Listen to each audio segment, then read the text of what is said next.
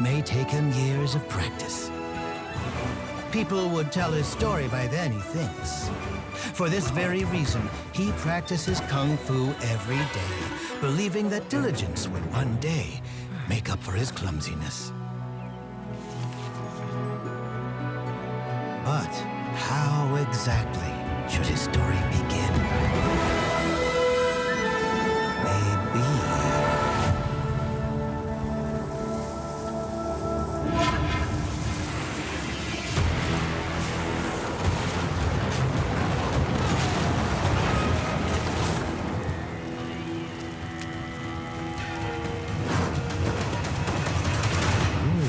I wonder what happened to Ling.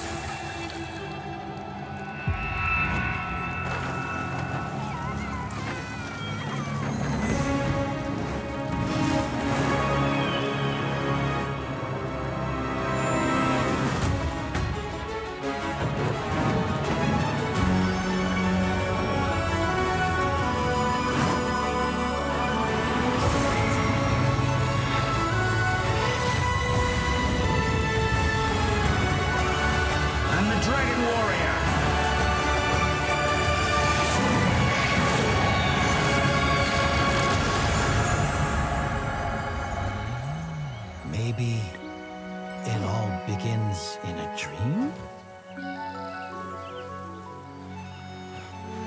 But is it just a dream? Kai knows his story begins now, and it goes like this.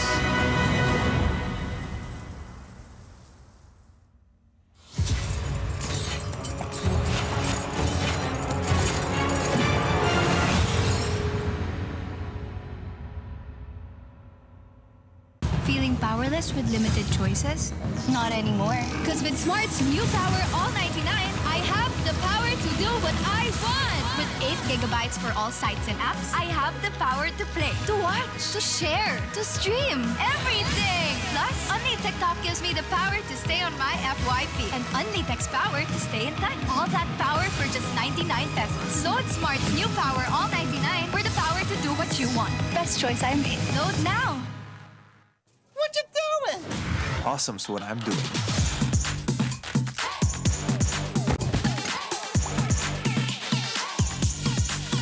Do what makes you awesome. With the Galaxy A series. Get yours now!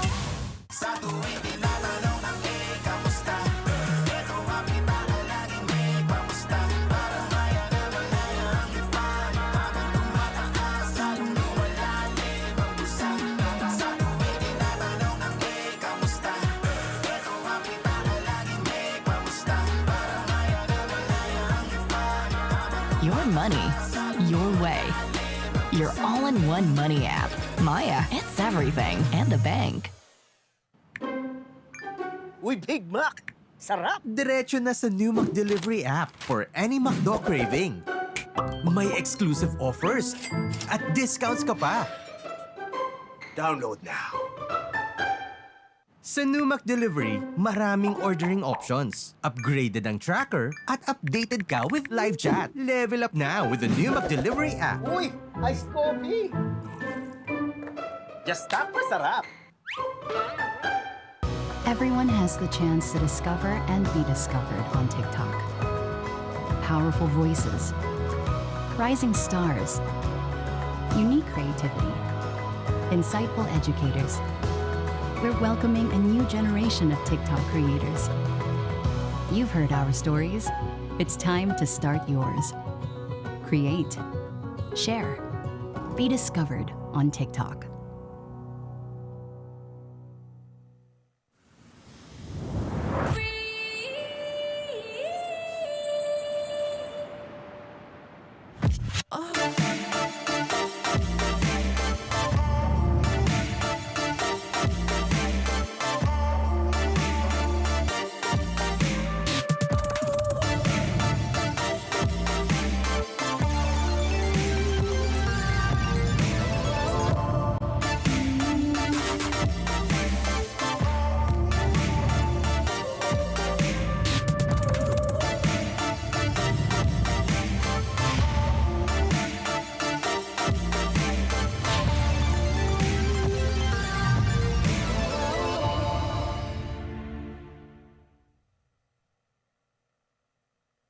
Hi, Muffin. I want this cut. Okay. Okay, ma'am. Poor eyesight, poor doggy. Come to EO Executive Optical for state-of-the-art facilities, expert eye care, affordable eyewear. EO, love your eyes.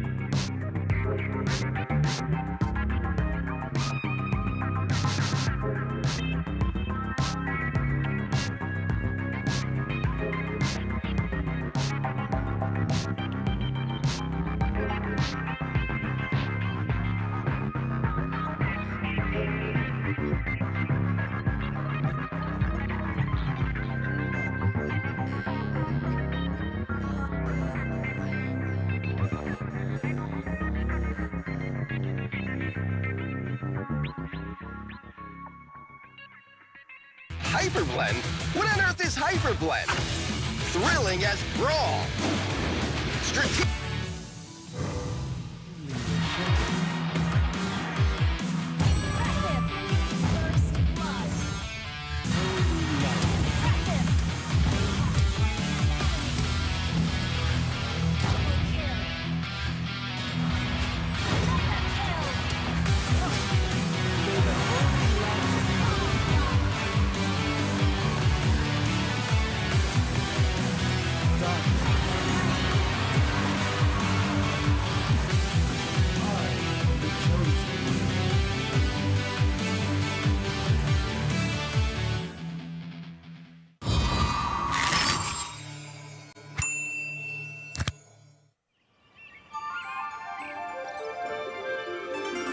Welcome to Stream Valley, a beautiful village hidden in the mountains of Cadia Riverlands. It is a home as unreal as a living paradise. Life here is simple, but fulfilling. Among the village folks, a panda named Kai is worth mentioning. He dreams to be a hero that protects people, just like his idol Ling and the panda warrior from his favorite comic book. Even though our chubby friend knows it may take him years of practice. People would tell his story by then, he thinks. For this very reason, he practices kung fu every day, believing that diligence would one day make up for his clumsiness. But how exactly should his story begin? Maybe...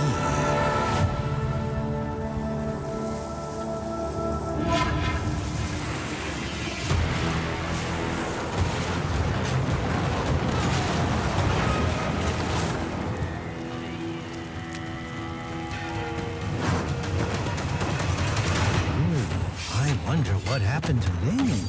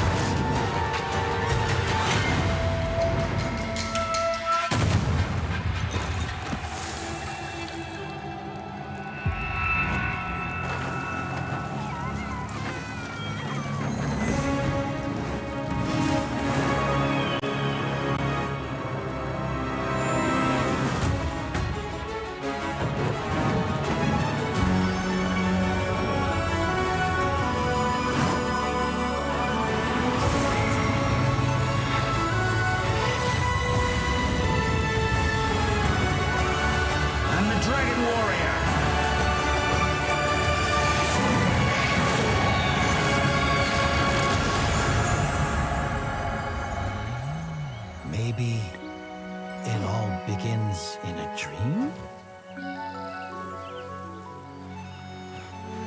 But is it just a dream? Kai knows his story begins now, and it goes like this.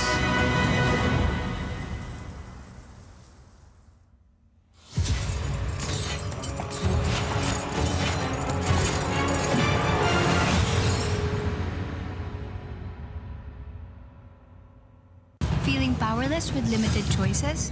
Not anymore. Because with Smart's new Power All 99, I have the power to do what I want! With 8 gigabytes for all sites and apps, I have the power to play, to watch, to share, to stream, everything! Plus, Only TikTok gives me the power to stay on my FYP and Only Text power to stay in touch. All that power for just 99 pesos. Load Smart's new Power All 99 for the power to do what you want. Best choice I made. Load now!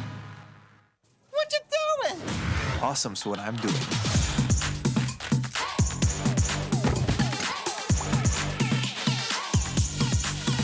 Do what makes you awesome. With the Galaxy A series. Get yours now!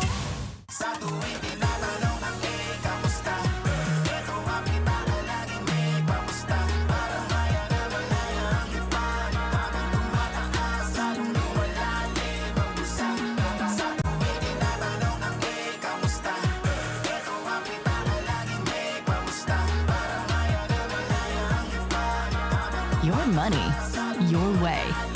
Your all-in-one money app. Maya, it's everything and a bank. Uy, Big Mac! Sarap! Diretso na sa new McDelivery app for any McDo craving. May exclusive offers at discounts ka pa. Download now.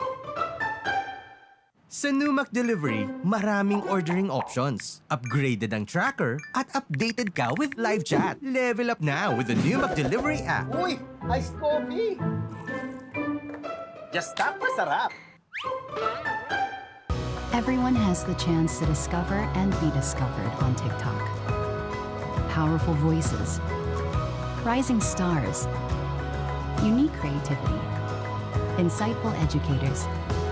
We're welcoming a new generation of TikTok creators. You've heard our stories. It's time to start yours. Create, share, be discovered on TikTok.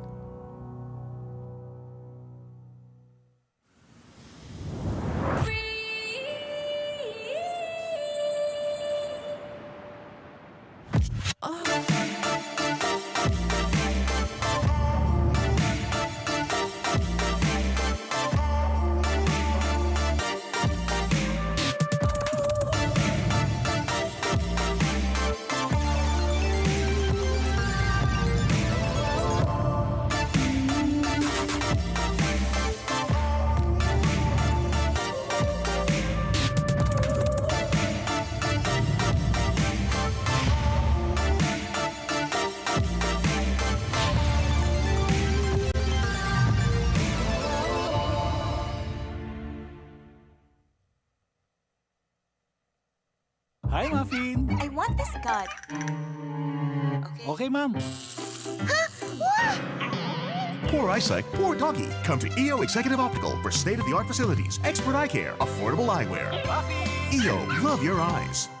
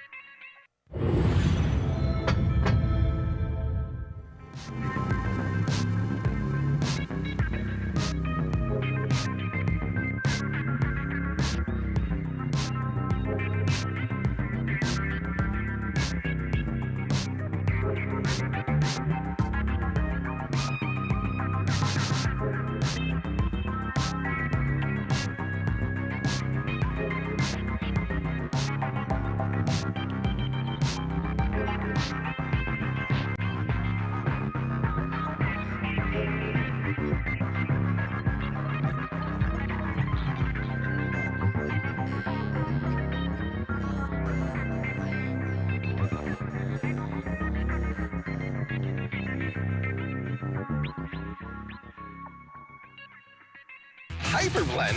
What on earth is Hyper Blend? Thrilling as Brawl. Strategic as Magic Chess. Unbridled like Overdrive. And versatile like Creation Camp.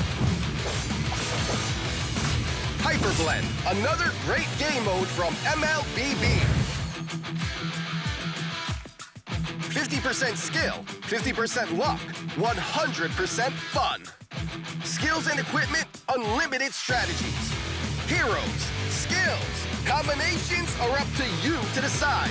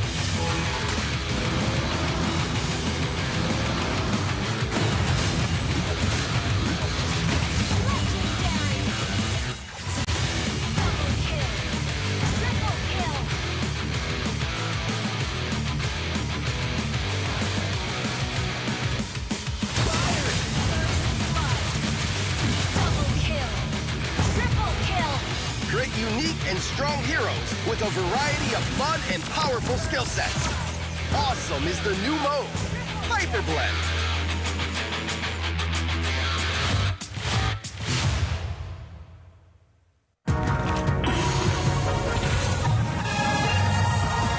I must break the code.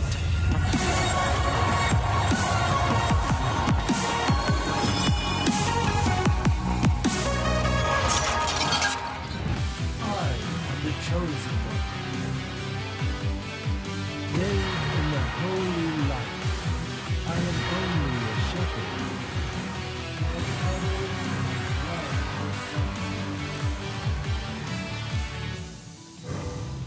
And others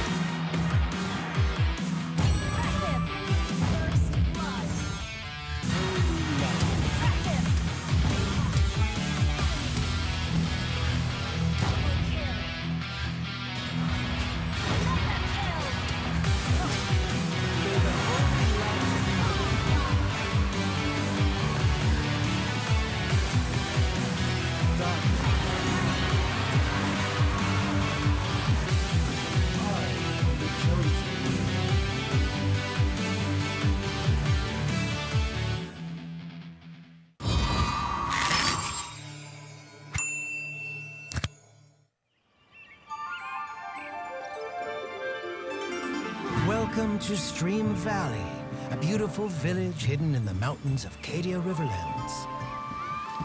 It is a home as unreal as a living paradise. Life here is simple, but fulfilling. Among the village folks, a panda named Kai is worth mentioning. He dreams to be a hero that protects people, just like his idol Ling and the panda warrior from his favorite comic book. Even though our chubby friend knows it may take him years of practice. People would tell his story by then, he thinks. For this very reason, he practices kung fu every day, believing that diligence would one day make up for his clumsiness. But how exactly should his story begin? Maybe...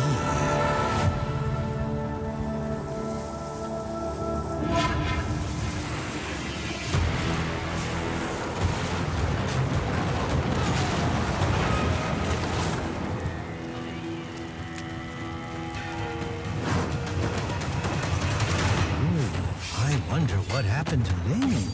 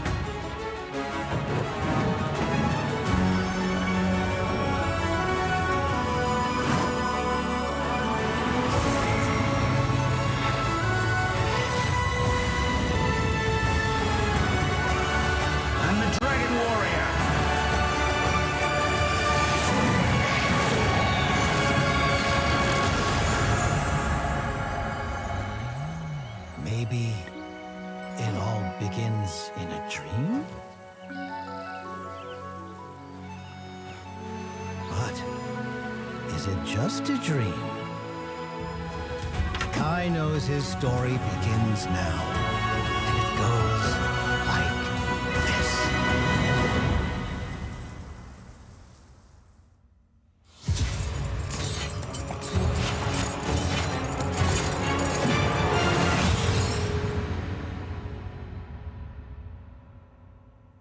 Feeling powerless with limited choices? Not anymore. Because with Smart's new Power All 99, I have the power to do what I want! With 8 gigabytes for all sites and apps, I have the power to play, to watch, to share, to stream, everything! Plus, Only TikTok gives me the power to stay on my FYP and Only Text power to stay in touch. All that power for just 99 pesos. Load Smart's new Power All 99 for the power to do what you want. Best choice I made. Load now! What you doing? Awesome's what I'm doing.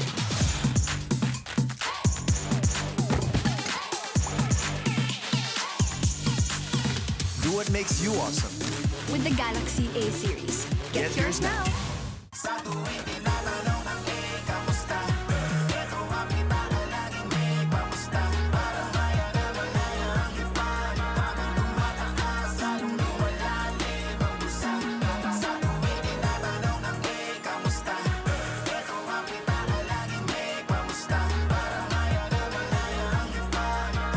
Your money, your way. Your all-in-one money app. Maya, it's everything and a bank. Uy, Big Mac! Sarap! Diretso na sa new McDelivery app for any McDo craving. May exclusive offers at discounts ka pa. Download now. Sa new McDelivery, maraming ordering options. Upgraded ang tracker at updated ka with live chat. Level up now with the new McDelivery app. Uy, iced coffee! Just tap for sarap! Everyone has the chance to discover and be discovered on TikTok. Powerful voices, rising stars, unique creativity, insightful educators. We're welcoming a new generation of TikTok creators. You've heard our stories. It's time to start yours. Create, share, be discovered on TikTok.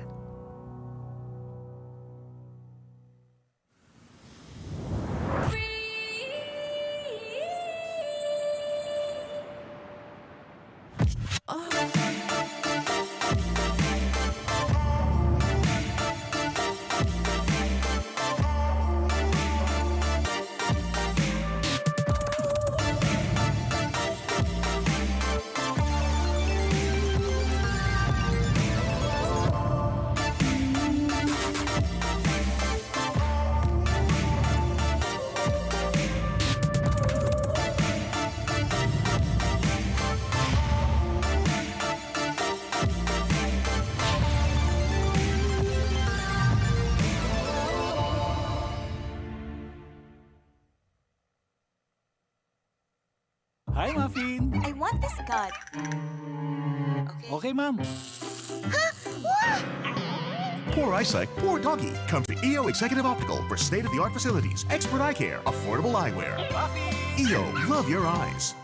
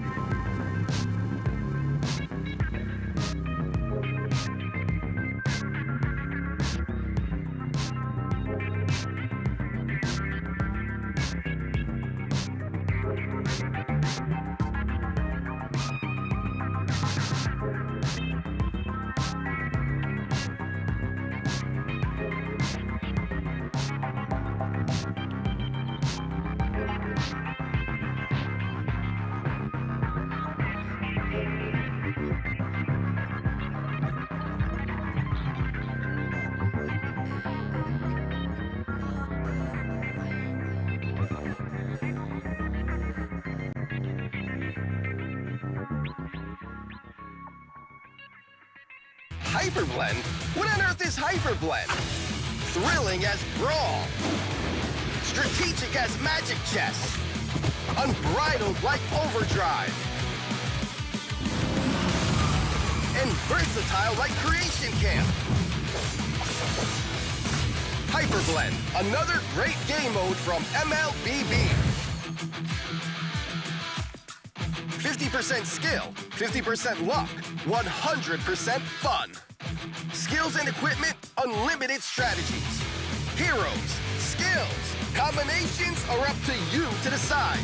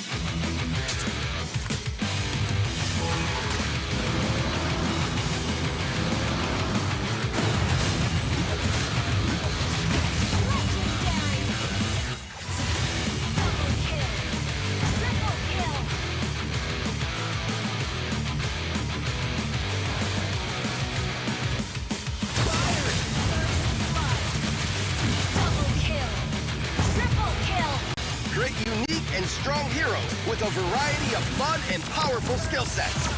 Awesome is the new mode, Hyper Blend.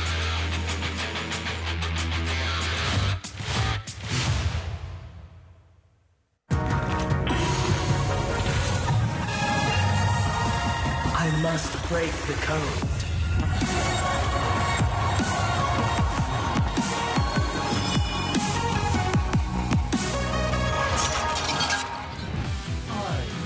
Chosen one. Yea, in the holy light, I am only a shepherd. But others love the sun. Only a shepherd. First blood. Holy light.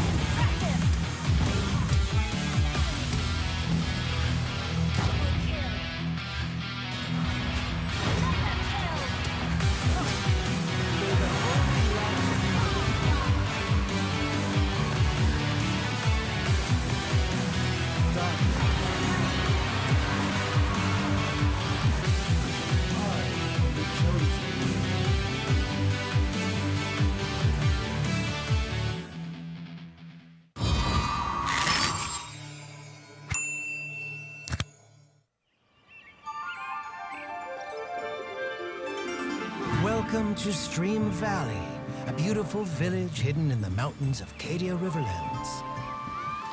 It is a home as unreal as a living paradise. Life here is simple, but fulfilling. Among the village folks, a panda named Kai is worth mentioning. He dreams to be a hero that protects people, just like his idol Ling and the panda warrior from his favorite comic book. Even though our chubby friend knows it may take him years of practice. People would tell his story by then, he thinks. For this very reason, he practices kung fu every day, believing that diligence would one day make up for his clumsiness. But how exactly should his story begin? Maybe...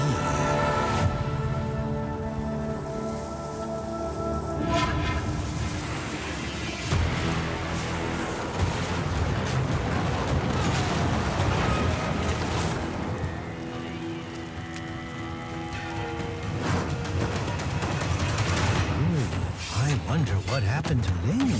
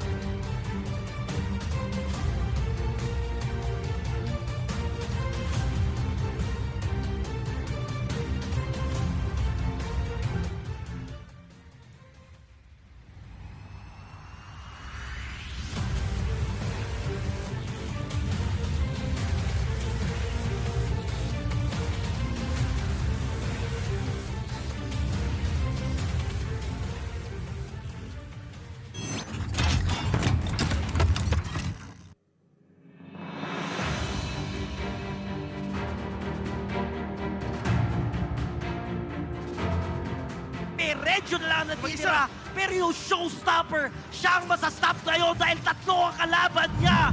Clean wipeout. Element, and right now, you wants to take down the turret. At unti-unti sumutong ba dito yung members sa blacklist. Pero sabi ng NXP, hindi namin kakayanin. No. And right now, it's going to be a fatal legs. Wow! Onyx Philippines, they tear it up! Ladies and gentlemen, ito na ata ang pagbabalik. Ito na ata yung comeback ng TC dito with immortality. And he will go down as well. Apat na members sa side ng Bren Esports ang tumumba. There is going to be a winter transition para sa lahat. And that is going to be another chain. Cram goes down. Yasuo still alive. With immortality pa yan. Kakayanin ba? Biko po kung yung H2O, sinusubukan talaga nila dito. Tansyahin. At tuloy pa rin ang heal mula kay The Queen. And that is a kill for Edward. Magsisitakbuhan na. Tingnan na nakabuli pa. Hindi na siya makakalipad pa. Naputulan ng bakbakin at double kill for Ohib. And Joe with a blazing duet. Cram here. Cram utilizing the time's journey. Hindi Call Another yung nakuha niya. And Call Another will be used on the side of Bren Esports. Puno yung mga buhay nila. 3 na lang natitira para sa side ng TNC. Wow. The Lord is up and the Lord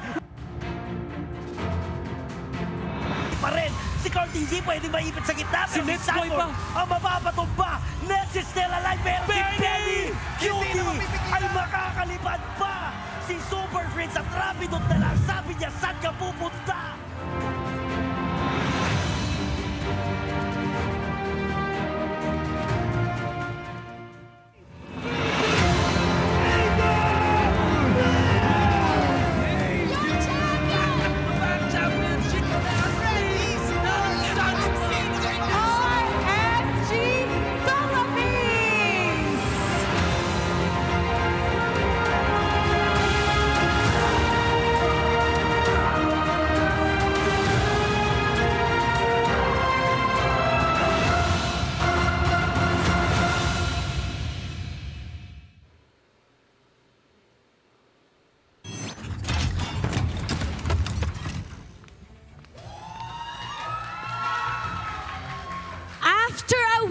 Of thrilling matches, it's clear that we haven't lost our hunger as the best region in the world of Mobile Legends Bang Bang.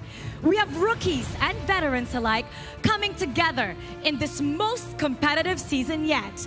And it's only going to get more challenging from this moment on. Good evening, Philippines. I'm your host, Mara Aquino, and welcome to the second week of MPL Philippines Season 10.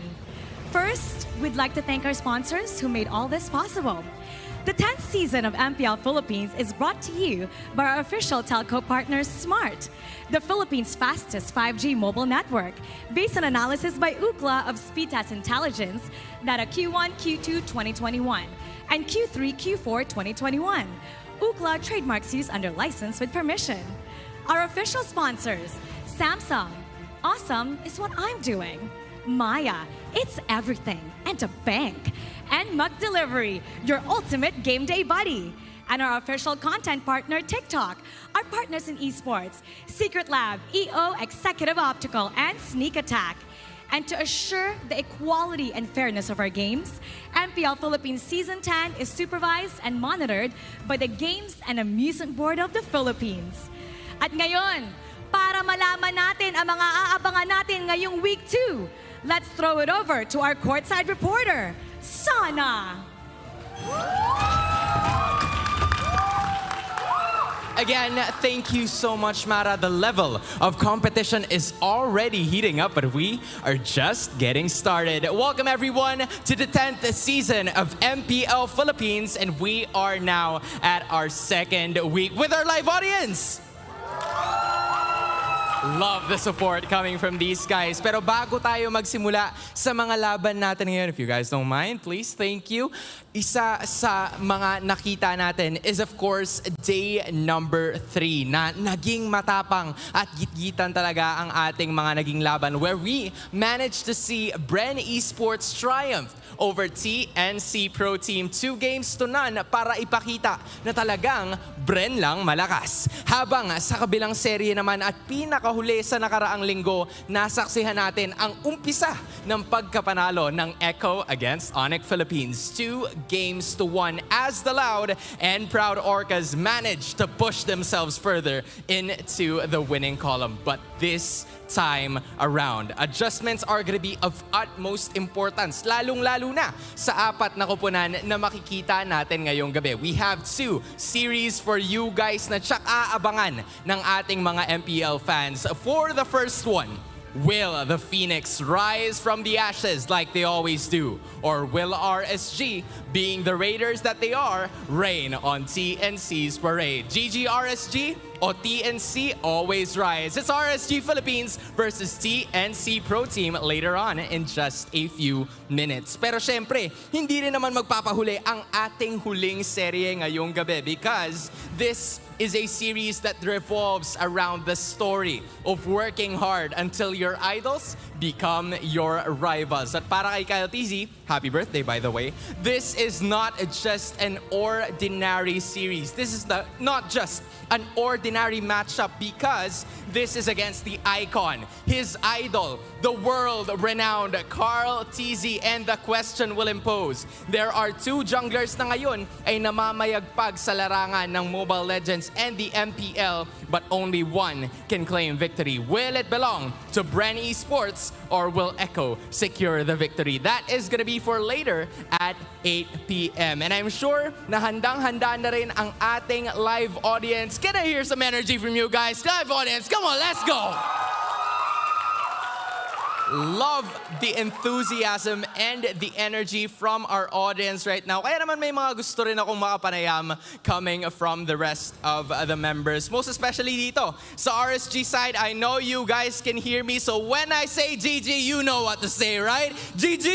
RSG! Let's do it again. GG? RSG! Love the enthusiasm from the guys. Kaya naman ngayon, syempre gusto nating magpunta here out front and take a look at the people na nagdala pa ng kanilang sariling banner para tunay na suportahan talaga ang RSG Philippines. Would you 3 please stand up para ma-recognize din kayo ng ating audience? Okay, eto na yun. Because, quick question lang, favorite player. Who's your favorite player? Demon Kite. Iman. Demon. Okay, so we have Demon Kite and Eman right now. So let's do it again. GG? With the support of the audience, GG! RSG! Love the energy coming from the guys. And of course, this last but not the least is TNC. Can I get one from you guys? TNC? Nice G! Let's do it again. Pero okay yung nice G, pero always rise as far as I can remember. Let's do it again. TNC? Always rise! Last one, TNC. Always rise! It's GG RSG versus TNC Always Rise. And I'm pretty sure that our panel has something to say about this. So panel, please take the stage.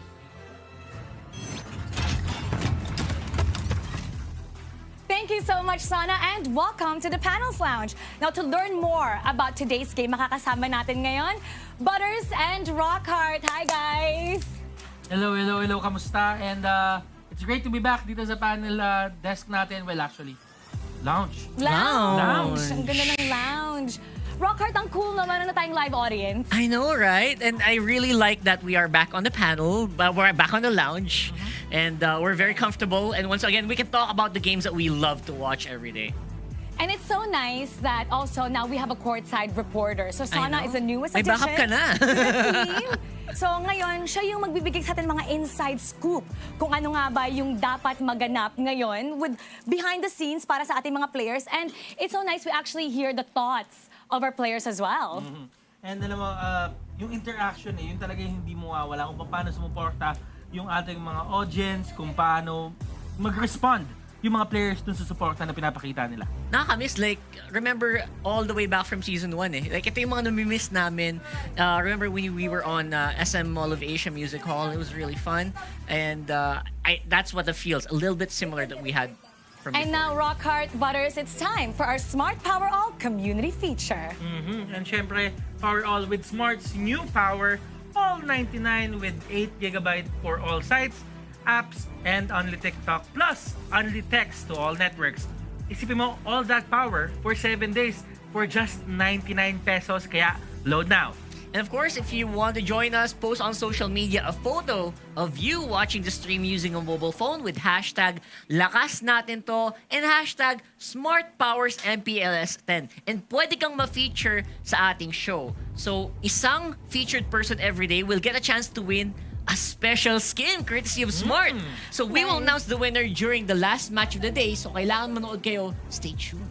Ang dali lang nun. So all they have to do, mag-post sila ng photo gamit ang ating hashtag and they could win a special skin. And now, silipin natin ang ating head-to-head matchup for today. RSG versus TNC. Ito na ang maglalaro sa atin ngayon para sa RSG Philippines, Light, MN, Nats, Demon Kite, and Aqua. Para naman sa TNC Pro Team, Bentings, Yasuo, Cram, SD, and Escalera. So ang storyline natin ngayon, survival of the fittest. Ito yung protective versus deceptive. So sino nga ba sa atin dito, sa dalawang koponan, yung protective, sino yung deceptive? For protective, it's definitely RSG PH. Talagang nakatutok sila into making sure the side lanes work. Well, for the side of TNC Pro Team, they have to make the mid lane trio work so that the other lanes or the side lanes would drive. Deceptive siya kasi parang ginagawa ng TNC dito, they're trying to make the opponent confused. Like, ano ba nangyayari dito sa mid? Ang gulo, ang daming gulo. Sino ba yung threat? Exactly. Kaya yung side lanes nila nagiging mas malakas dahil doon. So sino ba yung duo dito sa dalawang koponan na to that you see is the most striking? Na talagang inaabangan na wow, these two kapag nag-combo really makes a difference. Kasi this is an interesting matchup because both of these teams performed very well sa playoffs of MPL Season 9. At the same time, now, they're still finding their way ngayong Season 10. For duos, yes, definitely duo. It has to be yung duo ni Demon Kite tsaka ni Light, yung Demon Light The combination. Demon Light connection. Tapos, meron pa dun sa kabila sa side ng TNC. Siyempre, yung katapat nila, si Bentings tsaka si SDCYC. Ano yun? Yung Bensis combination. Bensis. Ay, alam mo kahapon nanonood ako sa stream ng isang player. Tapos may nag-comment doon, pahirap na napahirap ang rank dahil kay Bentings. Alam naman natin, meron siyang Ben tips. So, ginagawa niyang complicated yung rank. Napansin niyo ba nagiging mas mahirap na ngayon? Actually, oo. Kinounter ko nga yan. Yung sa akin, yung tips na binibigay ko, yung bad tips. Bad tips. But then again, kung iisipin mo, may mga comments kang naririnig na ganon. But at the same time, there are some comments as well in social media right now that says, nanonood na ng Ben tips yung mga kalaban nila, kaya nalalaman nung kalaban nila yung gagawin nila. So masyado bang natathrow yung nabibigay yung information dun sa mga tips na yun ni Mr. Bentings? That's interesting. So yun pala. So he's teaching the public kung ano dapat gawin. But at the same time, ngayon, people know what he's going to do. So now, you think it's a factor they're able to prepare for TNC because of what he's showing? I think in a way, bihira kasi sa mga player, or sabihin na natin, there are only some players who go for those intricate things, yung mga maliliit na bagay sa laro na pwede mong gawin at pwede mong abusuhin. But with Bentings there, na tinuturo niya yun sa lahat, then that means tumatalino din kahit yung mga players na hindi masyadong nakatutok doon sa mga mechanics na maliliit na yun. How about this? Let's have our own tips. Punta na tayo kay Wolf. He has 90 seconds para sa analyst stand. Wolf, let's go. Thanks so much, Mara. And let's take 90 minutes to talk about the keys to victory yung dalawang teams natin. And this time, we are going to combine it. Saktong-sakto din kasi ang RSG versus TNC, when we look back at Season 9, para silang magkaharap sa isang mirror kung saan halos parehas yung kanilang heroes na pinipili. There are some differences for sure, but their playstyle almost the same. We're talking about the keys to victory of both teams. First is to be the first when it comes to the position or yung positioning natin when it comes to team fights. We'll explain that later. But the second thing is create the space for the gold lane and the XP lane. And last is to adapt to the Season 10 meta. Very interesting. And about the first one, sinasabi natin na dalawang teams na to ay halos parehas ang diskarte. In fact, they're very good at team fighting when we look at dun sa kanilang performance ng MPL Season 9. So dahil pare sila magaling sa team fighting, ang mauuna sa position ay magkakaroon ng distinct advantage over each other. And when we talk about the second point, this is the time where we talk about the side laners, yung Gold and EXP lane. We know for sure na halos pares yung playstyle nila at halos pares din ng strength yung kanilang mga side laners. And that's true with Nats, that's true with his counterpart Cram, and that's also true with their gold laners. Nakikita naman natin na kaya talaga bumuhat from the side lanes from both teams. But ito yung malaking difference. Both of these teams seem to be parang hindi sila nakapag-adjust pa dun sa Season 10 meta. They're still playing as if it was Season 9. And that's the main thing that they need to change right now. Sobrang evident yan sa TNC. And if we want to see TNC succeed, let us expect na magbabago yung kanilang meta adjusting for Season number 10. Those are my keys to victory. Now back to you, Mara.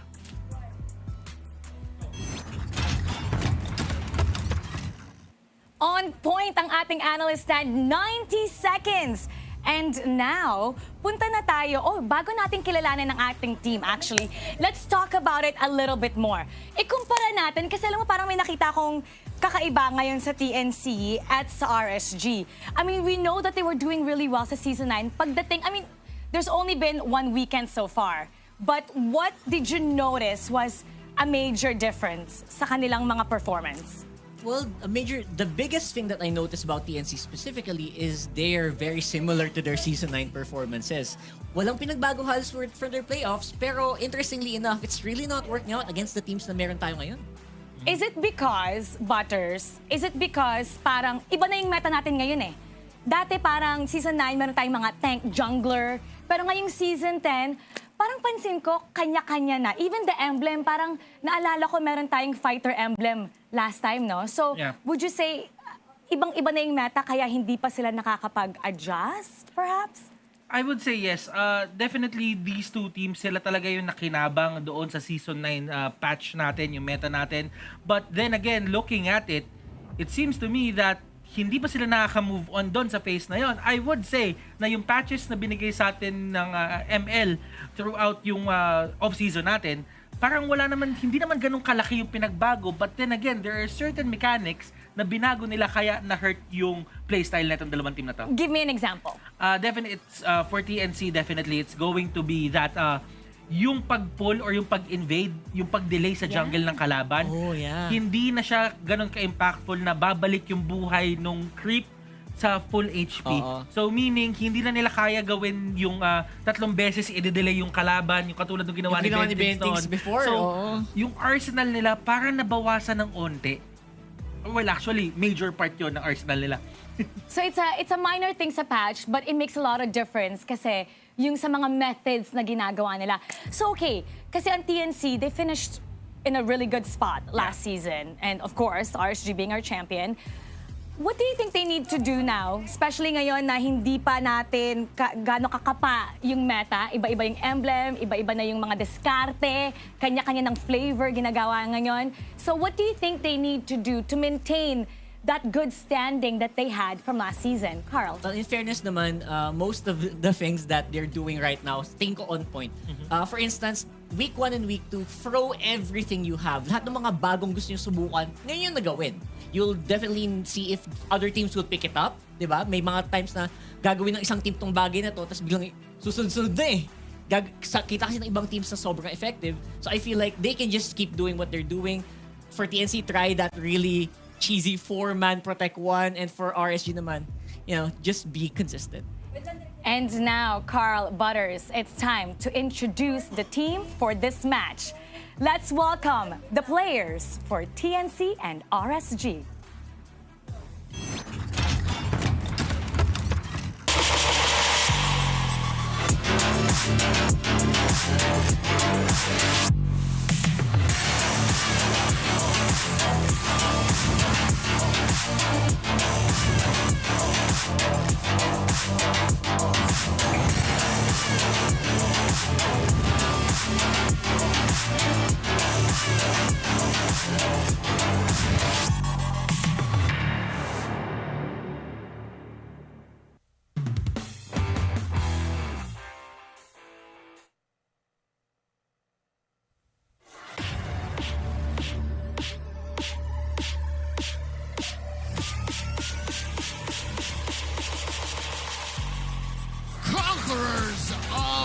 sea.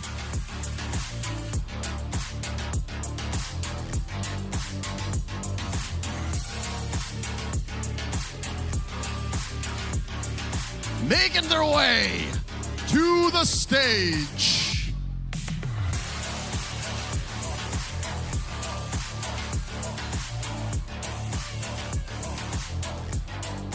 Raiders and all,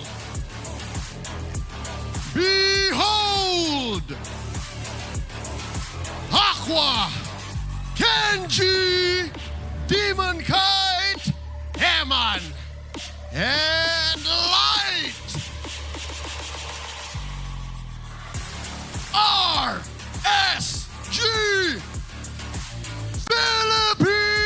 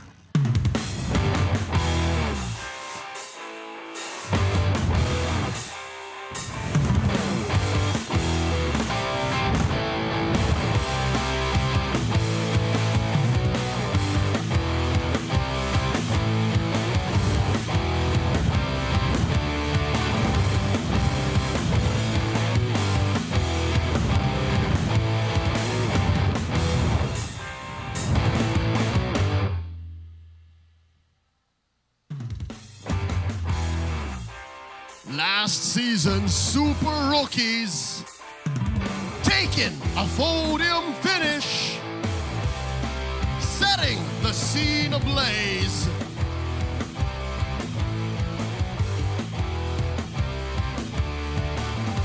Marching on to the MPL stage. Phoenix Army, rise for crown, Escalera, SD, CYZ, Yasuo, and Ben Things, TNC Pro Team.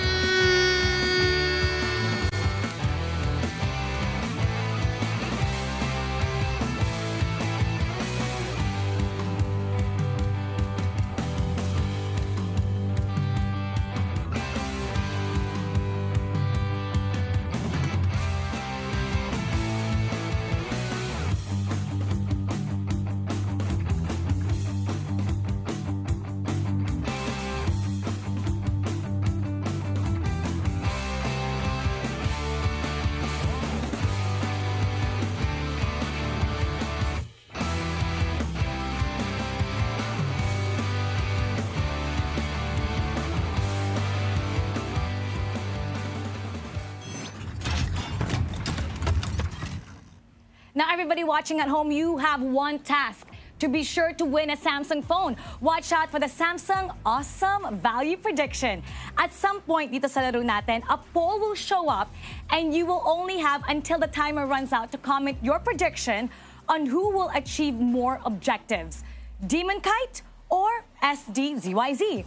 Comment your answers on the stream with the hashtag Samsung, hashtag Awesome Always Wins, and the name of the player you're choosing. So one lucky person who guesses correctly will win Samsung A335G in week 4 of the regular season. So make sure to keep an eye out on the poll that you will see popping out sa ating comment section. Now, I'm sure a lot of you are excited for our first match, kaya wag na natin patagalin pa.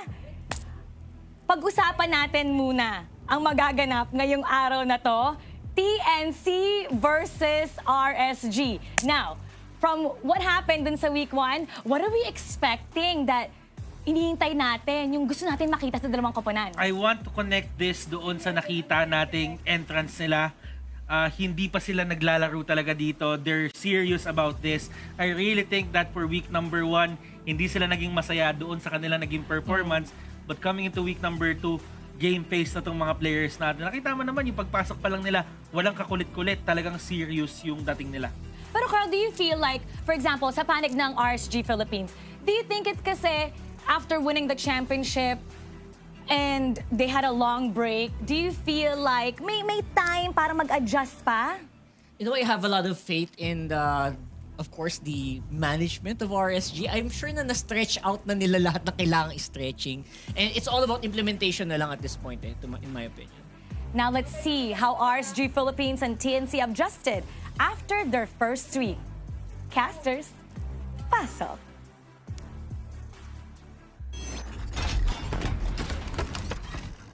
Sa mundo ng technology ngayon ay minsan kailangan mo talagang mag-update. Pero sa totoong buhay naman ay madalas kinukulang ka lang talaga sa kape. At mukhang ganun nga ang nangyari sa dalawang koponan na to. Important game for TNC Pro Team and RSG PH. Ako po si Manjin Paldas. Ang kasama ko today ay si Santi at si Midnight. Statement game for both of these teams, guys. Man, TNC and RSG, sila yung walang panalo nung week 1. And this first series, yung opener ng week 2 natin, sobrang laking bagay nitong win na to.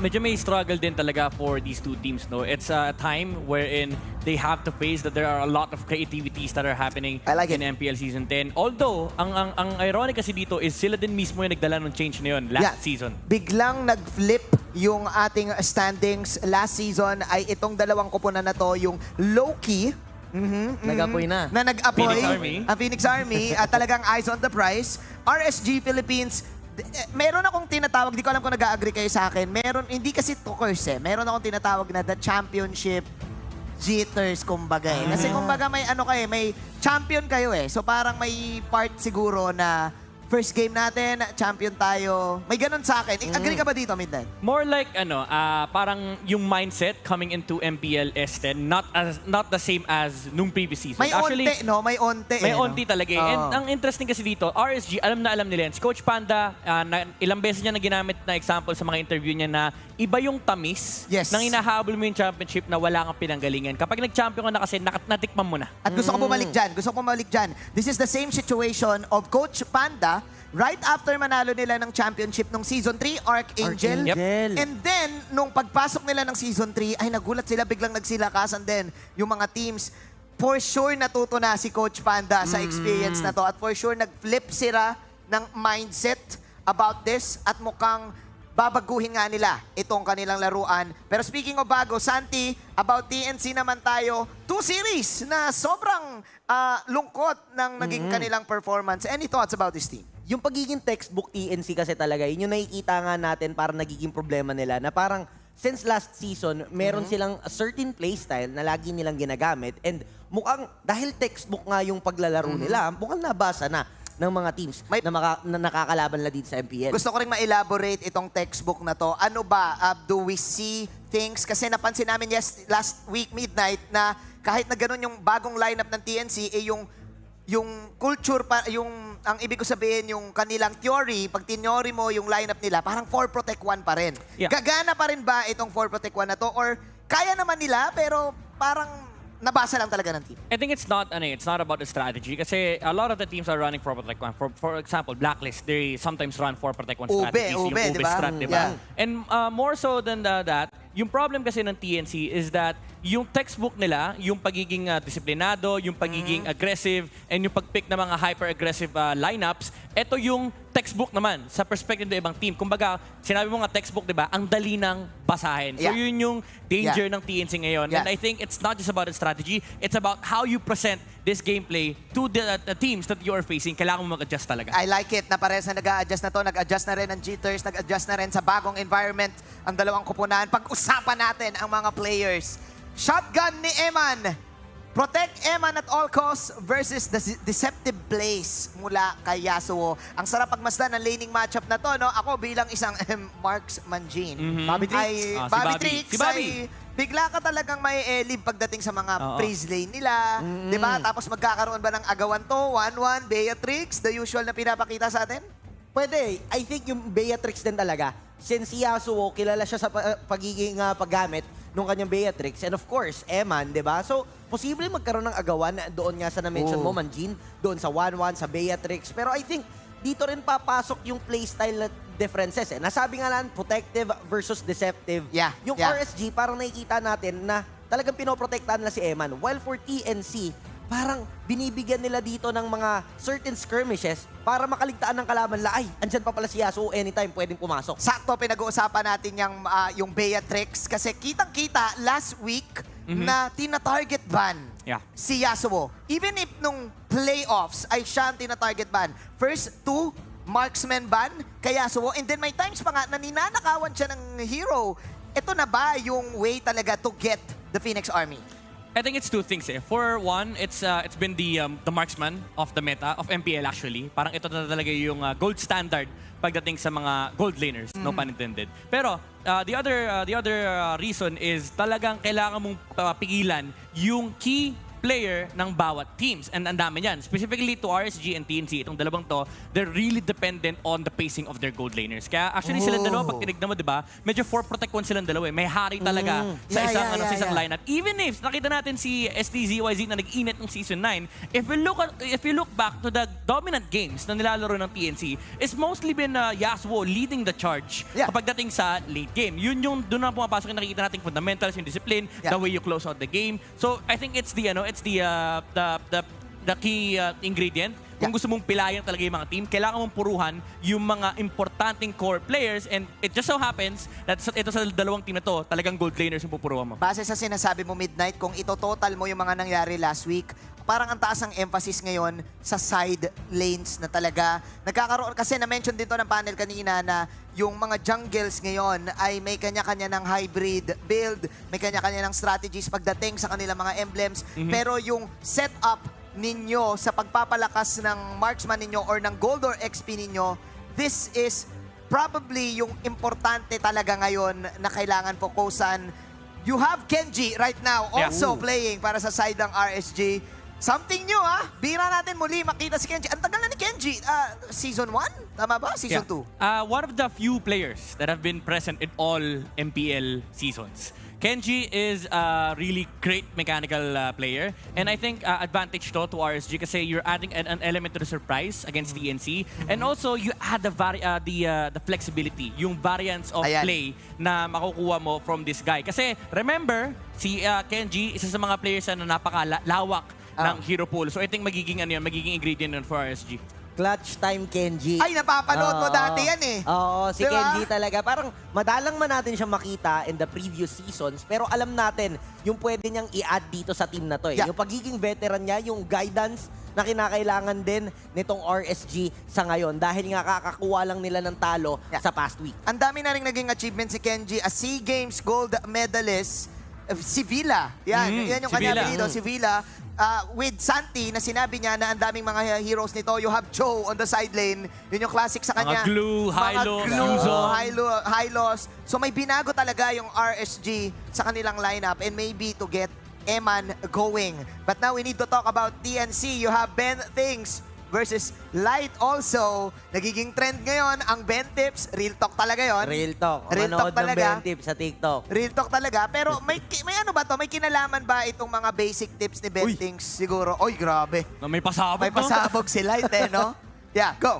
I think for TNC, it adds a lot of foothold to how they game. May slight, no? May Kasi slight, ano yan kumbaga lahat ng foundation na kailangan mong aralin sa game, nandun na sa player. So if you add strategies to that, yung layer na yun, alam mo yung parang may foundation, may pundasyon talaga, na kapag in-execute mo, ang masasabi nila ng mga players is, ito i-adjust natin, ayusin natin to. Hindi na yung parang, hindi kasi natin nalalaro ng mga ayos kasi pangit laro natin. Ang laro lagi ng TNC, it's always been, it's always been, in terms of macro mechanics, it's always been good. Laging nandun yung theory, nandun yung fundamentals, nandun yung baseline, basically, nung gameplay nila. But what they lack right now is yung flavor Kasi I think yun din yung danger ng sobrang fundamental mo. Minsan nalilimit yung flavor. And kailangan nga nila ng bagong flavor. Speaking of flavor, ay may mga bagong flavor din tayo sa mga skins. That's right, ang MLBB X Kung Fu Panda skins are available right now.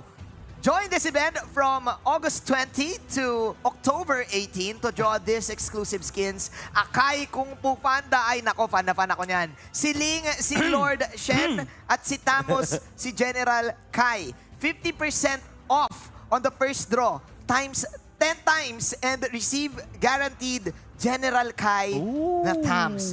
Log in na kayo para makuha nyo yung mga awesome skin na yan. Skadoosh! Yung first 10 times draw, may General Kai kagad. Diba? Diba? Sinong favorite na character mo sa Kung Fu Panda?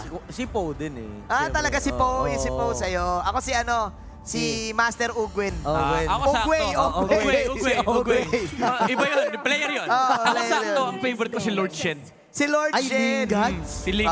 Si Ling Gods. Alright, tsaka na natin pag-usapan ang Kung Fu Panda, Skadoosh. Alamin muna natin kung sino ang mga tunay na Dragon Warriors. Simulan na natin ang picks and bans. Ito ang gusto natin. Masha ban. There we go. Yep, talagang magkakatargetan ng XP lane in this matchup. Kasi if you're RSG, you're eyeing at opening up a lot of gold laners. Kasi alam mo na, nasa utak mo, iniisip na Panda, magtatanggal ng marksman yan kasi first pick tayo eh. Yeah. So talagang basa mo na kung ano yung mga upcoming picks. And even if palusutin ng RSG, yung Beatrix, alam nila marami pang potential counters. And sinigurado na rin ng RSG na parang may incentive si TNC na magbe-Beatrix kami kasi kami na mismo nagtanggal ng Masha. Oo, yun na talaga. Wala nang counter doon sa possibility nga na if ever man na kumuha ang RSG, hindi basta-basta mahihirapan yung pag-pick up nila. But Valentina ban coming from TNC, ito ang nais nilang tanggalin. Alam naman natin, matik ban yan.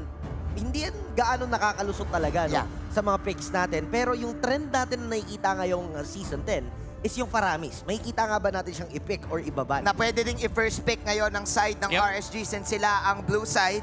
Pero TNC has the opportunity to take 2.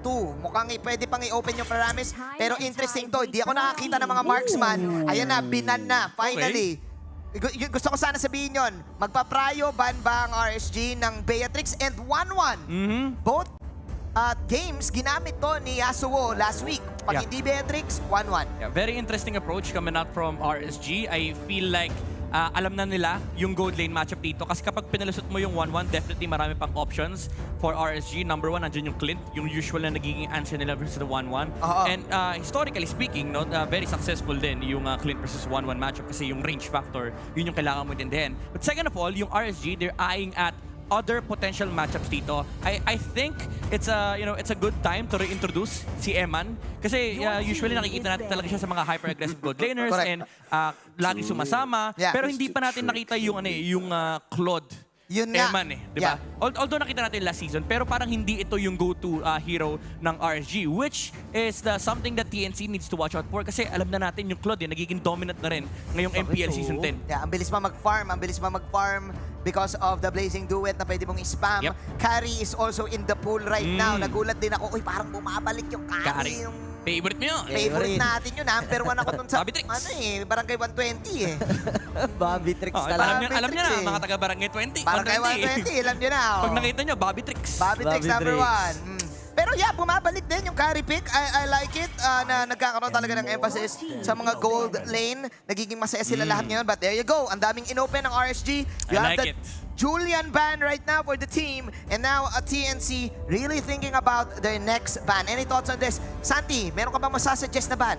For TNC, pwede sundan yung pagbaban doon na sa mga gold laners. If ever man na gusto nila maipagsabayan nga doon sa ubusan nung matchup ni Eman and Yasuo. Pero sa tingin naman natin, ayaw din naman nila mapilayan sila on those picks. So I think pwedeng yung meta lang din na ayaw nilang i-first pick dito. Tinanggal na yung Faramis, tinanggal na rin yung Valentina, but we can see here yung Savior. Nakilala naman natin, si Aqua, kayang gamitin yan. Yung Franco, magkakaroon ng contest mamaya. Ang ganda na nun. Pwedeng magkatanggalan Pero parehas nagpa-Franco tong dalawang teams. Respeto kay Diva. Sasabihin ko sana kanina, ang laki ng problema ng TNC actually kasi sobrang inipit sila ng RSG with these 3 bans. Sobrang open kasi nung ban ng RSG. Now, you have to consider yung Esmeralda, yung Akai, which has been the hero for these 2 teams. No? Ito talaga yung pinaka-successful. Pero kinuha kagad ng RSG yung 1-1. Di mo kinuha, kukunin namin kagad. But TNC, they can get themselves again, nasabi ko na kanina, yung Akai, nandyan yung Esmeralda, and also yung potential Claude coming out from TNC. But for sure, knowing TNC, ang usual nagiging practice nila, yung nuance ng draft nila, kapag napipikan kagad sila ng gold laner, second phase na lumalabas yung hero ng TNC kasi alam nila maraming potential matchups unless maipit. And in this case, hindi ka pa naman naiipit kasi Beatrix lang yung wala. So for TNC, it's nice if they pick up the XP lane first, or baka i-reserva din nila XP lane kasi si Kenji yung naglalaro. Kailangan din nila ng konti flexibility. So it might be a jungle plus support pick for TNC. I think Akai and Eve is such a good hero for TNC. Or pwede sila maglolita Lilia. Ay, oo. Lolita to counter the 1-1. Pero okay, it's back. Curveball, no? The Farsa, may mga rumors then even in the ranked games na bumabalik ang hero na to. Farsa and Paquito, interesting picks though. This is really surprising na sobrang agang nilabas ng TNC. No? Yeah, Hindi natin nakakalain na ilalabas agad yung Farsa. Usually, kung maglalabas ka man ng ganitong hero na sobrang tagal nating hindi napapanood sa MPL, malamang sa mga second phase pa ng picking eh. Yeah, na-mention mo rin to kanina. You have Escalera on the mages. Savior is also open. So meaning, if you have a Farsa on the hands of Escalera, killer type. Yeah. Madalas nagwawagi ang TNC sa mga killer type mages. Dahil nga si Escalera, ito yung may killer instinct na type na mage para sa kanilang kupunan. Yep, and I like the Farsa pick for the sole reason na ang hirap mag-1-1 kapag may Farsa. Tapos meron ka bang poproblemahing Paquito from TNC, yung burst damage, it's really incredible in bursting down heroes. So yun yung kailangan intindihin ni ng RSG, no? Yung positioning ni Eman during the team fights. Now, the Franco and the Karina pick, it's good. Kasi these two heroes punish position-based heroes very, very well. Yeah. Kasi nandun yung threat, yung looming threat na pwede kang kagatin ng Franco at pwede kang ma-hook. And also nandun yung Karina for the frontline. Wala pang burst damage yung TNC. They might consider picking up the Deroth as early as now. Tapos tanggalin nila yung thumbs on the second phase. Pero surprised ako actually na may thumbs pa at this point. Yun nga open yung thumbs. Esmeralda is also open.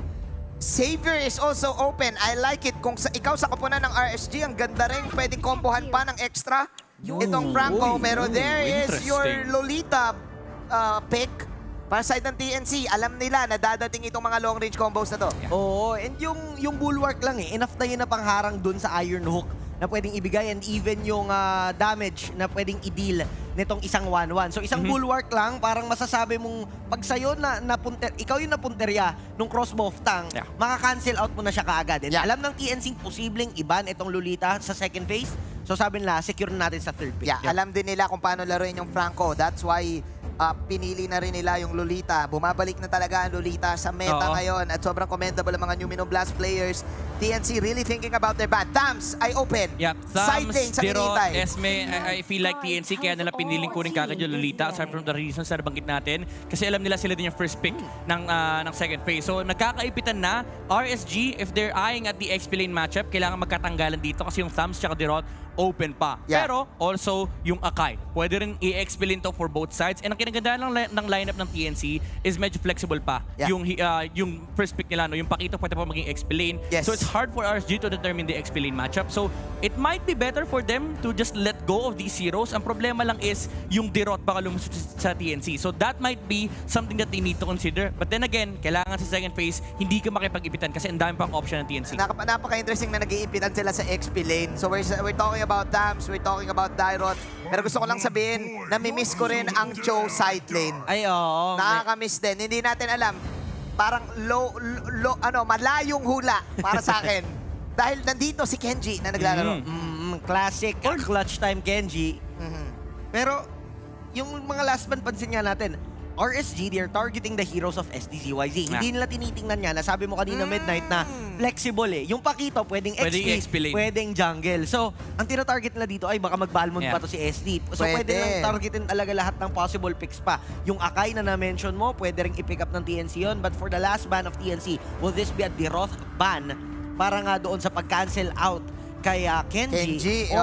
Kasi pag inupusan mo ng hero si Kenji, alam natin sobrang lawak ng hero pool niyan. Or Lilia. Or pwedeng iba ng... Actually, yung Lilia, no, pwede for both sides. Kasi yung Farsa, gino-gold lane yan versus the 1-1. Remember nung season 7, talagang yan yung pinantatapat sa 1-1 lane. TNC, they banned out the Phobius, no? Interesting kasi sila pa yung first pick na... Ay, sila din yung last pick, so they could have the potential counter versus the Phobius. Pero baka ayaw kasi nila makalaban since sobrang dami nilang dash. Wala rin yung Esme. But it opens up the hero pool for RSG kasi again, nandyan pa yung Thumbs, nandyan pa yung Dirot. Paunahan na lang. Most likely, TNC will get Dirot on the first pick ng second phase. Or, actually, pwede nilang, never mind, pwede pala nilang i-let go yung Dirot kasi pwedeng sila yung kumuha ng thumbs. I think kailangan iba ng RSG dito yung thumbs kasi best pick din yan ni Cram. Yeah. One outstanding thumbs player pero Akai ang binana pinili ng RSG. So we're waiting for the gold lane and flex pa itong Pakito. Di pa natin alam saan siya pupunta. But I feel na ila-last pick na lang ng TNC yung gold lane nila. Kailangan na mag-secure ng XP dito. Oo, mukhang unahan yung mangyayari since, yun nga, flex yung picks ng TNC. Hindi pa tayo sure kung saan talaga nila ilalagay. Most probably yung Karina kasi sure na nahawak yan ni Demon Kite. For TNC, I'm really excited to see what if kumuha na naman ng assassin na hero itong si SD, but that is a Clint. Okay. So XP yung adjustment nila. XP yung adjustment. Gold muna kami. Ang ganda ng thought process ni TNC kasi alam na nila wala nang sense itago yung Clint. Ito lang naman yung natitirang option. Either Clint or Claude.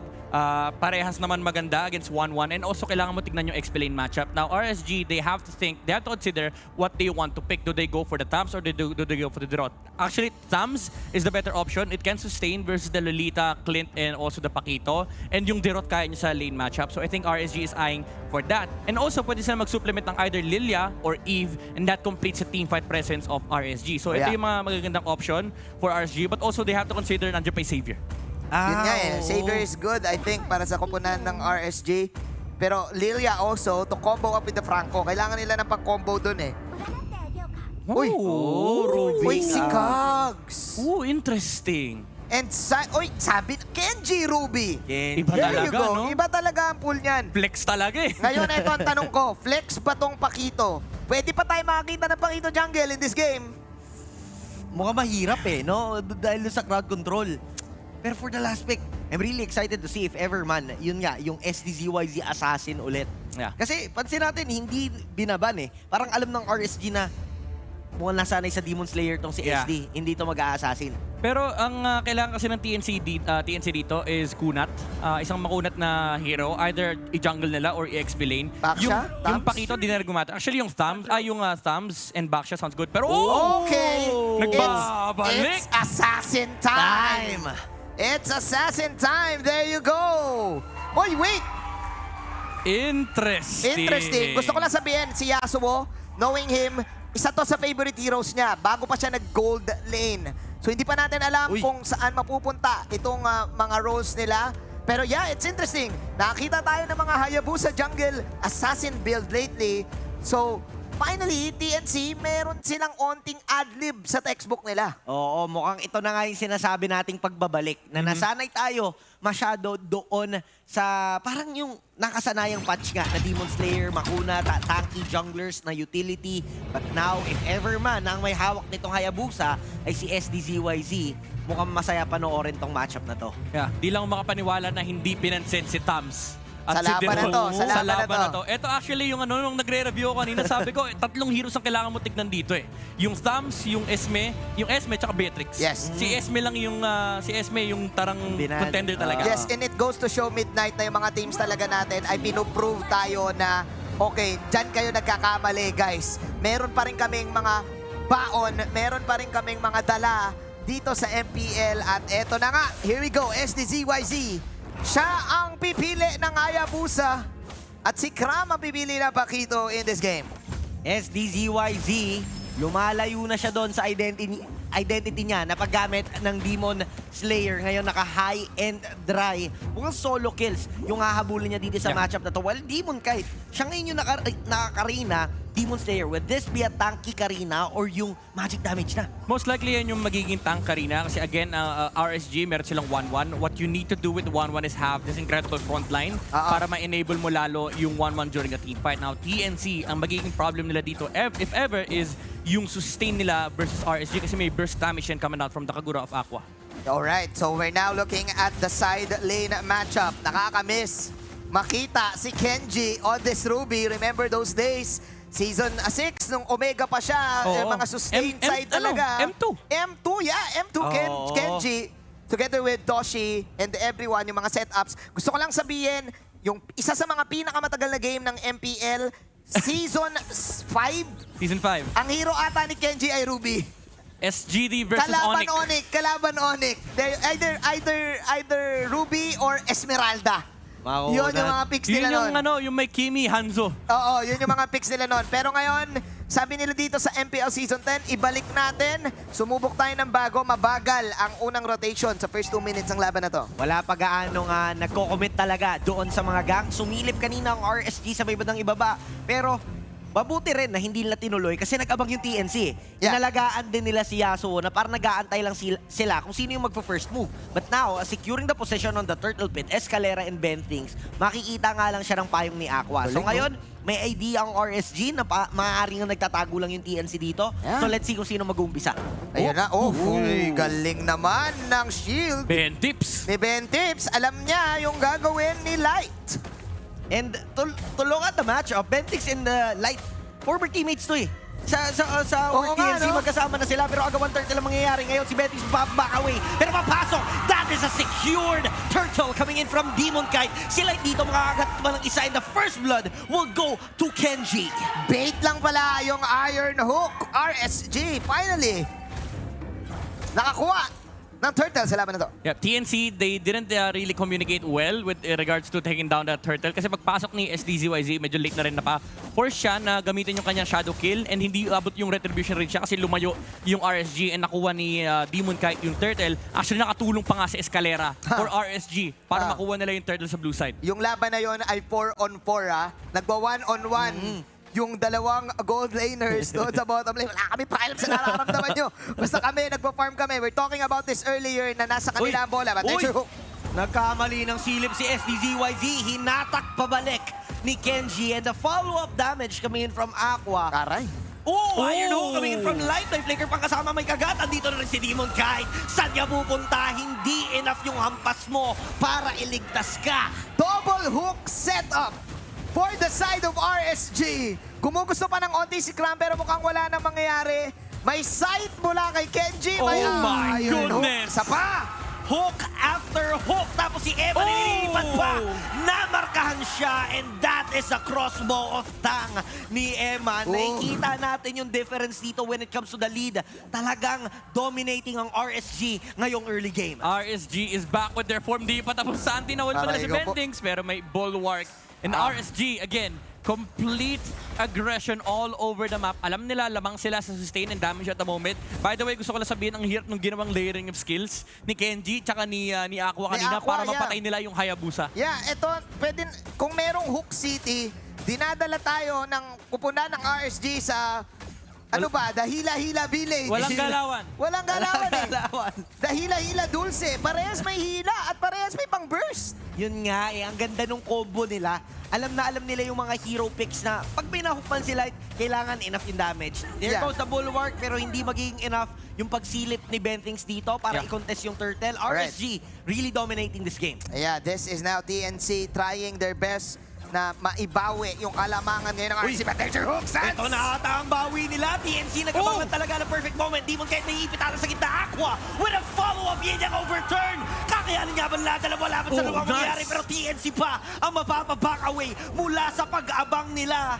Kung nakita natin yung ambush play na yon, akala natin TNC na, pero mukhang hindi pa pala kasi yung RSG nagawan pa ng paraan. Ito yung mga fundamentals na talaga napapunish ng TNC. Magche-check kayo ng bush, naka-ready kaagad sila with their skills. Parsa with the ultimate, nilapagan niya kaagad ng ultimate si 1-1 sa likod. Sino makaka-take ng objective sa game na to? Si Demon Kite Bauer, si SDZYZ. Put in your answer with the hashtag Samsung Awesome Always Win. What a nice para dito sa dalawang kupunan. Tama ka, Santi, kamuntikan yung TNC. But man, RSG Philippines, nag-homework talaga. Ginawa nila yung thesis nila kagabi at nag-step up sina Aqua. Halos lahat sila ay may damage. Naaral nila na mabuti kung ano yung ginagawang galawan ng TNC. Maaagawan pa nga ng orange buff dito si SDZYZ. Malaking problema yung hawak ngayon ng TNC since hindi nila magawa ng solusyon doon sa mga teamfights. Kahit mang ambush sila, hindi nasosolve yung problema dahil nga doon sa lead na meron yung RSG. Mas masakit sila sa teamfight Yep, but then again, TNC, we have to remember that the late game is still very, very scary on their side. Yung burst damage coming out from the Aparsa, yun yung kailangang isipin ng RSG and also yung mobility ng Hayabusa. Kinancel out yung Numinon Blast ni Bentings, pero ang ganda ng pagkakalatag ni Escalera. Babawian naman nila. RSG, Eman and Light goes down. TNC, sabihin man natin parang error yung nangyari dahil na-cancel out yung Numinon Blast, pero grabe yung bawi. Sabi ni Bentings, hindi ka pa masyadong nanonood ng Bentings. Hindi mo pwedeng basta gawin sa akin yung flicker in bite on the Franco kasi nagpa-Franco din ako. Nice counter go mula sa Phoenix Army. Yep, napaka-textbook talaga nung ginawa nila. Use the Numinon Blast to security of the team fight. And TNC, alam nila lalaban ng RSG at that moment, pero mas ready sila. Nakahanda ulit yung ultimate coming up from the Farsa. And si Bentix, ginagamit na lang yung bulwark pang tanggal ng mga tira mula kay 1-1. Yan nga, parang pinang-saside na lang eh. No? Yung Numinon Blast, onting slow, alam na may tao dito. Lang eh. Tapos yung bulwark, o sige, tanggalin kay 1-1. Agree ako kay Midnight, may damage pa rin ng TNC dito. Same eh, no? Parang halos parehas yung kanilang composition, yung theory ng lineup. Late game mages, napakasakit nito. Pero guys madalas nangyayari, Kagura wins over the Farsa. Madalas Yes. Madalas. So paano mangyayari sa late game na to? Yung TNC, ang pwede nilang gawin dito is yung mga panghuli na skills nila, gamitin nila versus the 1-1. Pero ito nahuli! Light cancels out! The Forza, Escalera dito nahuli ng Iron Hook and mababasagan pa sila ng Torre. Yun ang delikado. Talagang visible na visible ang isang Forza pag bumibitaw siya ng Feathered Airstrike. But Kenji sustains the 2v1 matchup. Madaling i-hook no? Yun yung problem sa isang Farsa. Kapag wala yung Ebon mode mo, kapag wala yung Ace by Wings, kapag nag-ultimate ka, easy hook, easy access para kay Light. So kailangan talagang magtabi-tabi ng TNC dito para at least yung magic damage nila nandun pa rin. Yep, actually TNC, again, kailangan nilang gawin talaga is magtabi-tabi kasi ito yung way nila para mag-team fight versus RSG. Numinon Blast! Bentings with a setup! Mahuhuli dito si Light. Ito yung inaantay ng TNC kanina pa. Yung pag-overextend ng RSG and right after that, follow-up na kagad. Ang lupit, nag-aapoy. Yung combo ngayon. Saan ka nakakita ng ganon? Midnight, Numinon Blast na pagkababa nung smash. Nandun yung Farsa Ultimate.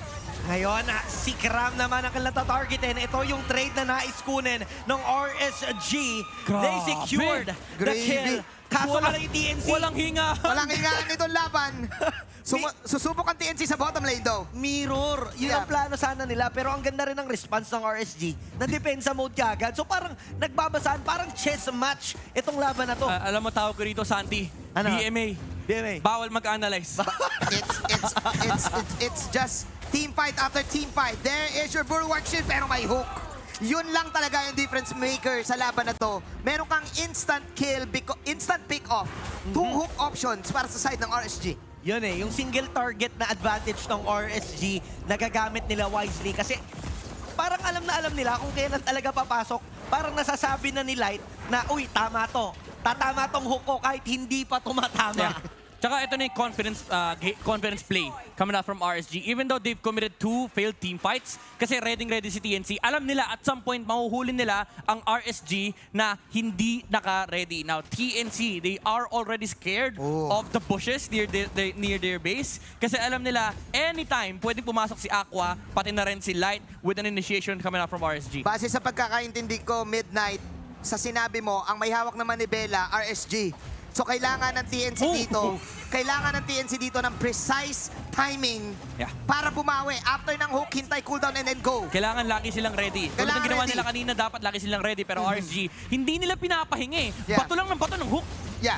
Ang ganda ng pagkuha nila dito. Si Kram mahuhuli. Mamamarkahan siya ng mga weakness. Pero Eman, hindi muna makakalipad. Ang ganda ng opensa ng RSG dito dahil inhibitor cards na lang natitira sa side ng TNC. Here we go. Pero nasabi na natin, na pag-usapan natin kanina, Manjin and Midnight, na pagdating dito sa late game, hindi rin naman talaga biro yung damage output na meron ang TNC. Naalala ko kung bakit isa din ang Farsa sa mga naging meta ng mga nakaraan ang hirap tapusin ng isang game. Kapag meron kang Farsa, ubos agad yung minions. So kailangan nga talaga ng RSG yung hook na hinahanap nila. Freeze lane muna ang gagawin ng Kingslayers. Wala talagang hingahan, Manji. Pero papalag! Hahabulin na si Eman pero hindi sila magtatagumpay. RSG naman ngayon. Ito na nga ba yung clapback? Hindi ata sila makakahuli. Pero si Bentings ang kakagatin, hahabulin, maliliparan. Eman with a crossbow stang. Si Yasuo, gaibla na lang yung buhay. Depensa si SCZYZ, pero andito na nga yung kanyang shadow. Hindi nga lang enough para maka-takedown ng miyembro sa RSG. And with that pick-off, hindi na naman makakahinga ang TNC sa pagdedepensa. Nabasa yung conceal, pero di pa tapos. Another hook. Hook City is real. Ang hirap ngayon ang buhay ng TNC. This is RSG na mag-iintay ng Lord. Grabe naman ang daliri ng mga players ito, Manjin. Naalala ko, may sinasabi ka kanina. May sinasabi ka kanina about sa game na to. Shisha ball! Shisha ball!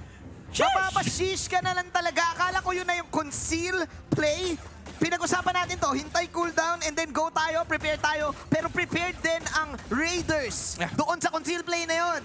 Alam mo, ang kinagandahan sa lineup ng dalawang teams ito, TNC na banggit mo na kanina, it's very hard to break base if you're RSG kasi may long-range arsenal sila in the form of the Farsa kay Escalera. Pero hirap din naman na mag-engage ang TNC even though they have the Numenon Blast. Yung sheer sustain coming up from the Ruby and yung Karina and also yung re-engage factor, no? Nandyan yung I'm offended ni Ruby, nandyan yung hila ni Franco, at kapag hindi mo napansin si 1-1, doon na mag-iipon ng stacks sa weakness sa mga heroes na ipapakita ng TNC. Sumubok ang RSG ng conceal play pero wala silang nakita. Alam din ng TNC na doon sila dadaan. TNC now playing it safe. Sumubok sila sa bottom lane. Naki-Ben things ngayon ang camera. Kailangan ma-block yung incoming initiations ni Light. Gutom na si Light. Yun, pati yung dahon ay hinuhook ni Light. Off cooldown. Hook agad. Hook agad. Oo, hindi nagtitipid ng skills itong si Light. Kasi alam niya naman na pag tumama nga yung iron hook niya, matik pick off kagad. So lahat, nakiklear nila lahat ng bush dahil doon sa kaisa-isang hero na meron sila, which is the Franco. So now, na meron silang Lord, kailangang depensa ng TNC to. Meron silang Farsa, pero let's see kung ano magiging desisyon ng RSG. Will they go for the heroes or Torre muna? Kasi nag-aabang na sila, hampas, mababasag ang Torre sa bandang itaas. Cram dito, in, out lang. Andito na nga yung Feathered Airstrike para sa pandepensa doon sa minion waves. Pero ang sakit ng RSG at mababasag pa nila yung middle lane inhibitor turret. Same goes with the bottom lane turret. Ito na nga ang target nila. Conceal Blade, hahabulin yung isa, Numenon Blast. Hindi niya na i-commit yung flicker kasi alam ng RSG na pwede silang habulin doon. Attempts after attempts for TNC to do the counter go. But RSG is really prepared. And I'm really keen to know kung paano makakambak ang Phoenix Army dahil confident ngayon ang RSG in coming in. Uy, grabe naman. Galit na galit si Kenji. Actually, ang laki ng presence ng Ruby dito for RSG, no? Kasi every single time na magbabato, si Light ng hook, naka-red pero wait lang, bawal talaga mag-analyze. SD? Alright, so going back, Midnight. Si RSG, again, kapag nag-a-attempt sila ng hook from the Franco, si TNC kapag nakita nila yon, as much as they want to engage, hindi nila basta-basta magawa yun kasi hindi rin sila makapagkubit ng resources against the Ruby. And hindi rin sila pwedeng lumaban kay Ruby kasi lalaban din naman ng RSG.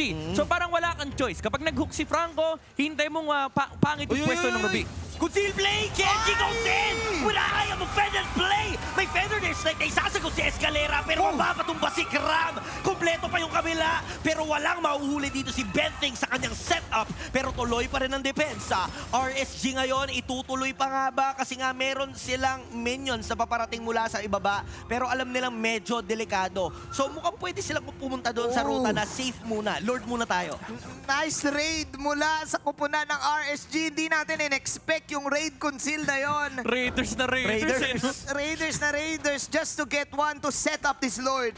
Grabe, yung TNC talaga hindi sila makareact sa ginagawa ng RSG.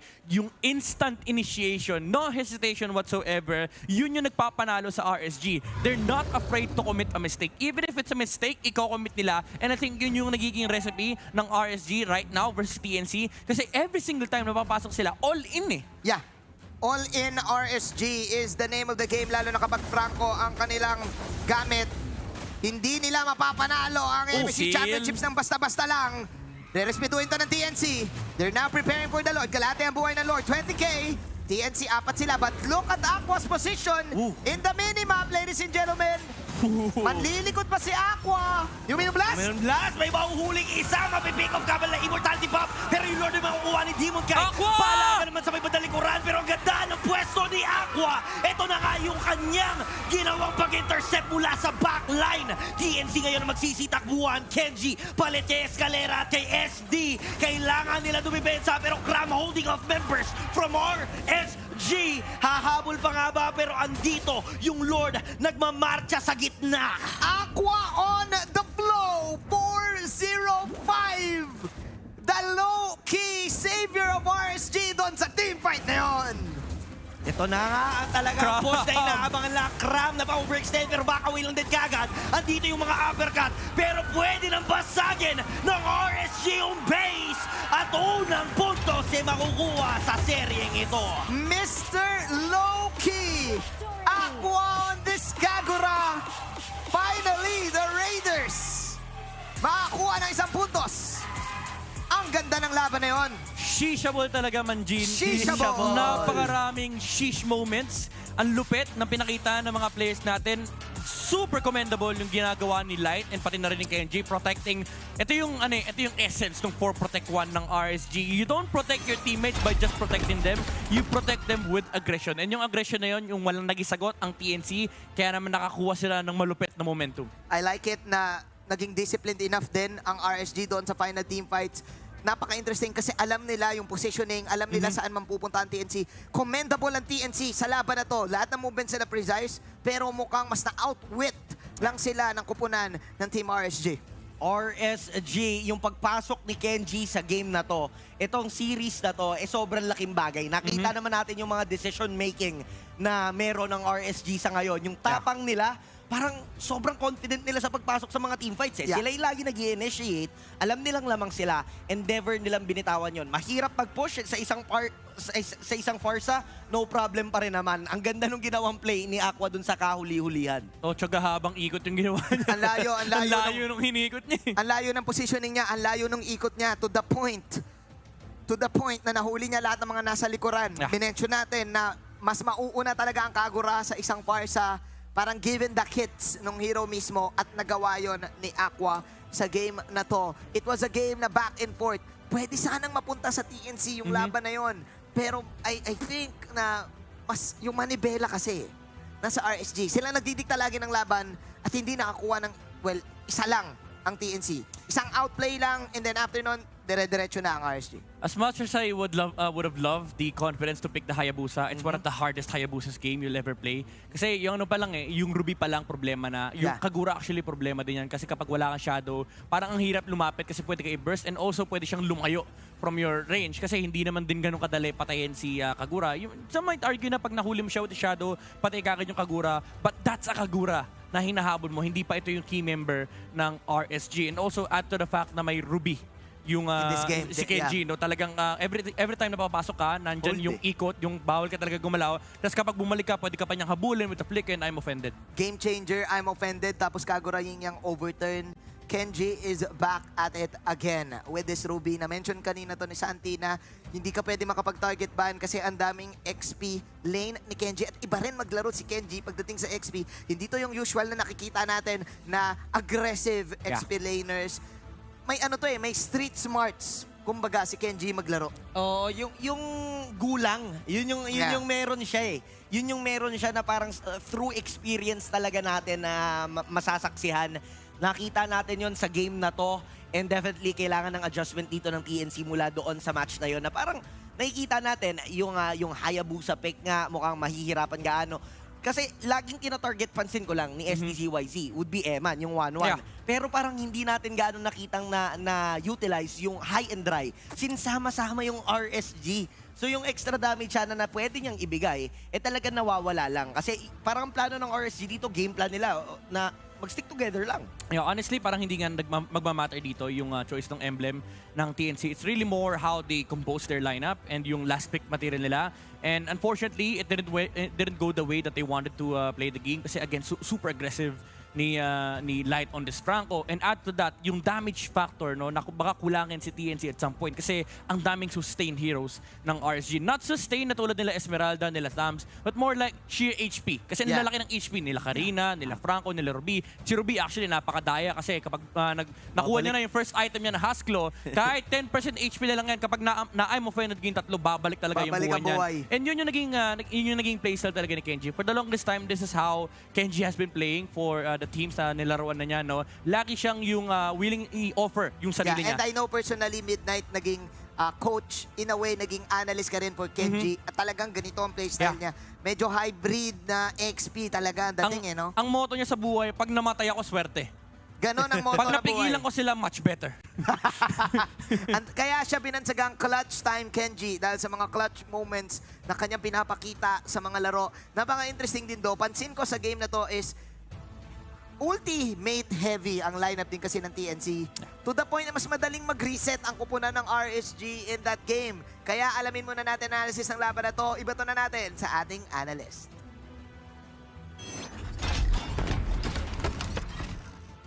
Thank you so much, casters. My name is Wolf. I'm going to be your analyst for that game and this entire series, which heavily went in favor of RSG in game number 1. In an interesting manner, it went down the wire when it came to the drafting stage. I would say that the biggest deal breaker in this game started even before the game started. It was in the drafting stage. We're going to be looking at the post-game stats and see of what we may get from the draft itself. Because when we see TNC, I personally thought for sure that they are going to be countering the Karina with their own Paquito in the jungle. But instead, they banned out a lot of XP laners in their second phase of the draft. Namely, I believe, is the Phobius and the Esmeralda. Which kind of, if you think about it, kind of is a shot to their own foot, right? Because they wanted to have an answer to the Karina that should have been the Paquito from the jungle lane. From the jungle role, and then maybe curve it back from their final pick, which should be an explainer. However, TNC Pro Team decided to just go for the Hayabusa because they didn't find any more answers for the explainer for RSG, which was the Ruby after some sets of picks coming out from RSG Philippines. So it's a matter of like the order of the picks as well as the choices from TNC Pro Team to go for this Paquito in the jungle as one of the first few picks for TNC Pro Team.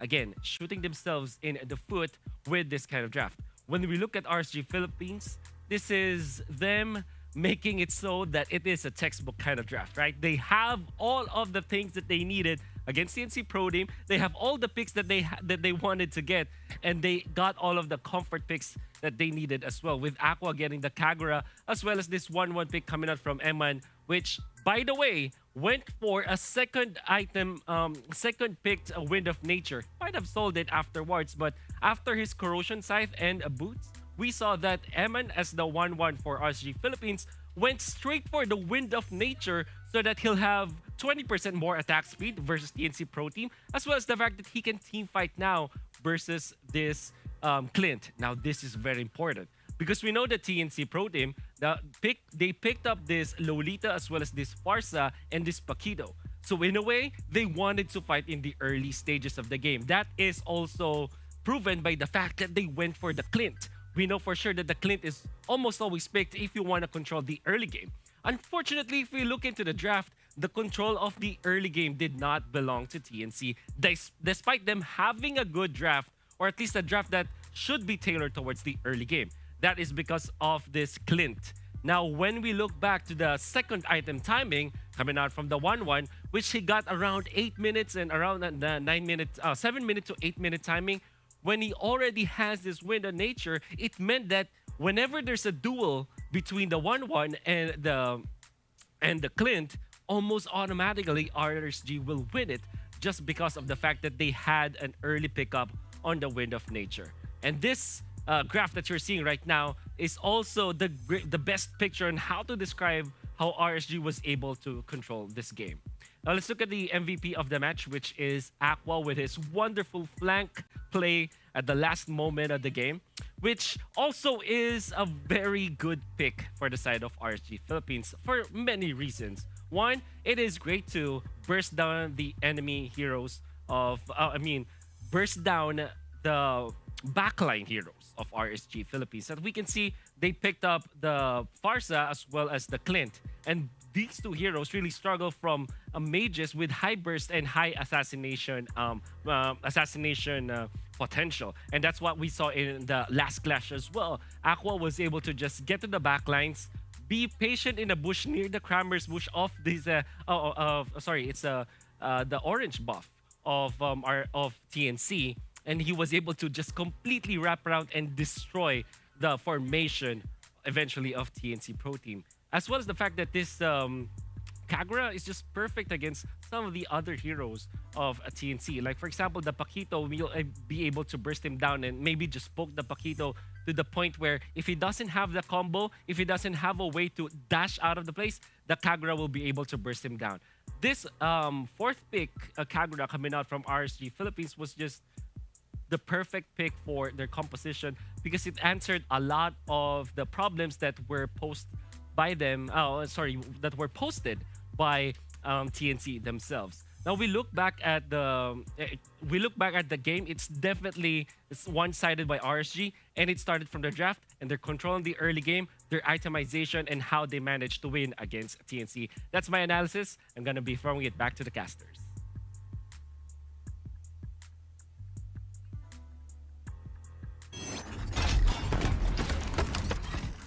Thank you so much, Mr. Wolf, for that wonderful analysis. Pinag-uusapan natin kanina midnight na itong game na to ay ang sarap talagang i-dissect. Kung iisipin mo, parang bitin yung oras sa pag-analyze ng game, buti na lang nandun yung analysis segment. Pero since kasi sa game mismo, palaging nagkakaroon ng team fights at alam na mismo din ng lalo-lalo na ng RSG yung gagawin nila sa game na yun. Nahirapan ako eh. Sunod-sunod kasi yung clash, pero yun yung beauty ng laro ng RSG. Talagang hindi nila hinayaang makapagpahinga ang TNC. Kasi alam nila kahit umabot tayo kahit malakas tayo ngayon, kapag umabot tayo ng late game problema tong Farsa, actually malaking problema yung Hayabusa kapag nakahabol siya sa farm, and also yung Clint. Yung range factor, hindi mo pwedeng maliitin yung sa side ng TNC kasi ang dami na ng pang-punish. In a way, meron silang sariling version nila ng Franco at 1-1 kasi meron kang Lolita at Clint sa side ng TNC. Kapag nagkamali ka ng pwesto, yung burst damage na pwedeng namabas sa TNC, yun yung mga papatay sa heroes ng RSG. Pero again, hindi na tayo umabot sa point na yun kasi talagang nung nakakuha si RSG ng lead, may sinabi ni Wolf kanina, nung nakuha na ni 1-1 yung win of nature, parang sinabi niya na, huwag ka na mag-farm, tara na, sama ka na sa amin. Laban na to. Madalas ako nakakita ngayon ng mga marksman na second item, wind of nature, tapos game na agad.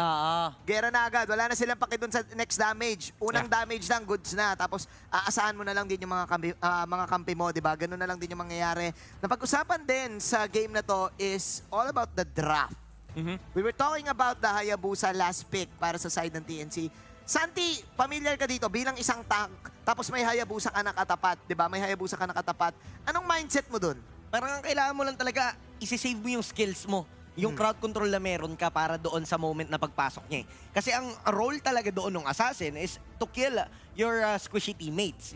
So yung ginagawa talaga kanina ni SDCYZ is ipopoke niya, mamark siya doon kay Eman, pero eventually, pag dumikit na doon at pag nag-ugi shadow kill siya, nahahati yung damage na meron ng isang Hayabusa. So, andyan yung mobility. Ang ganda nung talagang goal sana dito ng TNC na parang in-out. Abang tayo ng setup event things, ipanalo natin yung mga team fights. But yung RSG, alam nila yung kailangan gawin eh. Nasagot lang talaga sila. It's a difficult game to be the Hayabusa on that game. May hinihintay na timing sana si SDZYZ. Alam natin, ang Hayabusa game, kailangan mo talagang mag-snowball. And napigilan nyo ng RSG. Ang treatment kasi kay Hayabusa talaga 2 items. Mahirap maglaro ng Hayabusa ng 1 item unless mag-snowball ka talaga. And that didn't happen for TNC. With one crucial factor actually, na-shutdown din kasi yung XP nila. You wanted to play with the Paquito, pero hindi siya hinayaan ni Kenji. Talagang pinipigilan siya. Every single time na nakikita natin yung Paquito na nandun sa fight, laging bawasan or sinusundan ni Kenji. And walang trade factor ang TNC. Kasi sila, kailangan nila magsama-sama. They need to group up to deal with the Karina, Kagura, and also the Franco. Pero si RSG naman, pwedeng chill lang. Kahit namatay si Karina at si Franco sa may bottom lane, nandyan pa rin yung pressure ni Ruby dun sa XP lane. Bira ka makakita na game ni Cram na hindi siya nagdo-dominate sa side eh. Feeling ko hindi siya pinapalaga ni Kenji eh. Inuubos na ni Kenji, kaya mo yan, mag-sidestep ka dyan. Basta, kasi anong nangyari, nakikita, may kinakat na ginagawa si Kenji doon sa XP lane. German cut. Oo, yung German cut, kinakat doon sa XP lane. We're focusing too much on the gold, pero hindi natin nakikita na yung mga micro factors na gano'n na ginagawa ng Kenji, nakaka-apekto talaga sa laro. Parang masasabi nating lamang dito sa si Kram kasi most of the time nung season 9 siya talaga yung parang mainstay. Never naman sila nagpapalit pa ng kanilang lineup. Well, for RSG, si Kenji parang siya yung mag-fill in, sina-swap in, swap out. Last season, isang beses lang din ata siya napaglaro. Pero alam niya pa rin yung galawan ng mga naglalaro sa ngayon. Nakikipagsabayan pa rin siya, and to think na nagagawa niyang paraan, itong kalaban or kalane, itong si Kram, one of the best XP laners right now in the league. May buffs ni Azzy eh. May buffs ni Azzy.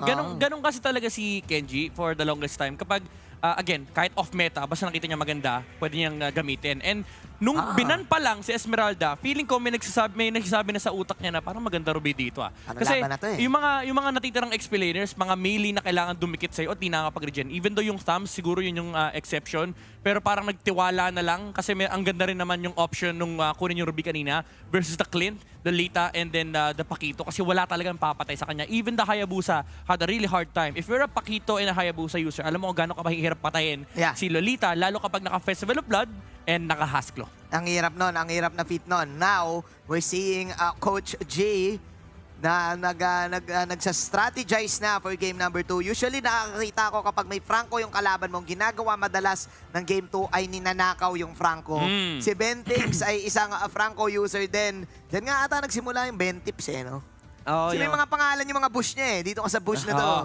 May Y bush. Sa Y bush. A1. A1 bush. Iba-iba yan eh. Kada team, iba-iba yung tawag sa bush. Pero maganda kasi doon, pag sinabi mong ganito, pwesto ka agad. Wala nang, santo pre, wala na yung dito. Wala na yung ganong comms. Yeah, wala nang ganon. So ngayon, gusto ko makita yung adjustment ng TNC Pro Team. Lose streak sila ngayon. Lose streak. Sila ngayon. Yes, no games pa sila. But man, anong pumapasok ngayon sa utak ng team na to? Kapag ikaw nasa ganitong situation, saan ikaw maglalaro, how do you adjust to this? Kailangan mo na lang isipin na badly needed yung win eh. Kung magagamitin mo, i-convert mo yung negative into positive. Motivate. Pang-motivation mo na lang na kailangan. Papahayag ba kayo na nasa bottom na lang kayo ng standings? Diba? Yun yung kailangan ngayon ng TNC. Kailangan lang mag-come up ng way, i-convert nila, diba? Itong mga talong na kukuha nila into gutom na bumawi sila dito ng panalo against RSG. Tsaka Filipino storyline yan eh. Nagpapabugbog sa una.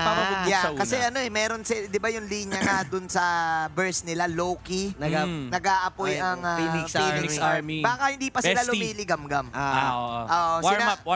Warm up muna. Papunta pa lang nun. Di man lang sila uminit, hindi rin sila lumiligam-gam. Kumbaga pinapakuluan pa lang, no? Kaka-open pa lang nung kalan. Oo, antayin nyo na lang. Mukhang painit na eh. Kasi ang gandang adjustment din yung ginawa nila with Hayabusa. And alam mo na may galaw eh. May sumubok sila, hindi lang nila in-expect yung aqua flank. But yeah, looking at the players right now for TNC, iba na yung pagka-serious ni Yasuo, iba na yung pagka-serious ni Escalera. Dito na magkaka-adjustan. It's time again for the draft. RSG muli ang blue side in this game. TNC opted to pick the second pick. So alam nila na kailangan nilang kuhaan talaga ng XP lane matchup. And RSG is forced to play first pick. Pero knowing na nangyari yung kaninang first game, feeling ko gusto rin ng RSG itong pwesto nila. So I think it's still gonna be the same set of bans for these two teams. Unless si RSG ay may ibang baon. And narinig ko na, iba yung tinanggal ng RSG. Iba yung magiging takbo nung draft natin. Kasi usually first pick talaga sila nagsiset nung tempo ng draft. Oo, nire-respeto na nila. Napansin natin, narinig na nga mukhang TNC, binan out din yung Fanny na ni Demon Kite. Nire-respeto talaga nila. Parang matic bad nga yun. Julian, Fanny, yun ang mga tanggal as of the moment. Pero tingin ko, highly contested pa rin yung mga pinag-uusapan natin kanina, yung Esme, yung Beatrix. Open yung Valentina Paramis. Valentina Paramis. Tingin ko same pick, same band. Same band. Iniba-iba lang yung iniba-iba lang yung pwesto. Kasi ang mangyayari dito kung same bands, may reserve yung RSG kapag may binago yung TNC. Exactly. So RSG, they might be eyeing at, shuffling the bans here. Baka Masha pa rin or Beatrix. Yung actually, Masha para may iba. So RSG, again, sila yung may tempo, yung control ng draft dito. Yung Beatrix, kapag hindi binan ng TNC, baka i-consider ng RSG parang masarap mag-shotgun ngayon. Shotgun. Ay, pwede, no? Pwede nila i-open. Kung ako TNC, kaso pag binan nila Beatrix, kukunin yung Faramis. What if RSG bans out the Faramis and TNC doesn't ban the Beatrix? Bigay, counterin na lang. Kasi alam mo sa totoo lang, lamang sila dun eh. Kasi kahit makuha ni RSG ang Beatrix, kanila ang Esmeralda +1. May 1-1 pa. Mamaya na yung 1-1. Ay, +1 lang. +1 lang. Mamaya na yung 1-1. Isang lason. Talaga. Yeah, we shall see. Same bans ba for RSG though? TNC, pwedeng tanggalin yung pwedeng tanggalin yung Faramis nga, mukhang same bans din. Ay, hindi. Ayaw talaga. Beatrix, sabi sa inyo, parehas lang eh. Ikaw kasi Beatrix eh. Alam ko na yung galaw eh. Minsan nare-respeto mo talaga mga malulupit may stats ka sa akin eh. Pag ikaw nagkakas, lagi nakaban Beatrix. Matik kasi yan. Oy, ito na. Same set of picks and bans. 1-1. Or curveball. Hindi, 1-1 talaga. 1-1. Tas magbabago ang TNC ngayon. Unless hindi. Para sa Pakito pa rin. Honestly, I still would love to see the Pakito. Pero jungle this time around. Tapos kuha sila ng very aggressive support. Pwede ngang balik yung si Lina, yung Kadita. Pero mukhang, Team Violet. Wait lang, may Esme. May Esme Even though ganda nung lock-in. Kasi Phobius, alam mo nang darating yung Esme sa side ng RSG. Meron ka ng Lilia pansagot. Ang danger dito is ipit ka na protektahan yung mid lane mo. Yeah, siguro kinuha na lang din to ng TNC Midnight kasi alam nila na pwedeng ipan na rin to ng RSG. In a way, good answer sa 1-1. Yeah. In a way, good answer sa 1-1. Pero I like it na sinabi mo yan. Meron ka na kagad condition. May Esme Eve. Yeah, yung TNC may condition na agad silang mag-protect. Tama ba? Yeah. Yung sagot ng TNC dito mula sa first pick 1-1, parang prepared na rin yung RSG sa isasagot nila. Ang tanong, yun nga ba ang isasagot nila or gusto nilang iba yung maging takbo ng laban? Kasi pwede pa rin naman na kumuha sila ng ibang set of heroes eh. Pero kung titingnan mo talaga, yun yung mga counter. That would be an Eve pick. Plus the Baksha, mukhang jungler Baksha nga to para kay Demon Kite. Pero yung Esme again open. So, dahil wala yun sa first 3 picks, maaaring iba na to ng DNC. Tatanggalan na ng hero. Pero ganun ka-confident yung RSG. Kenji tayo eh. Yeah. Hindi natin kailangan yung meta XP. Baksha XP lane ay pwede pa natin makita kay Kenji. Oo nga eh. Baka iniisip niya, sige lang, kahit di ako Esme, kaya ko yung Phobius. Oo, kasi may anti-healing, anti-regen. Ilang beses na rin tayo nakakita ng Baksha. Ang daming flex heroes talaga ngayon in this meta. Dito magkakatalo sa third pick. Yeah, this time around, I like the Hayabusa for TNC. It's a good pick versus the Eve and the 1-1. Yes. Eve, pwede mong palabasin yung ultimate. And also yung Baksha, meron kang pantakbo. And also meron kang way para matanggal yung kanyang aggression in the early game. Kasi pwede mo rin siya palagam with stacks ng passive ni Hayabusa. Pero ito na yung winning hero ng both sides. Actually, one of the highest win rates for these two teams, yung Akai pick for TNC. Yeah. It's a great answer to the Eve also. The heavy spin na pwede mong ma-displace agad yung Eve. Eto na, are we gonna see the Esme ban? Feeling ko binibait na lang yung XP. Namimili na lang yung RSG kung ano ba, itong Baksha ba ay gagawin nating XP or jungle. Kenji, anong gusto mo? Kenji, anong gusto mo? Kumbaga binibait na lang nila yung TNC na mag-ban ng XP lane. I think ang gandang pang psycho nito sa RSG. Kaya sabi ng TNC, sige, pag-uwi natin. Mag-ban tayo ng itlog. Iba natin ang digi. may potential mag-Natalia either side. Natalia. And I think that's that's something that these two teams should consider. TNC, actually pwede i-flex yung Akai.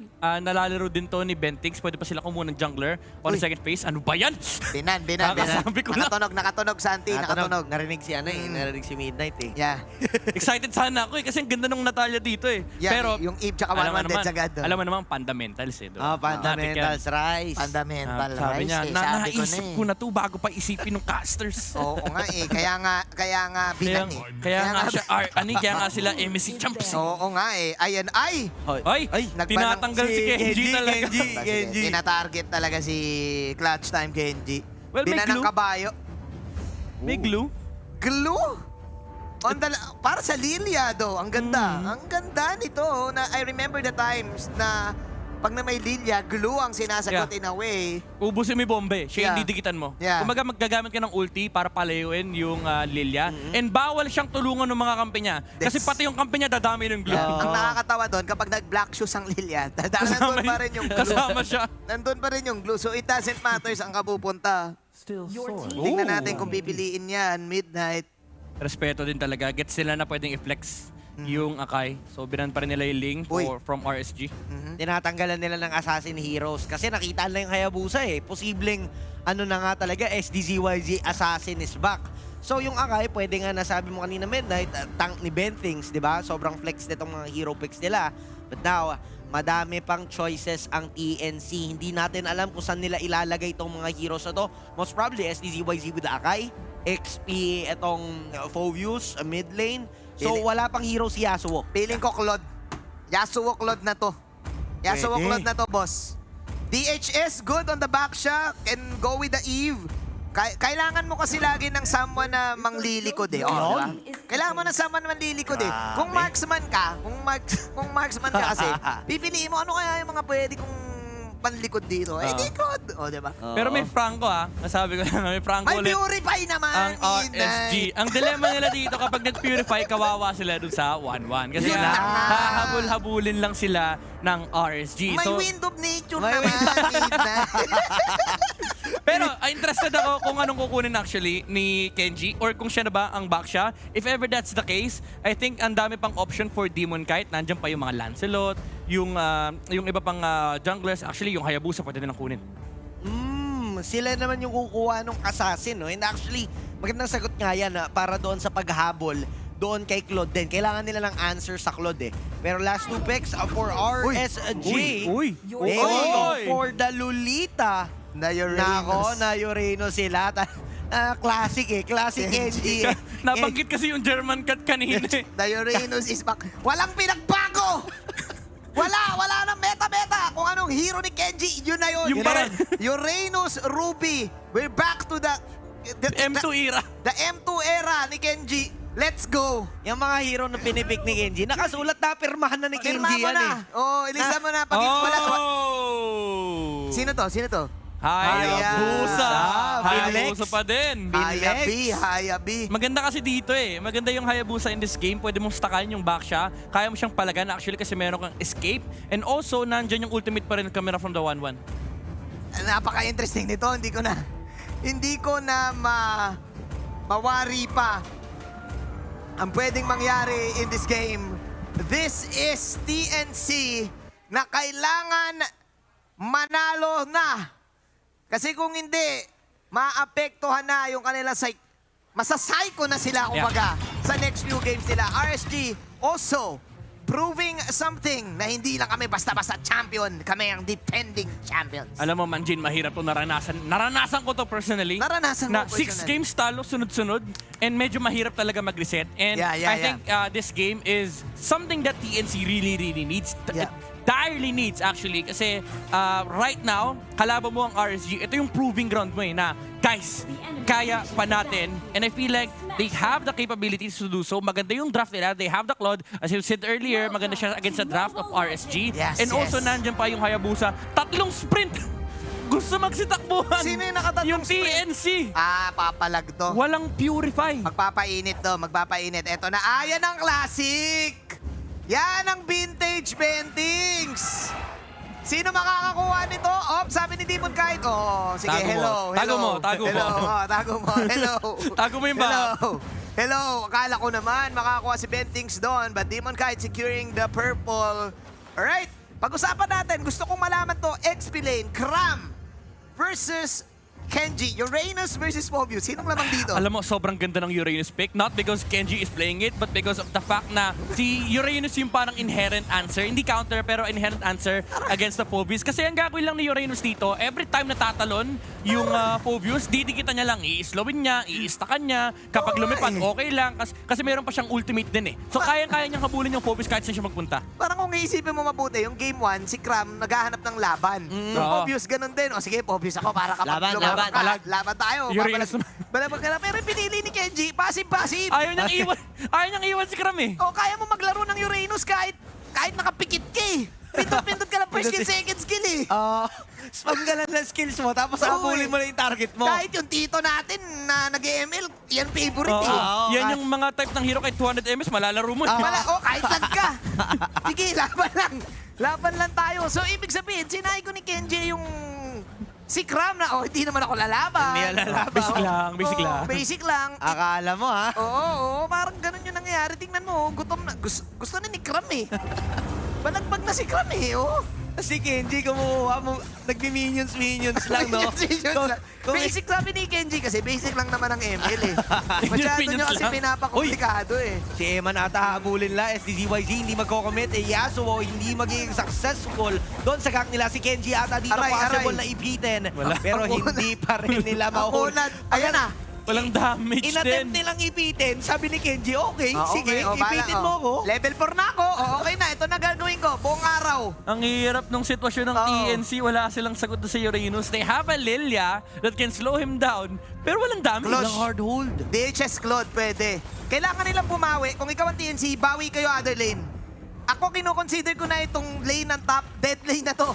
Wala na mangyayari dito, maglolokohan na lang. Oo, sa gold lane, yung kailangan bawi dito ng TNC, they need to protect Yasuo. And even yung orange buff nga dito ng TNC, no, hindi na nila napagbibigyan si SDZYZ even with a high mobility na meron ng isang Hayabusa dahil nga doon sa presensya nito ni Kenji. Magkakat ba siya sa mid? Yan na ang ibang cut na to. Oo, magkakat ba si Kenji sa mid?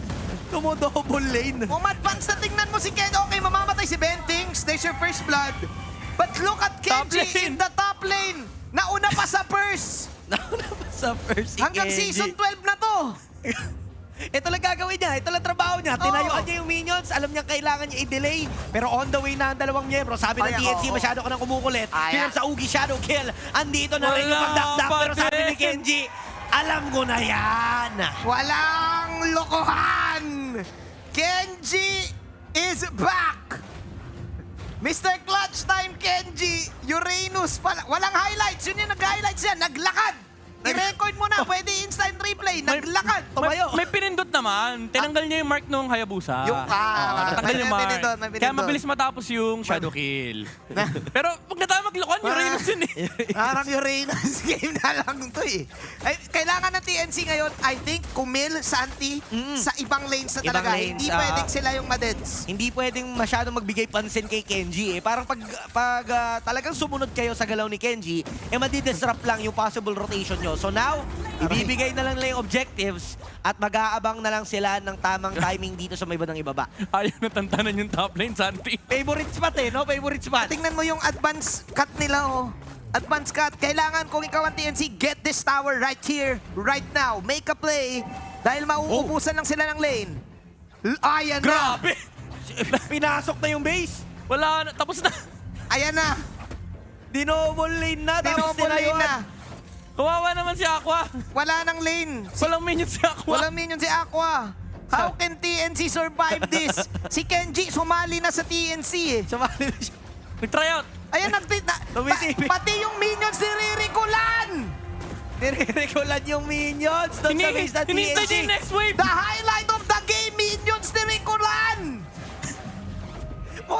Kahit walang ginagawa si Kenji, no? Nagkakat lang siya ng minions ng kalaban niya. Parang kalaban niya lang sarili niya. Pero parang siya yung bida dito sa laban na to. Parang siyang si Price Tag. Nakamay niya lang sarili niya. Kamay niya lang sarili niya eh. Sabi sa inyo, ito ang storya ni Kenji. Wala siyang pake kung wala sa meta. And nasa isip niya, nakalimutan niyo may Uranus ha. Good Uranus game. Wala siya papatayin. Sakit sa ulo nitong kalaban na to. I can't imagine TNC right now. Wala ding makuhang kill ang TNC. Walang minion si Aqua, guys. Paano kayo makakapag-farm? Paano makakapag-farm ang kampi niya? Nagigil. Lakad. Habulin si Kenji. The flame shot! Sa wakas! Sabi dito ng TNC na patumba na rin natin si Kenji. May Numenon Blast. Tatamaan pa sa kaduluduluhan, pero ito ang trade. Escalera goes down. Aabutan naman dito si Demon Kite. Pero sabi ng TNC, ito na yon. Finally! We have a game! We have a game! Ngayon pa lang talaga nagsimula yung laro. 6 minutes! Welcome to the Celestial Palace! Basag na yung bottom lane. This is TNC. Sabi ng TNC, kanina ka pa, Kuya Kenji. Kanina pa First turtle. First si Kenji, ano pa oh? Third na TNC. Okay. Pasensya na kayo, ladies and gentlemen, kasi kapag may ganitong type ng Uranus sa game, ang pagmamasdan mo na lang talaga paano makokontrol ng TNC yung Uranus sa game na to. That's why yung TNC, pinili nilang i-4-man gank. Yung Uranus sa top lane. Namomroblema na sila eh. Parang wala silang solusyon dun sa problema na ginagawa ng RSG dito.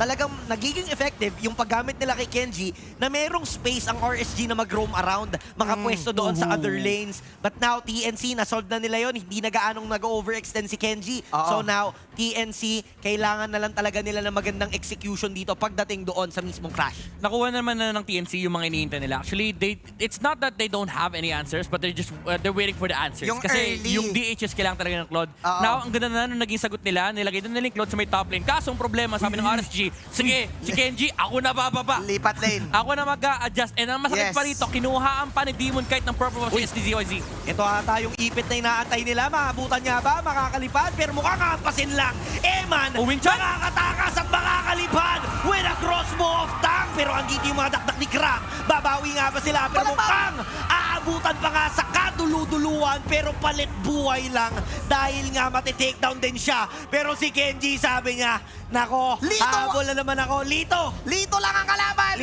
Minions ang kalaban. Wala akong pakialam sa nararamdaman ng mga kampi ko. Ang pakialam ko lang ay mag-farm. Finally, sumubok ang TNC. Lumaban, kamuntikan sila makuha, but the outplay is real. Susubok sa STCYZ. Papasok siya, dito na nga yung Blades. Pwede mag-ugi shadow kill, pero hindi niya na rin kailangan gamitin pa upang mapatumba ang isang miyembro. Pero habang nangyayari lahat yon, balik tayo kay Clutch Time Kenji. Cut lane naman, bagong spot sa bottom lane. Wala nung pake si Kenji sa game. Ang kalaban niya talaga minions. Si Mr. Wapakels.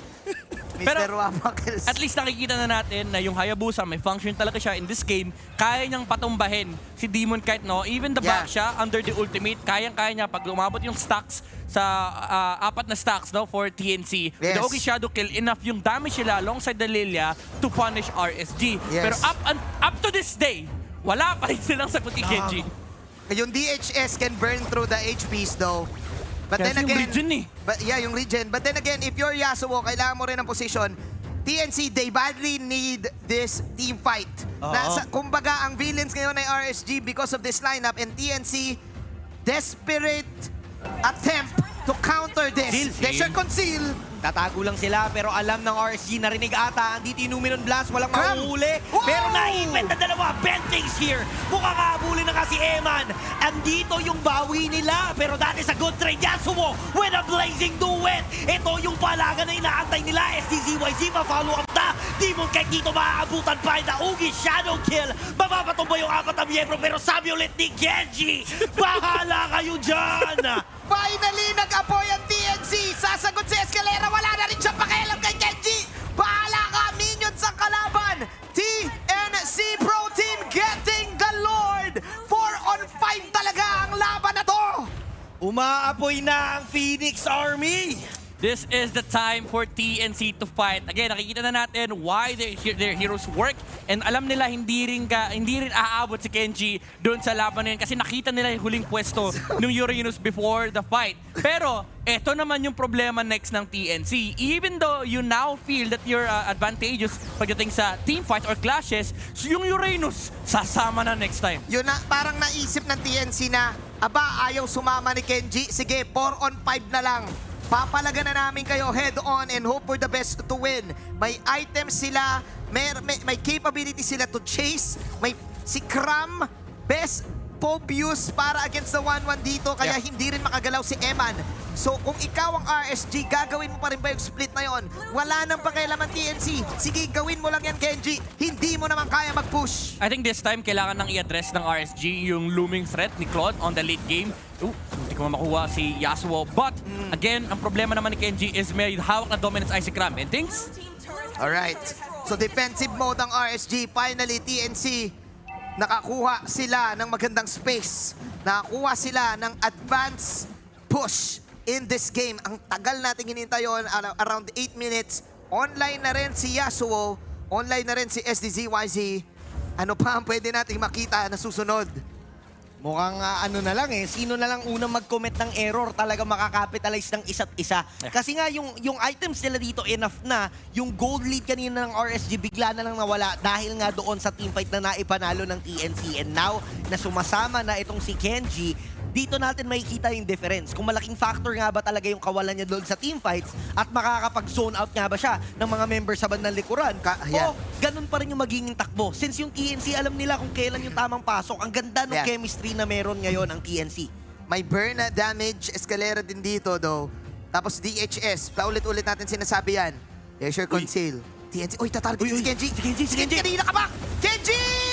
Si Kenji ang kanilang habulin, pero sabi nila enough na yung dalawa para humabol doon kasi pwede nga mag-follow up yung members ng RSG. Pero Kenji is still alive. Demon Kite, andito yung follow through. Yasuo is low, pero andito naman si Gram. Dadakdak na naman, pero si SC, si Ako ang magiging target. Andito yung sayawan sa mismong gitna at hindi makaka-takedown si Eman mula doon sa kanyang crosswalk tang. But Gram is still alive.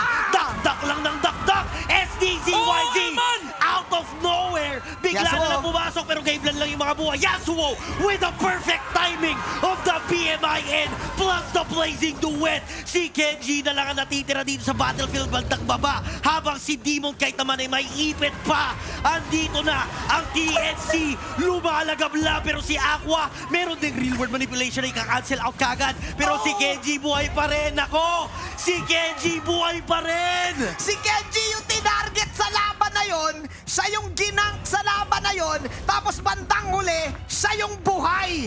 Clutch time, Kenji is real. Ang daming malulupit na plays coming from both sides. Kenji agad with fast reaction. Nakita niya kaagad yung conceal coming out from TNC. And unfortunately, hindi siya inabot nung heavy spin from the Akai. And knowing na nag-commit na ng skills ang TNC, RSG, they wanted to fight. Ang ganda actually ng paggamit ni Aqua na kanyang Void Crystals. Kumbaga, hindi na naghabol si SDZYZ para patayin yung Eve on the backline. And si RSG naman sa may bandang harapan, ang dami nilang ginawang pang-kite against TNC. And si Eman, nakita natin kanina, ang lupit niya. Yung huling moment, natatalo na sana si Phobius, tumayo siya. Sabi niya, sige, tumalong ko rito, sasalahin ko yan. Pagbaba ni Phobius, may natirang piso sa HP niya. Ginamit niya yung Winchan, hindi siya napatay ng Hayabusa. Kitang-kita dito yung talagang focus ng TNC, yung micro-mechanics for both of these teams, na wala na silang pakialam doon sa Uranus. Kitang-kita natin din yung flank ni Yasuo, ang daming in-out movement sa laban. Naman si Kenji. Outplace na lang ang mangyayari. Sobrang commendable din ng TNC doon for keeping it real at talagang grounded sila in this game. Alam nila yung pwede nilang gawin. Oo, nasusolusyonan nila. Sobrang hirap kalabanan ng RSG sa ngayon dahil sa ginagawa ni Kenji, pero alam nila yung sagot. Yasuo dito, keeping up with the stacks. Yung Lord hindi muna nila papansinin, pero just waiting for the right moment. Kenji sisilip, alam niya ang pwesto ngayon. Nagbibigay ng info, nagzo-zone out ng enemies, pero sobrang patient pa rin ng dalawang kupunan na wala pa gaanong nagko-commit. Not unless may nakita talaga silang worth it, pasukin. Alright, this is the Lord attempt. Parehas ang kupunan na to na inaabangan ng Lord. Nakayasuo na ngayon ang bola ng TNC. Perfect timings mula kay Yasuo. Habang si Kenji still 4v5 pa rin ang pwede nating makita laban na to. There's your ultimate mula kay SD. Sobrang sakit na ng Ugi Shadow Kill. Mapipilitan si Light mag-back away. Si Kenji naman dito ang tatao sa gitna. Tapos maglo-lord na nga ang TNC. Pero may info pa rin sila. Yasuo is low. Dahil lang ito kay Kenji. It's 1 against 5. Dito sa teamfight na to. E nagawang pigilan ni Kenji yung pag-take ng Lord dito ng TNC. Oh my God. Mag-isa lang si Kenji. Doon sa situation na yon. Grabe si Kenji. Ang hirap ng pwesto ng TNC. Nasayang yung effort nila. Pababain yung HP ni Demon Kite. Bawasan yung Lord. But it only took the Uranus. Partida, naka-Ice Queen 1, naka-dominance pa ang TNC, pero SDZYZ. Retry? Sino kaya makaka-retry? Pero Demon Kite secures the Lord. Tapos Tapos merong Numinon Blast, mahuhuli yung dalawa, pero si Cram lipad pa rin ang lipad sa kanyang mga dakdak. Hindi pa rin talaga magpapabigel, pero Bentings goes down. Makakalipad naman dito ang pare nating si Eman. Walang kawalang dalawang miyembro at ngayon, RSG takes down 2 members plus the Lord. Ito na nga ba yung last push? 11 kills in total. 4 kills ang bag ni Kenji plus push. Clutch time talaga. 1 on 5, tas naglakad-lakad lang. Ay, naku talaga. May mga bagay talagang hindi kaya explain ng siyensya. Explain mo nga sa amin, Midnight. Alam mo, wala ka talagang may explain dito. Talagang si Kenji ang naging bulk ng atensyon ng TNC and nagamit ang RSG na yon para maitawid nila 1-1. Pero Kenji, with the immortality here, mabubuhay siya. Actually, hindi pa rin na-proc. Wala, tinayuan niya lang. Nako, hindi nakapag-block siya sa atan. Nakuha pa rin nila yung kill onto Escalera. And buhay pa rin yung Lord. Puno pa yung buhay. Madedepensahan pa nga ba? Mandito si Yasuo, SD, tsaka Bentings. Immortality pop. Ngayon lang nila na-pop yung immortality ni Kenji. Kanina pa nila hinahabol. Pero yung Lord, focus lang sa base. Andyan yung mga minions. RSG waiting for the perfect moment. Makakabawi na nga ba ang TNC? Andito na nga ang Phoenix Army. Crab is still alive. Hinahabol niya pa si Eman. Nga ngayon, humihinga ba? May ipit na sidestep. Kumikripok lang. Eman! Dodging! Dodging the balagbag ni Cram! Sabi ni Eman, ako naman ngayon ang i-highlight nyo. Sobrang lupit nun kasi kailangan mo i-time yung talon ni 1-1 with the attack sa pagtalon ni Phobius. And also, nakita niyo yung pwesto ni Eman kanina. There was one time na lumapit siya lalo kay Phobius. Parang iniisip mo na parang mali ata yung talon ni 1-1. Pero hindi, pinipwesto niya yung weakness. To the point na pagbaba, nakaproc kagad yung crossbow tanks. Precision at its finest. Eman, talagang mapapasabi ka ng shisha ball. Shisha ball. Shish indeed. Shisha ball plays. RSG, keeping it real but still, TNC, hindi pa rin nawawala ang composure. Hindi pa rin bumibitaw. Mukhang nakay-Cram talaga ang pagpo-procrastinate dito sa laban na to, Santi. Si Cram talaga yung nagiging problema ng RSG when it comes to those team fights dahil nga doon sa parang unli talo na nagagawa niya. Kahit na kalat-kalat yung RSG when it comes to those team fights, meron siyang isang hero na titang target which is si Eman. And kaya niyang isuke up yung damage na meron doon sa crossbow tang Pero gusto ko na sabihin, ang ganda na nagiging decision ni Eman kasi usually, kapag ikaw yung 1-1 may Phobius kang hinahabol, ang usual na response is, sige, tayuan mo lang, kami bahala. Pero alam kasi ni Eman, kapag ako tumayo, papasukin ako ni Yasuo. So talagang nilalayo niya yung Phobius, palayo sa TNC, to the point na kapag umabot na si Cram sa pwesto nila, hindi na makaresponde kagad ang TNC kasi napakalayo na ni Cram. Alam niya yung timing Doon mo makikita yung masterful talaga na galaw ng isang player. Yung alam yung timing ng bawat player. Di man kahit. Nagpo-force ang RSG. 5-man TNC is here. Si Kenji ay nasa loob Escalera Polado, papasok na naman si Cram. Si Cram ay nag-commit na. Andito na rin yung damage coming from Yasuo. Si Cram na ngayon ang hahabol. Mapapasobra nga ba siya? Pero si Eman, alam ang kanyang ginagawa. Masyado ka atang napasobra. Masyadong na-excite si Cram. Pero habang nangyayari lahat yun, kakat na naman dito si Kenji. But that is a Lord for TNC. Mukhang trade lang ang magaganap. Habulin si Kenji. Ugi Shadow Kill is enough to take down Kenji. TNC ngayon, nagkaroon ng trade. They have the Lord. Ubos ang inhibitor turret sila. Pero right now, meron sila ditong room para nga i-control kung ano yung magiging takbo ng laban. It's all part of the plan. Umabot si Cram hanggang sa dulo ng walang hanggan. Hindi lang kayo yung kayang mag-push. Sabi ng TNC. 2.92k gold lead right now for the Phoenix Army. Totoo ba ang comeback? Alam mo, TNC, alam nila kung ano yung mga dapat nilang hintayin. This is really, really crucial for them. Cram, alam niya, okay, sige, kanina pa ako kinakait ng RSG, pero for neutral objectives, it's okay. Kasi lumalayo ang RSG from the Lord area, and ito yung hinahanap nila. For the longest time, wala silang sagot doon sa Uranus, pero right now, meron na. Dahil nandiyan na yung slows coming from the Ice Queen 1, and also may corrosion sight na rin si Yasuo. Hindi na nila pinoproblema si Kenji.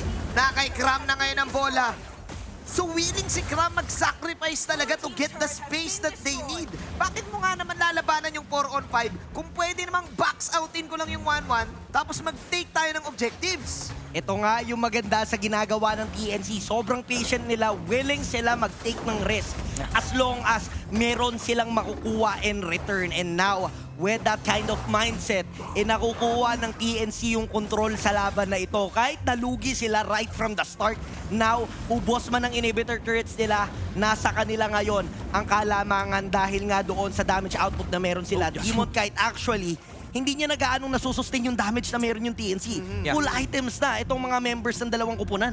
Yan ang mahirap sa lineup ng RSG. Teka lang. Uy!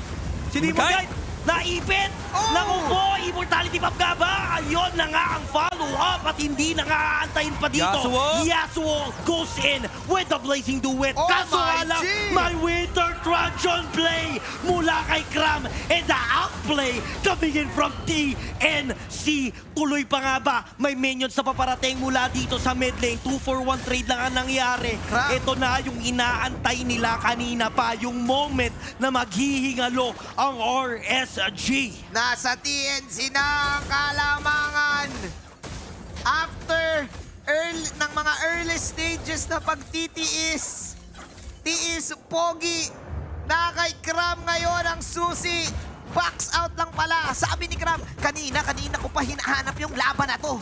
Kanina ko pa gusto makipagbalagbagan. Ayaw nyo kong pansinin. Acknowledge me, sabi ni Kram. At this point, TNC, sila na talaga yung nagdidictate ng mga team fights kasi sila din naman yung may way para mag-engage. RSG, if you're gonna look at their lineup, the way that they initiate is either with Demon Kite or si Light. Pero ang problem is kapag humaharap ang RSG, binibigyan mo ng chance na mapoke ka ng Lilia at ng Claude. And the problem is, even if mag-commit ka, ang dami nilang mobility. May Black Shoes sa Escalera, nandiyan yung mga Sprint Battle Spell, BMI ni Claude. And also yung Hayabusa, pwede rin siyang mag-poke and tumakbo palayo. This is probably one of the hardest games to come back. Pero since alam na ng TNC ang textbook, may anti-regen pa. Si Yasuo, kumakapit ngayon ng RSG. They need to protect Eman. Binayan sa ating corrosion. Conceal Blade. Sino kaya huliin si Escalera at ang target dito ni Light? Pero hindi nila itutuloy pa. Lord, pwedeng mag-commit dito yung kabila. Pero TNC ngayon ang magre-regain ng control dito sa mismong Lord Pit. RSG still waiting for the perfect moment. Demon Kite walang immortality. So kailangan niya ditong mag-ingat kasi anytime pwede ulit siyang ipitin eh. Dito ni Bentings. Binibait na lang to Santi no? Binibait ngayon yung si Lord. Kenji. Susubukan ba nila si Kenji? Hindi na makakuha si Kenji ng split. Si Yasuo ngayon ay may immortality. 32k ang buhay ng Lord. Lord Dance. Ladies and gentlemen, ang ating nawi-witness, si Light ngayon ay pipwesto. Clear muna ang sabi ni Escalera. Pagmasdang mabuti ang retribution sa laban na to. It's SDZYZ versus Demon Kite. 5-1 kay SD, Demon Kite 1-5. Magre-reset ang Lord. Play muna ng macro. Ito na, abangan moment. Ang ganda ng pwesto ni Light. Anytime, pwede siyang manghuli ng isa for that perfect pick-off. And syempre, yung Numenon Blast niya, kailangan ding bantayan. Ang ganda ng pwesto. May vision din naman na napoprovide itong si Kenji. But now, kukuha mo na si SD ng kanyang purple buff. So, reset lang ng reset. Wala ditong bumibitaw. Sobrang patient ng dalawang teams na ayaw nila talagang mag-all in. Pero si Light, ako, pwede maipit. Nakita siya dito, pero meron siya flicker. May conceal din na isasagot. Parang chess game lang talaga. Prediction after prediction. Yun ang ginagawa ng dalawang teams. Akala ko yun na yun, Midnight. Ito yung tinatawag nating Lord ng Salika. Tingin na ng pwesto. Naulis ni Demon Kite. Meron nga lang siyang Winter Truncheon. Magbabay ito ng time. Pero enough nga ba yun? Dahil si Yasuo goes in with a BMI. Tapos meron pa siyang Blazing Duet. SDZYZ papasok lang din. But the Winter Truncheon coming in from Aqua. May real world manipulation pa. Crab is very low. Enough nga ba ito? Pero yung TNC ang lumalamang dahil wala si Demon Kite. But that is an answer. 1-for-1 trade. Medyo low na si Kenji pero makakapag-regen pa. Grabe yung palitan ng mga resources. May Winter Truncheon pa dong binitawan. Wala si Demon Kite, so libreng Lord ba to para sa side ng TNC? Ang laki na ng kalamangan ngayon ng Phoenix Army. patience is a virtue for both of these teams. Dinig mo yung tibok ng mga puso nila sa pagkuha ng Lord attempt na yon. Pero ang nanaig ay ang Phoenix. Bentings ngayon ang natitira. Ikot para kay Bentings. Wala pa ring hingaan. Wala pa ring hingaan sa laban na to. Prinotektahan nila yung Lord. Hahabulin nga ba nila yung isa? Pero si Eman ay magko-commit na. Wala man silang retribution, pero occupied si SDZYZ kay Kenji. So alam nila na wala pa ata dito yung threat nung retribution. Pero si Bentix na mataas sa may bandang ibaba, hahabulin siya ni Eman. Naku po, wala atang panghuli ang TNC dahil sa pick-off na yon. And this opens up for RSG to possibly secure the Lord. Oh my goodness. Hindi pa tatapos, Santi. Foxer coming in sa Escalera ngayon natatamaan. Escalera, oh no! Shattered Dreams para sa TNC. Pinalamon siya ng kalabasa smash. RSG, picking off 2. 1 minuto para kay Escalera at Bendings. Mukhang hindi na nila aantayin yung pagkuha doon sa Lord dahil alam nila na sobrang lamang nila dito pagdating sa numbers. This is a 5v3 situation. May minions silang naimbak doon sa may bandang itaas at bandang ibaba. Ito na yung final push na inaantay nila. 26 minutes and dito sa ating game. Tatlo ang dedepensa, 3 lanes ang kailangang bantayan. Pero andito na ang RSG ready for the raid. SDZYZ just buying some time. But Yasuo dito nakakaramdam na. Andito na yung pag-base lock. Kenji together with Demon Guide. Kaso nga na outplay pa ata. Lipad lang ng lipad. Eman with a crossbow of Tang. Pero ngayon, konti na lang yung raid ng RSG. Magiging successful na. SDZYZ plus Yasuo. Buhay na si Dings. Buhay na si Ben. Nandito pa rin yung depensa. Buhay na si Big Ben. Nice defense mula sa TNC. Nag-retreat ang mga Raiders. Ang daming nangyari. Sisimulan ko sana, hindi sa Kings of Sea, pero ang lupet ni Light doon sa initial fight kanina, napigilan niya yung Blazing Dew with the Claude, hinampas niya ng kalabasa at hindi naabot si Eman, and Eman was able to use crossbow tanks a lot of times on the Phobius. Pero, unfortunate event kanina for TNC, kasi gusto sana nila mag-contest doon sa Lord area, pero sabi ni Kenji, guys, nakita ko yung purple buff paspon, walang energy si Hayabusa. So, prinontahan niya na, and SDZYZ was forced to commit, and that's why RSG ended up taking the Lord for free kasi wala silang pansagot sa Uranus sa harap. Parehas itong kupunan na to na nagja-juggle na lang around sa mga skills nila. Ang dami ng cooldowns and timings na nangyari. Sumusubok na ang RSG, hindi na binibait ang Lord na to. Ipupush na nila all the way. Bendings Volado. Blazing Duet para kay Yasuo. Oh, nagkapalitan dito ng Wind of Nature. SDZYZ tries to go in. And the SDZYZ with a crucial retry. Ito na nga ba ang susi? Kaso nga lang mapapatuba si Yasuo. Ito ang kapalit ng pag-secure nila ng Lord. 2 miyembro mula sa TNC at yung RSG kay kuha pa ng isa. 2 na lang ang dedepensa at mukhang hindi nila magagamit yung Lord on their offense. Tapos ata, Santi. Tapos ata, Midnight. Si Kenji, yung Uranus, wala nang ginawa kanina. Ay, grabe! Plinig-eran yung panda! Ikaw ba ang tunay na Dragon Warrior? Sabi nila dito, nandito na sa loob si na Kenj. Siya ang nagsimula, siya din ang magtatapos! RSG with a final raid. Ito na ang katapusan ng serye. Pagkatapos ng halos 30 minuto, sila na ang makakasecure ng series na to.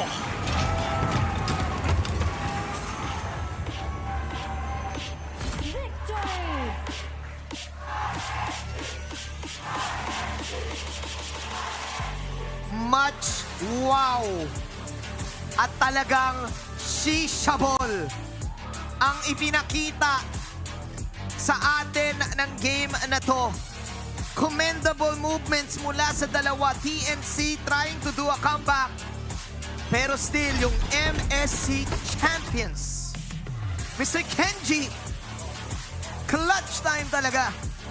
Actually, ang daming clutch moments sa game na yon. For the last 3 fights na nagawa ng TNC at RSG, very crucial yung presensya ni Kenji at pati ni Light.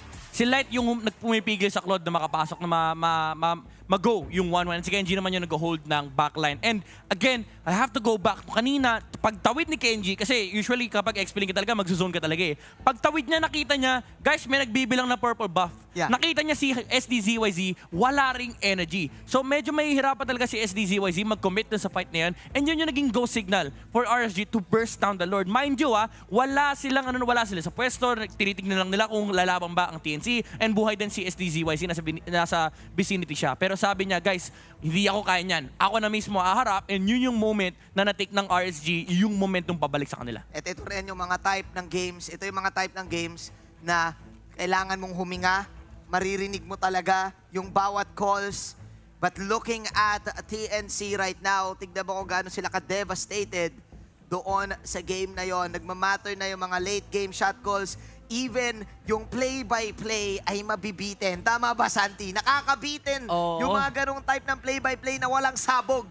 In-out and in-out ang nangyayari. Puro extended team fights eh. Yeah. Na hindi ka na nga makakuha ng hangin dahil sa nangyayari after nung team fight na yon, aatras lang sila tas babalik lang din. And sobrang commendable ng ginawa actually ng TNC dito sa kanilang depensa. Kasi imaginein mo, right from the start, di ba, hindi nyo nahawakan yung lead. Yeah. Pero nagawan pa rin ng paraan. Finally, nakuha ng RSG yung laban na gusto nila. Ibato muna natin kay Marakino.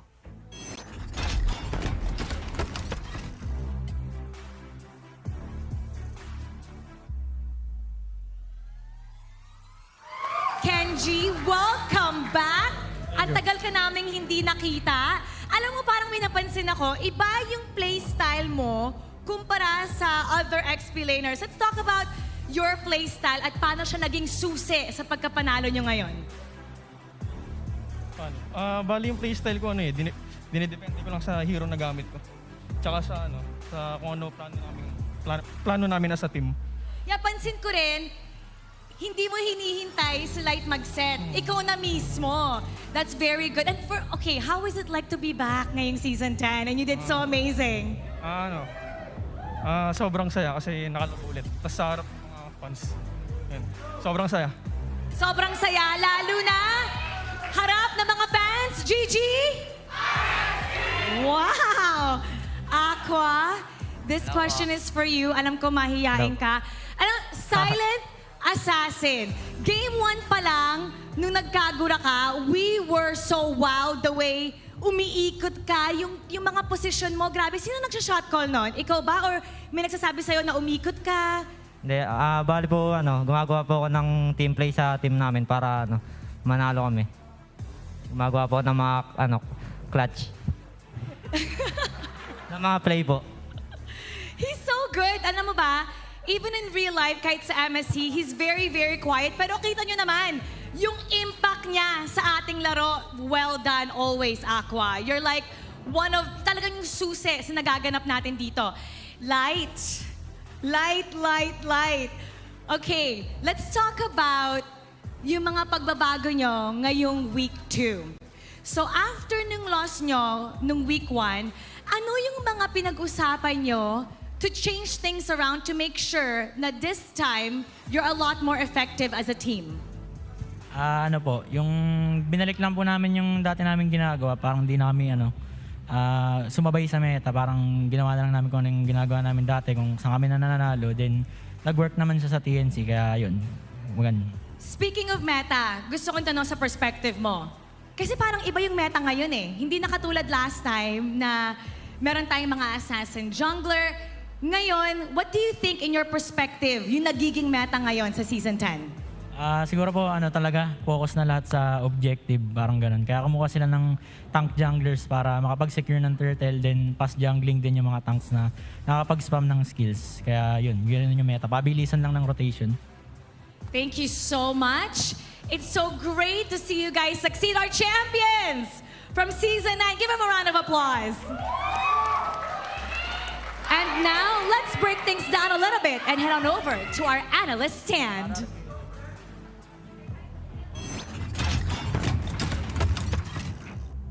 Thanks so much, Mara. And of course, RSG winning with a decisive 2-0 after that wonderful game that honestly, there's a lot of things to break down in that game number 2. It almost went 30 minutes in the side of RSG after a very hard-fought battle for the side of TNC.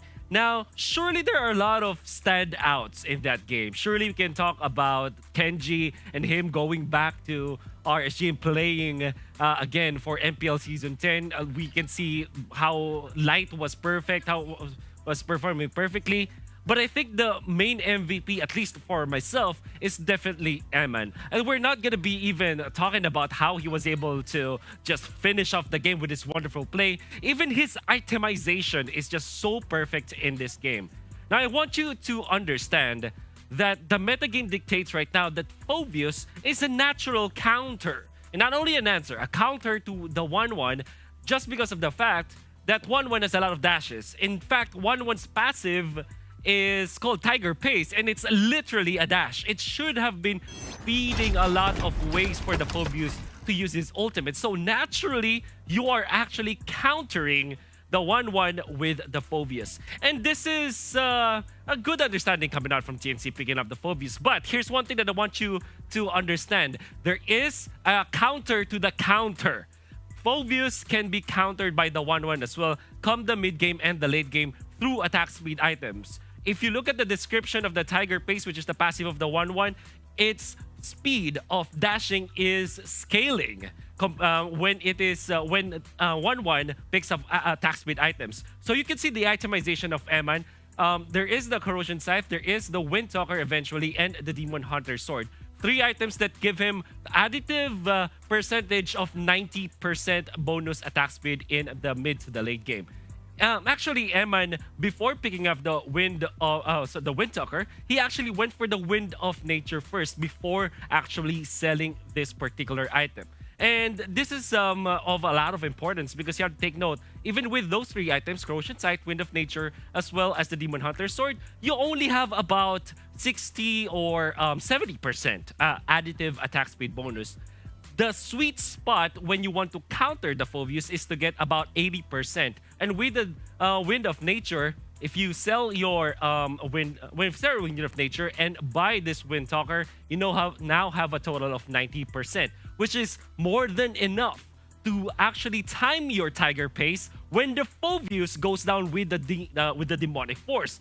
So what I'm trying to tell you is that even if the Phobius naturally counters the 1-1 with the ultimate, you can dash out in time with the Tiger Pace, outplaying the Phobius ultimate so that you'll be able to dodge. And not only that, you can now apply stacks afterwards. Now, if with just the 3 items giving you 70% attack speed bonus, yes, surely you can still outplay the Phobius, but it will be more difficult. If you get to 90%, however, that's a totally different story, and you can definitely outplay the Phobius. We can say that TNC Pro Team actually still managed to win against RSG Philippines with interesting itemizations as well as the tempo that they played with.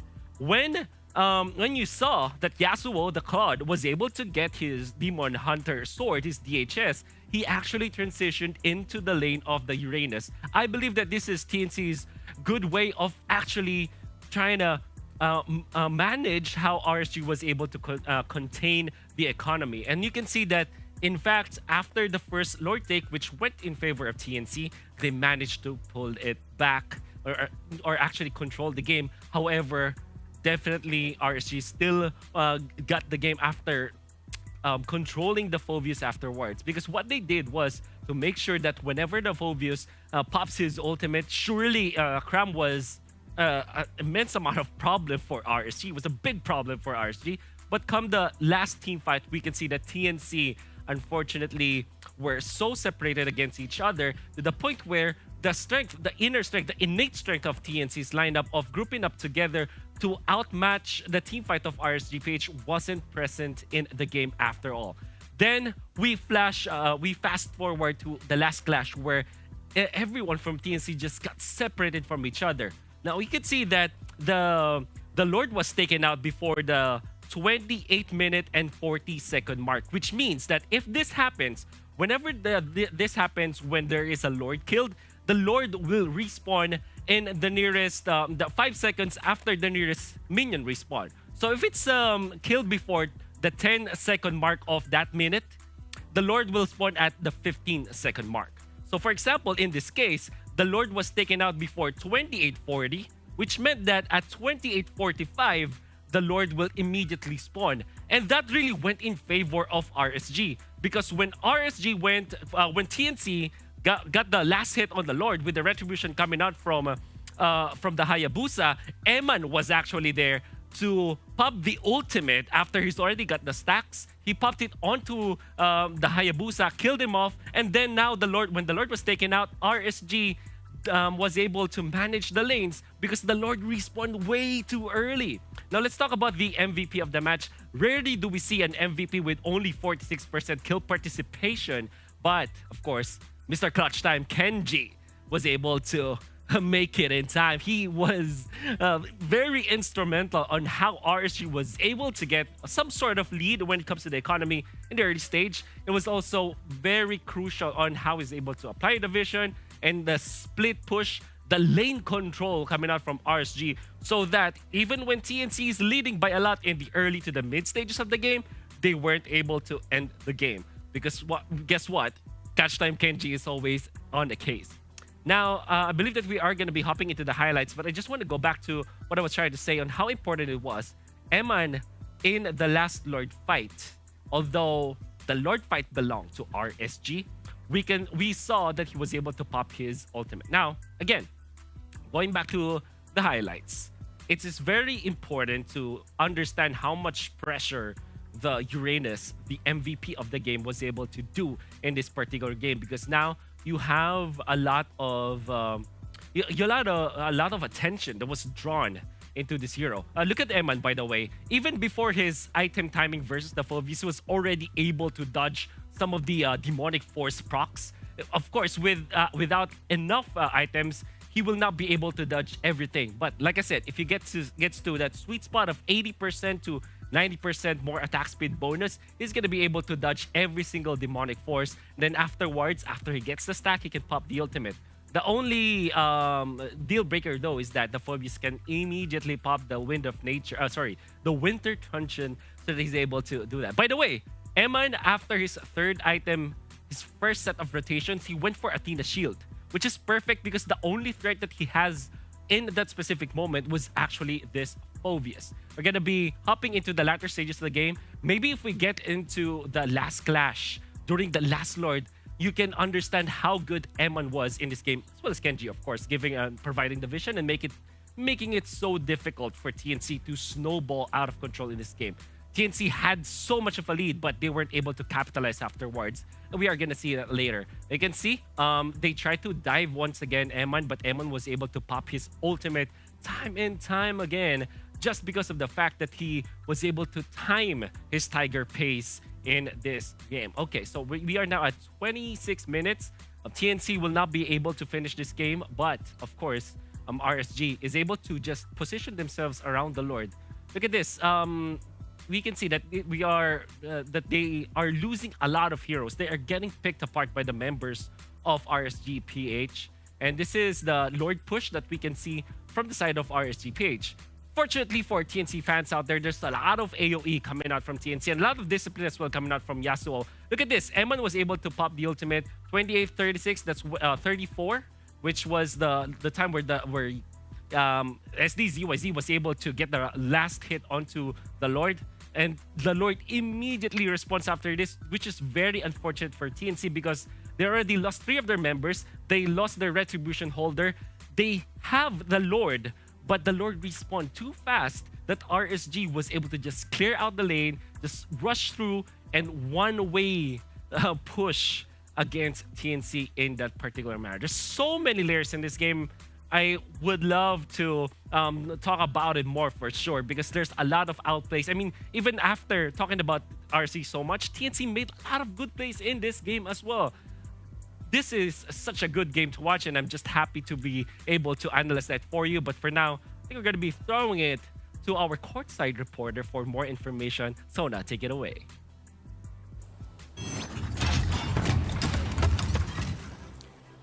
thank you so much for that very wonderful analysis, Wolf. It is indeed an amazing game between RSG and TNC. It was the Aqua Show and Clutch Time Kenji na nagpakitang gilas sa kanilang panalo. But of course, to our TNC fans, hindi pa naman ito ang end of the road for them. There is still a chance for them to win their next games, and there is nowhere for them to go but up. But hold on, para sa lahat din naman ng ating mga manonood on their respective homes, 70 lucky winners ang may tsansang manalo ng Elite Skin brought to you by McDonald's. That is hashtag McDelivery Gaming Buddy winners para sa inyong lahat iyan. At syempre, hindi lang naman yan ang aabangan natin because we do have a lot more in store for you, lalong-lalo na sa susunod na serye na meron tayo. This is gonna be keeping up with the TZs. It's Kyle TZ laban kay Carl TZ. Echo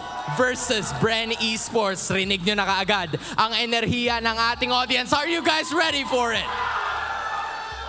It is absolutely heated up right now, kaya ako, hindi na rin ako makapag-intay. We will be throwing it back to a quick break. Magbabalik ang MPL Philippines Season 10.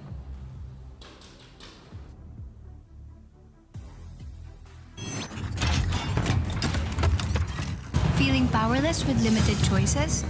Not anymore. Because with Smart's new Power All 99, I have the power to do what I want. With 8 gigabytes for all sites and apps, I have the power to play, to watch, to share, to stream, everything. Plus, Only TikTok gives me the power to stay on my FYP and Only Text power to stay in touch. All that power for just 99 pesos. Load Smart's new Power All 99 for the power to do what you want. Best choice I made. Load now.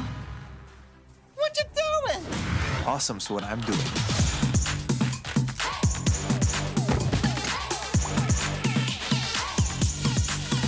Do what makes you awesome. With the Galaxy A series. Get yours now.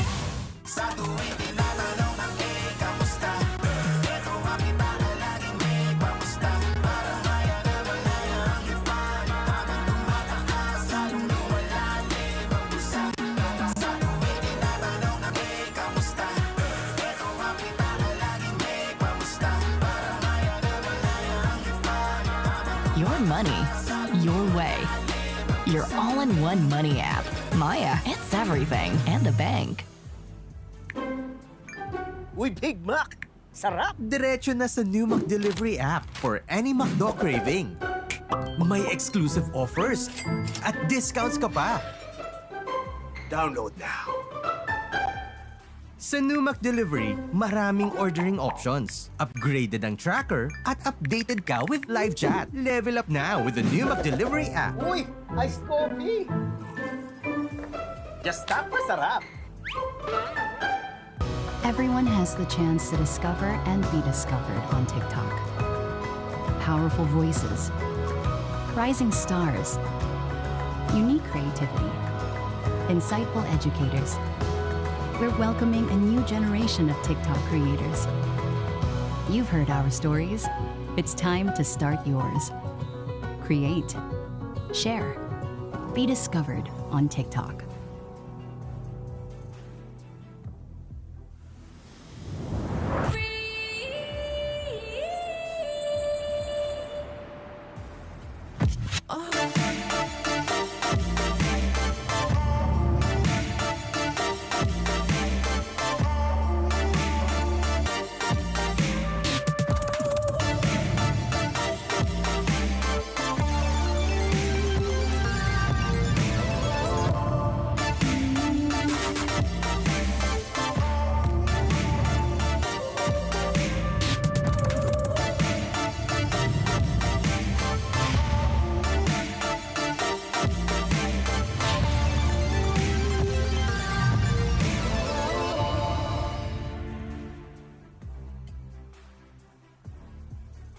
Hi, Muffin! I want this gun. Okay, ma'am. Poor eyesight, poor doggy. Come to EO Executive Optical for state-of-the-art facilities, expert eye care, affordable eyewear. EO, love your eyes.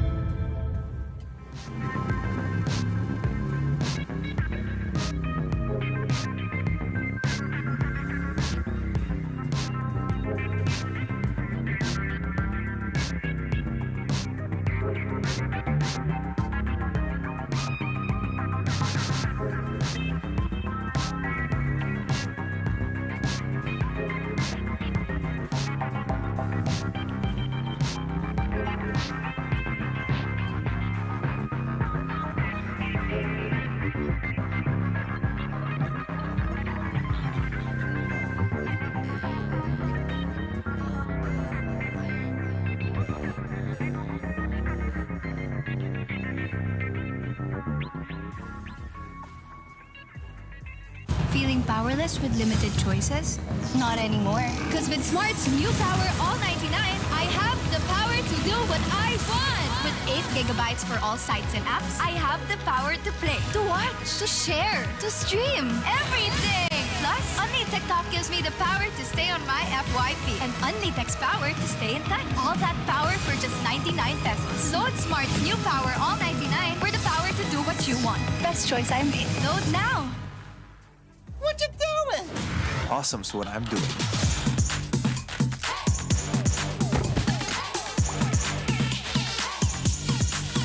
Do what makes you awesome.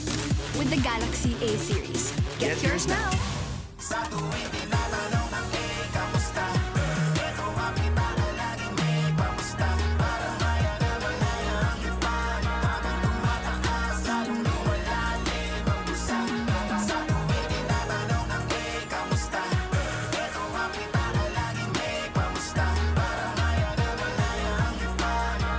Your money, your way.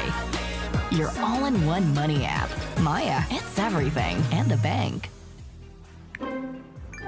Uy, Big Mac! Sarap! Diretso na sa new McDelivery app for any McDo craving.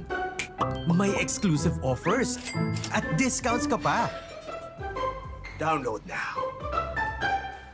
Sa new McDelivery, maraming ordering options. Upgraded ang tracker at updated ka with live chat. Level up now with the new McDelivery app. Uy, iced coffee!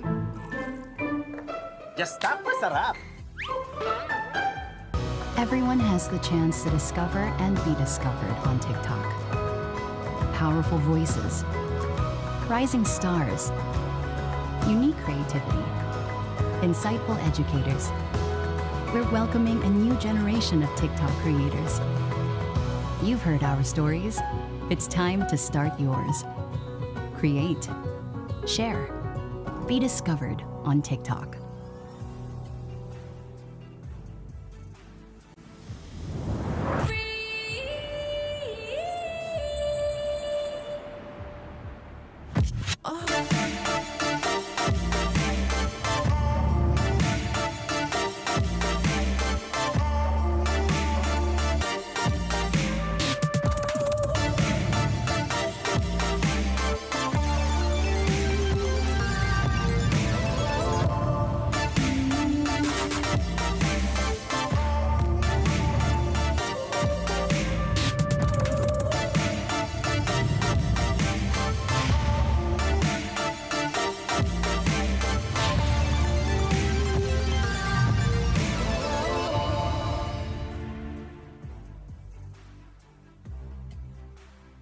Hi, Muffin! I want this gun.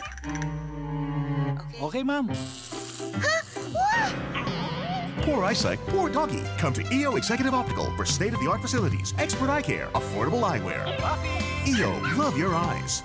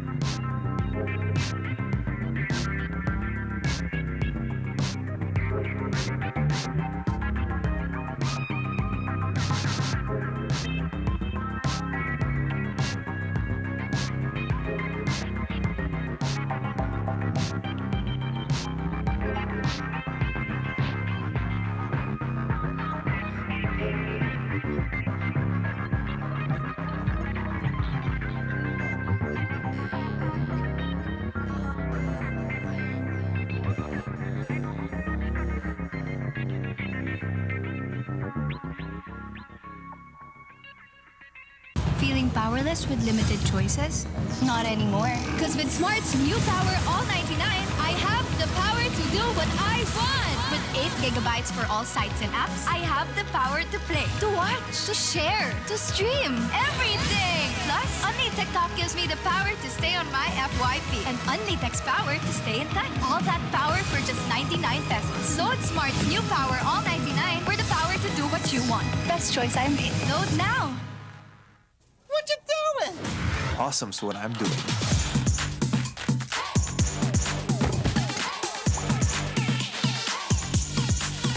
Do what makes you awesome. With the Galaxy A series. Get yours now.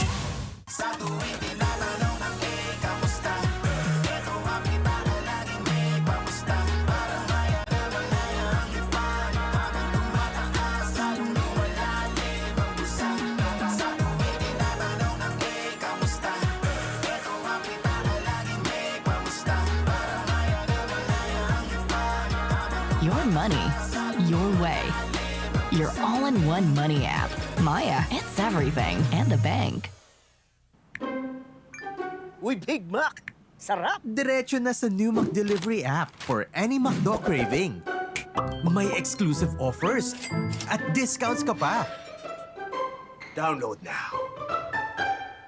Sa new McDelivery, maraming ordering options. Upgraded ang tracker at updated ka with live chat. Level up now with the new McDelivery app. Uy, iced coffee! Just tap for sarap!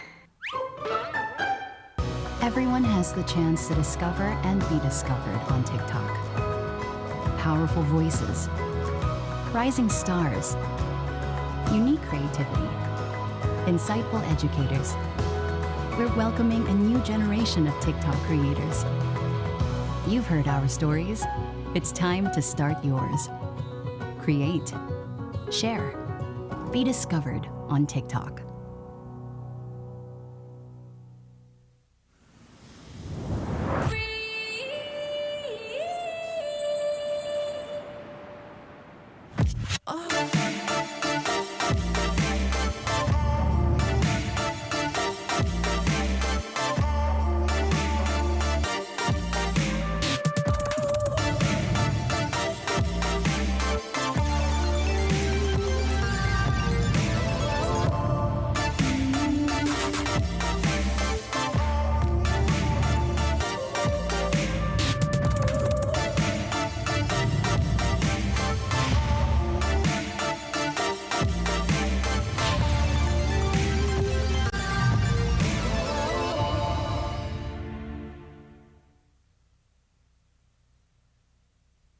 muffin. I want this god.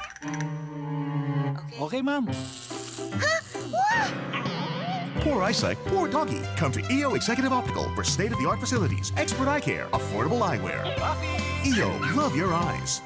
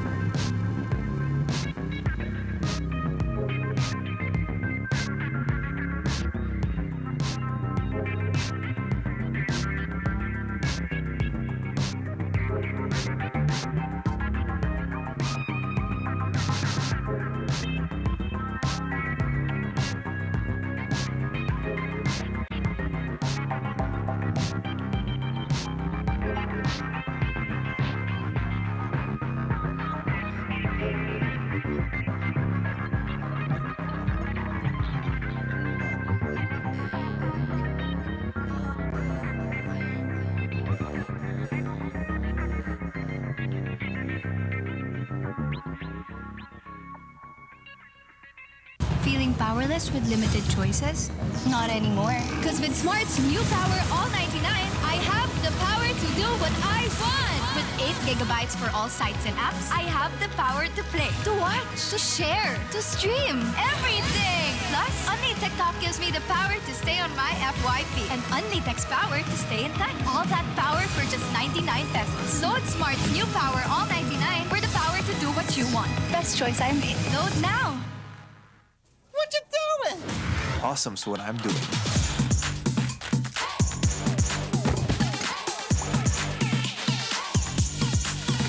Do what makes you awesome. With the Galaxy A series. Get yours now.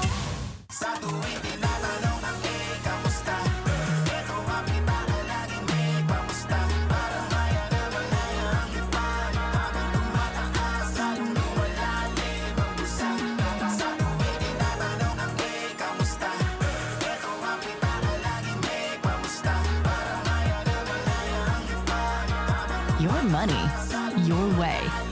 Your all-in-one money app. Maya, it's everything and a bank. Uy, Big Mac! Sarap! Diretso na sa new McDelivery app for any McDo craving. May exclusive offers at discounts ka pa. Download now. Sa new McDelivery, maraming ordering options. Upgraded ang tracker at updated ka with live chat. Level up now with the new McDelivery app. Uy, iced coffee! Just tap for sarap! Everyone has the chance to discover and be discovered on TikTok. Powerful voices, rising stars, unique creativity, insightful educators. We're welcoming a new generation of TikTok creators. You've heard our stories. It's time to start yours. Create, share, be discovered on TikTok.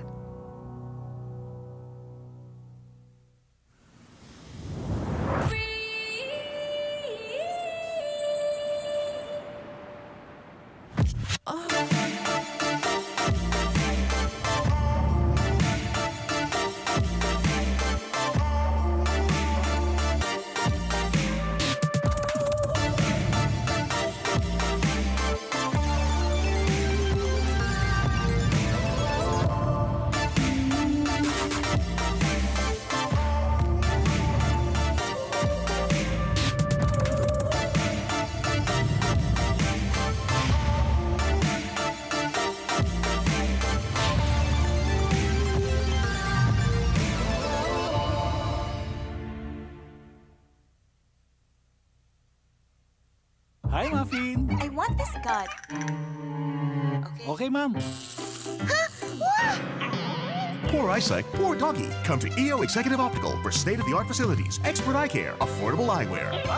EO, love your eyes.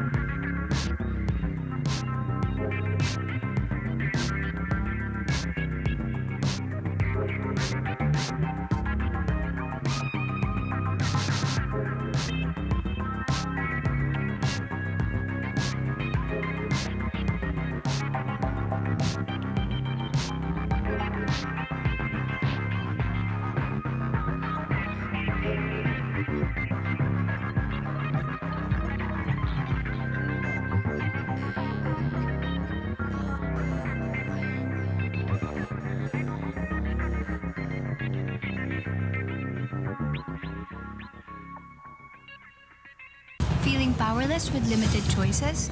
Not anymore. Because with Smart's new Power All 99, I have the power to do what I want. With 8 gigabytes for all sites and apps, I have the power to play, to watch, to share, to stream, everything. Plus, Only TikTok gives me the power to stay on my FYP and Only Text power to stay in touch. All that power for just 99 pesos. Load Smart's new Power All 99 for the power to do what you want. Best choice I made. Load now. What you doing? Awesome's what I'm doing.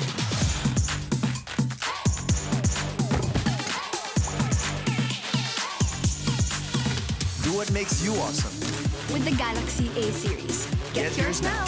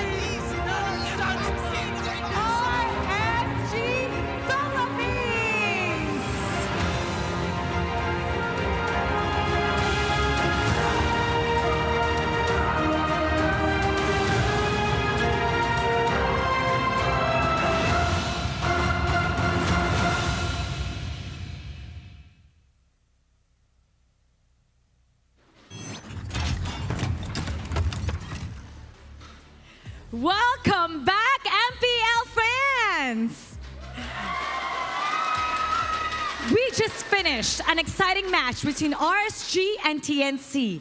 Now for this next matchup, we have Echo versus Bren, with an interesting fight between a legend of the league and someone paying homage to his name. Para sa Echo, we have the legendary Carl TZ that inspired so many other TZs in the league. For Bren, the newest TZ is up. Kyle TZ molded his playstyle from his idol Carl TZ and now gets to face him in the Pro League. But before anything else, let us thank our sponsors. The 10th season of MPL Philippines is brought to you by our official telco partner, Smart, the Philippines' fastest 5G mobile network, based on analysis by Ookla of speed test intelligence data Q1, Q2 2021, and Q3, Q4 2021. Ookla trademarks use under license with permission. Our official sponsors, Samsung. Awesome is what I'm doing. Maya, it's everything and a bank. And McDelivery, your ultimate game day buddy.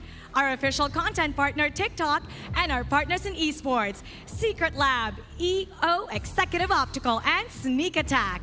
And to assure the equality and fairness of our games, MPL Philippines Season 10 is monitored and supervised by the Games and Amusement Board of the Philippines. And now, to give a little surprise to our viewers, let's call again our courtside reporter, Sona. Where are you at? I'm right over here, Mara. There's absolutely no problem because this time around, gaya ng sinabi niya, will be the face of the legendary Carl TZ versus the legend in the making, Kyle TZ, together with our online viewers at syempre, ang ating live audience.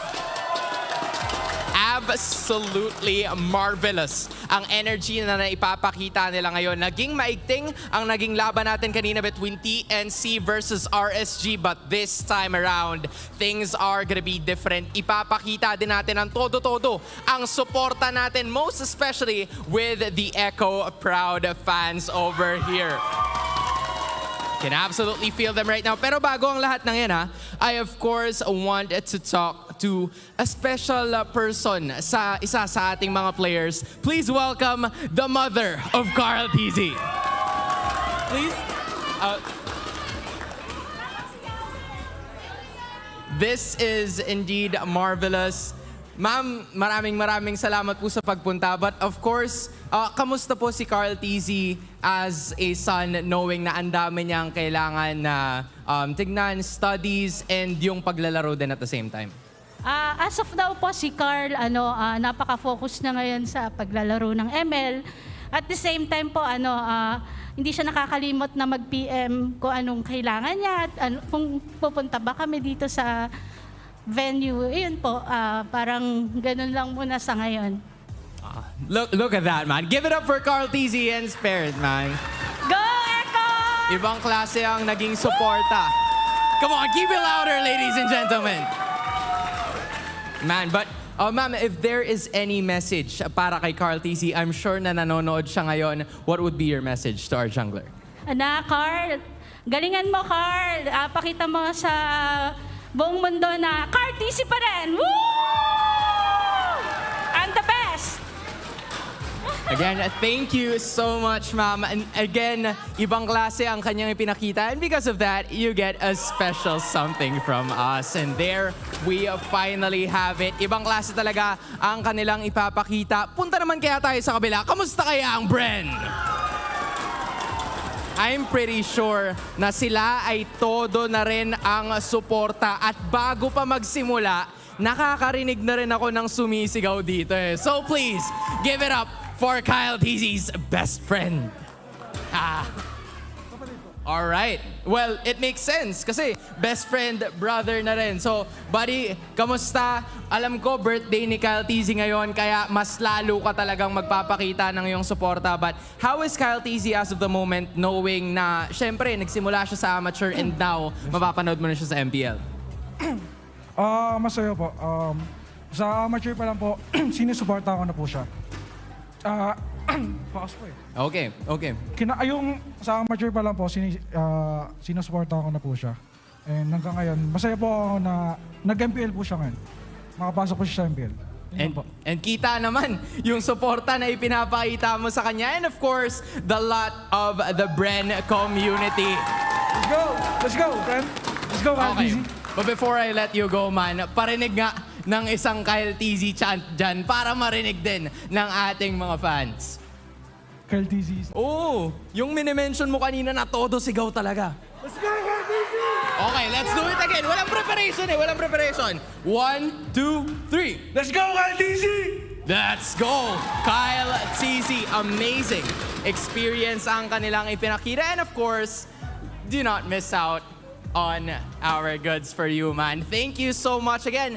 This is the brother of Kyle TZ kasama ng kanyang mga tropa para magpakita ang gilas din for Bren. But of course, last but not the least, I feel like nakatakas siya last week. Pero ngayon ay yung suporta ay todo talaga. You know who it is, Miss Jennifer Nierva.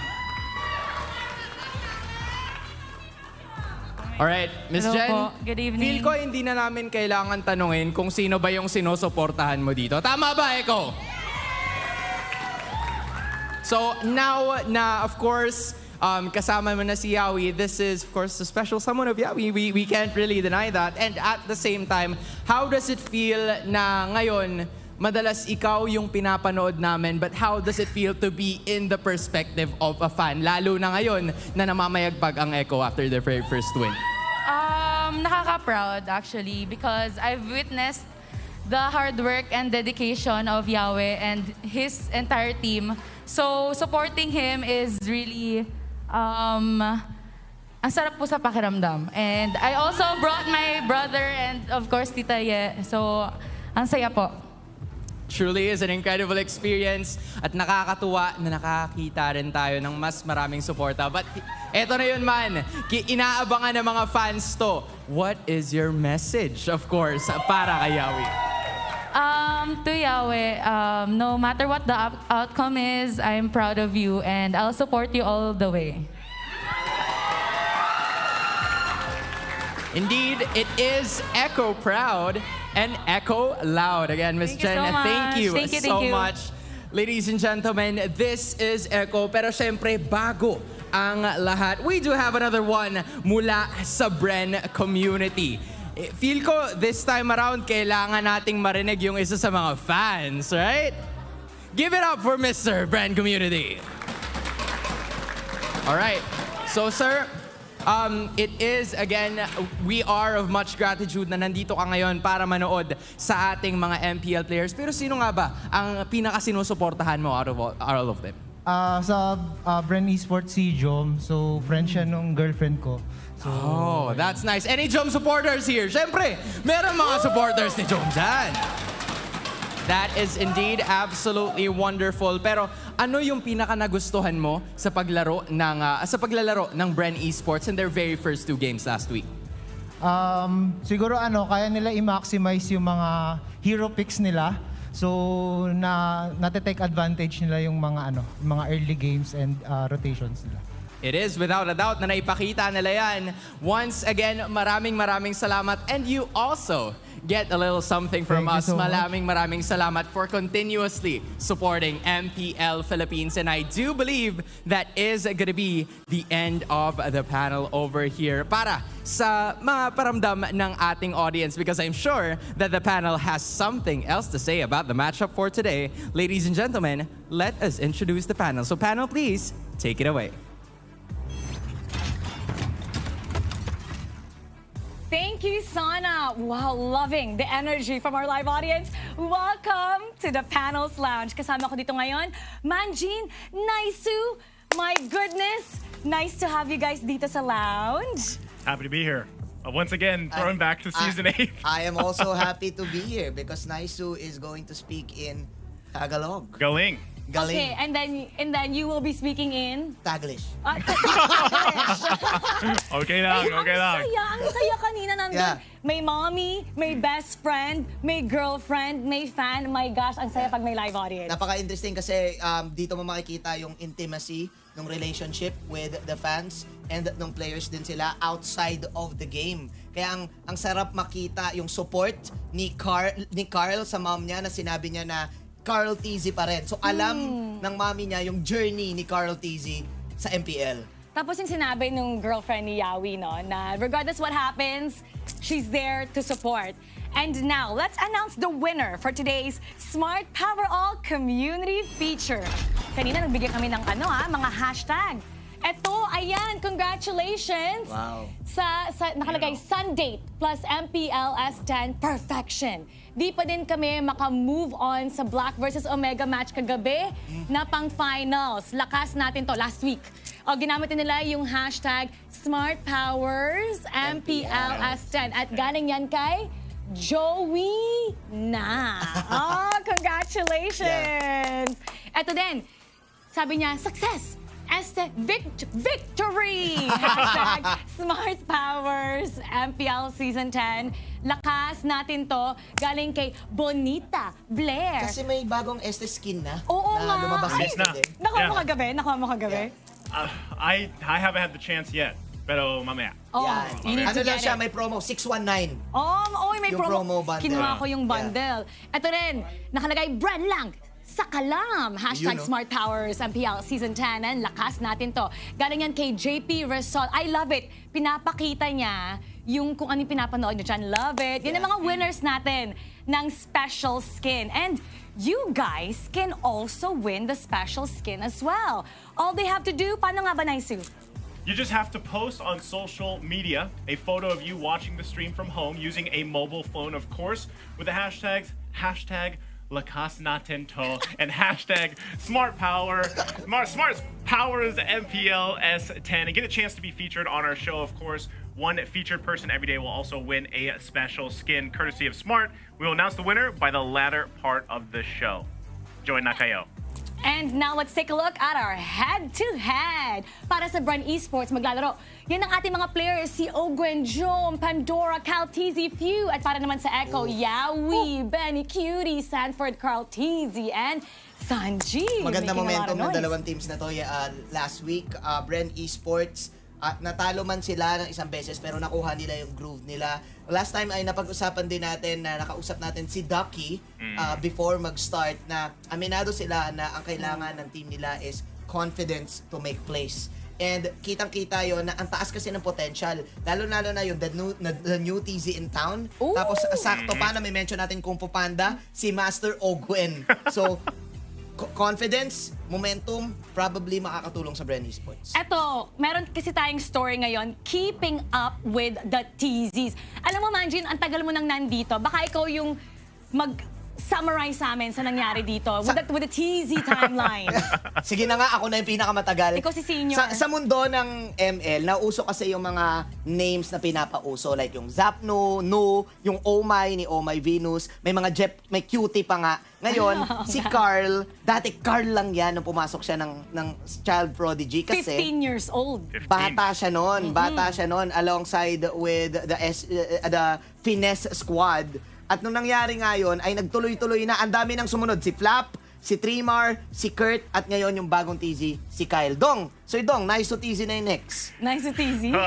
Di ko sure if worthy ako sa TZ. Pero that's the thing, right? We're even across the world, there's other TZs out there. That's how strong the influence is. This was inspired sa team dati ni Carl na lahat sila nagsubok magpauso. Si Dale dati, si Coach Dale ay nag-Dale Dalus. Si Carl lang yung nag-stick kasi talagang outstanding yung naging performance ni Carl nung mga seasons na yon to the point na naging SEA Games pa. Kaya ang daming na-inspire sa kanya. Lalo na nung season 6, nagkampiyon sila. Yeah. And then he took the TZ name all the way to the M2 World Championship. Nag-MVP din siya doon.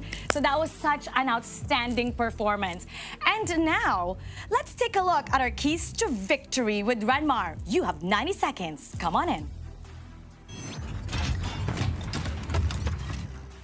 Salamat, TZ. Ito na ang laban ng Bren versus Echo. Ako po si Reptar at pag-usapan natin ang keys to victory for these two teams. It's going to be a fantastic matchup, and they have some certain conditions they need to fulfill and watch out for. 90 seconds, grabe, nakaka-pressure, pero kaya natin to. So, get comfort and winning jungle picks. Of course, as much as possible, yung dalawang teams, whoever's fighting, they really want to get the edge, the better edge sa jungle. Are we gonna play a safe jungler pick, yung makunat na hindi masyado mag-worry kung kailangan niya kunin yung objectives? Kukuha ba tayo ng jungler na aggressive, na maghahanap ng targets at mag-a-apply ng damage? These are the questions that these two teams need to ask, and we'll find out what their answer will be. Point number 1 is very important, pero mamaya natin pag-usapin kasi yung point 3. Point number 2 first, I really want to see a lot of focus here on the battle of Bagyong Benny versus Big J. Yun yung nickname namin para kay Jome ng Bren Esports over on the English stream. We've seen these two gold laners, the gold laner for Bren and the gold laner of Echo, come in clutch moments. Jome got a very clutch Lord secure in their series last week, and that's why Bren Esports was able to take a win over MPL-PH, if I'm not mistaken. That was game number 2. And of course, Bagyong Benny, nakita natin yung 1-1 niya. Grabe, ganun talaga eh. But of course, battle of Bagyong Benny versus Big J. Let's see how well that's gonna go. And of course, be the better KTZ. Nakita na natin yung highlight. It's Kyle TZ versus Carl TZ. At kaya importante yung point number 1, where you have to get the comfort and winning jungler picks. It's a great match that we have here. Ako po si Reptar. Let's bring you back to the panel.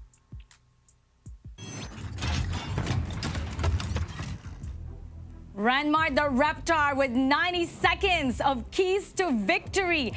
And now, ngayon nga ba, discuss natin yung mga achievements ng ating TZs. Okay, so na-discuss na natin yan kanina.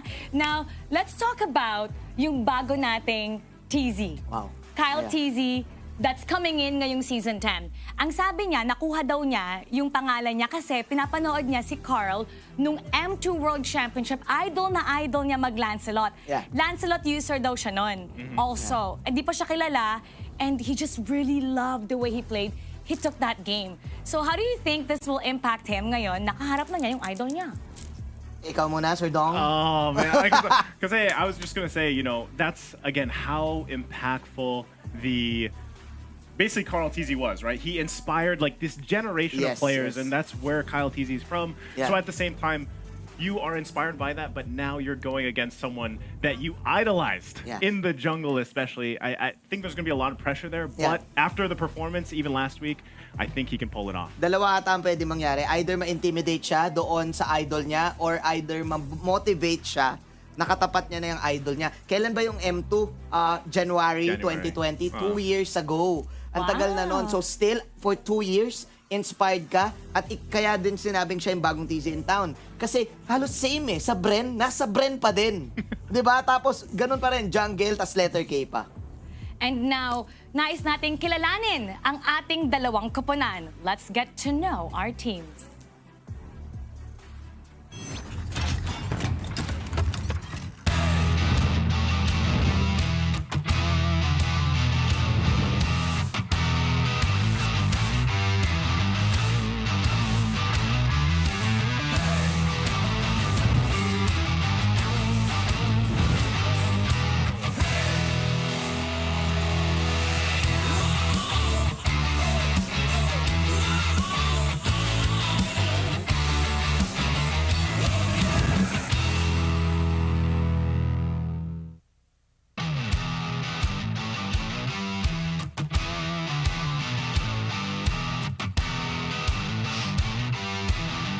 With a history of multiple season wins, international titles in MSC 2018, SEA Games 2019, and M2. The Hive and all, buzz for few. Kyle TZ, Ogwen, Joe, and Pandora. Welcome on stage, Bren Esports.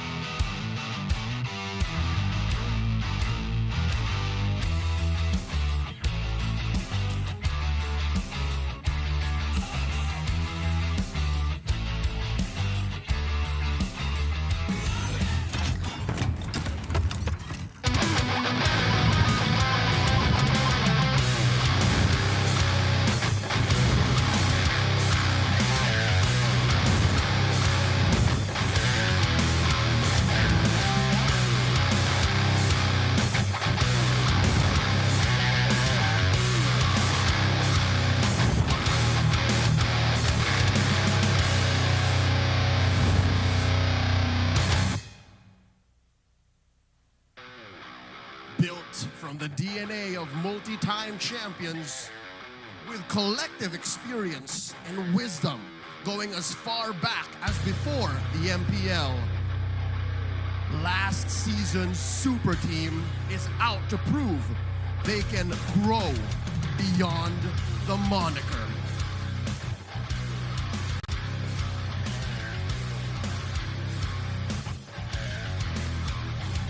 Show some love, make it loud, and be proud.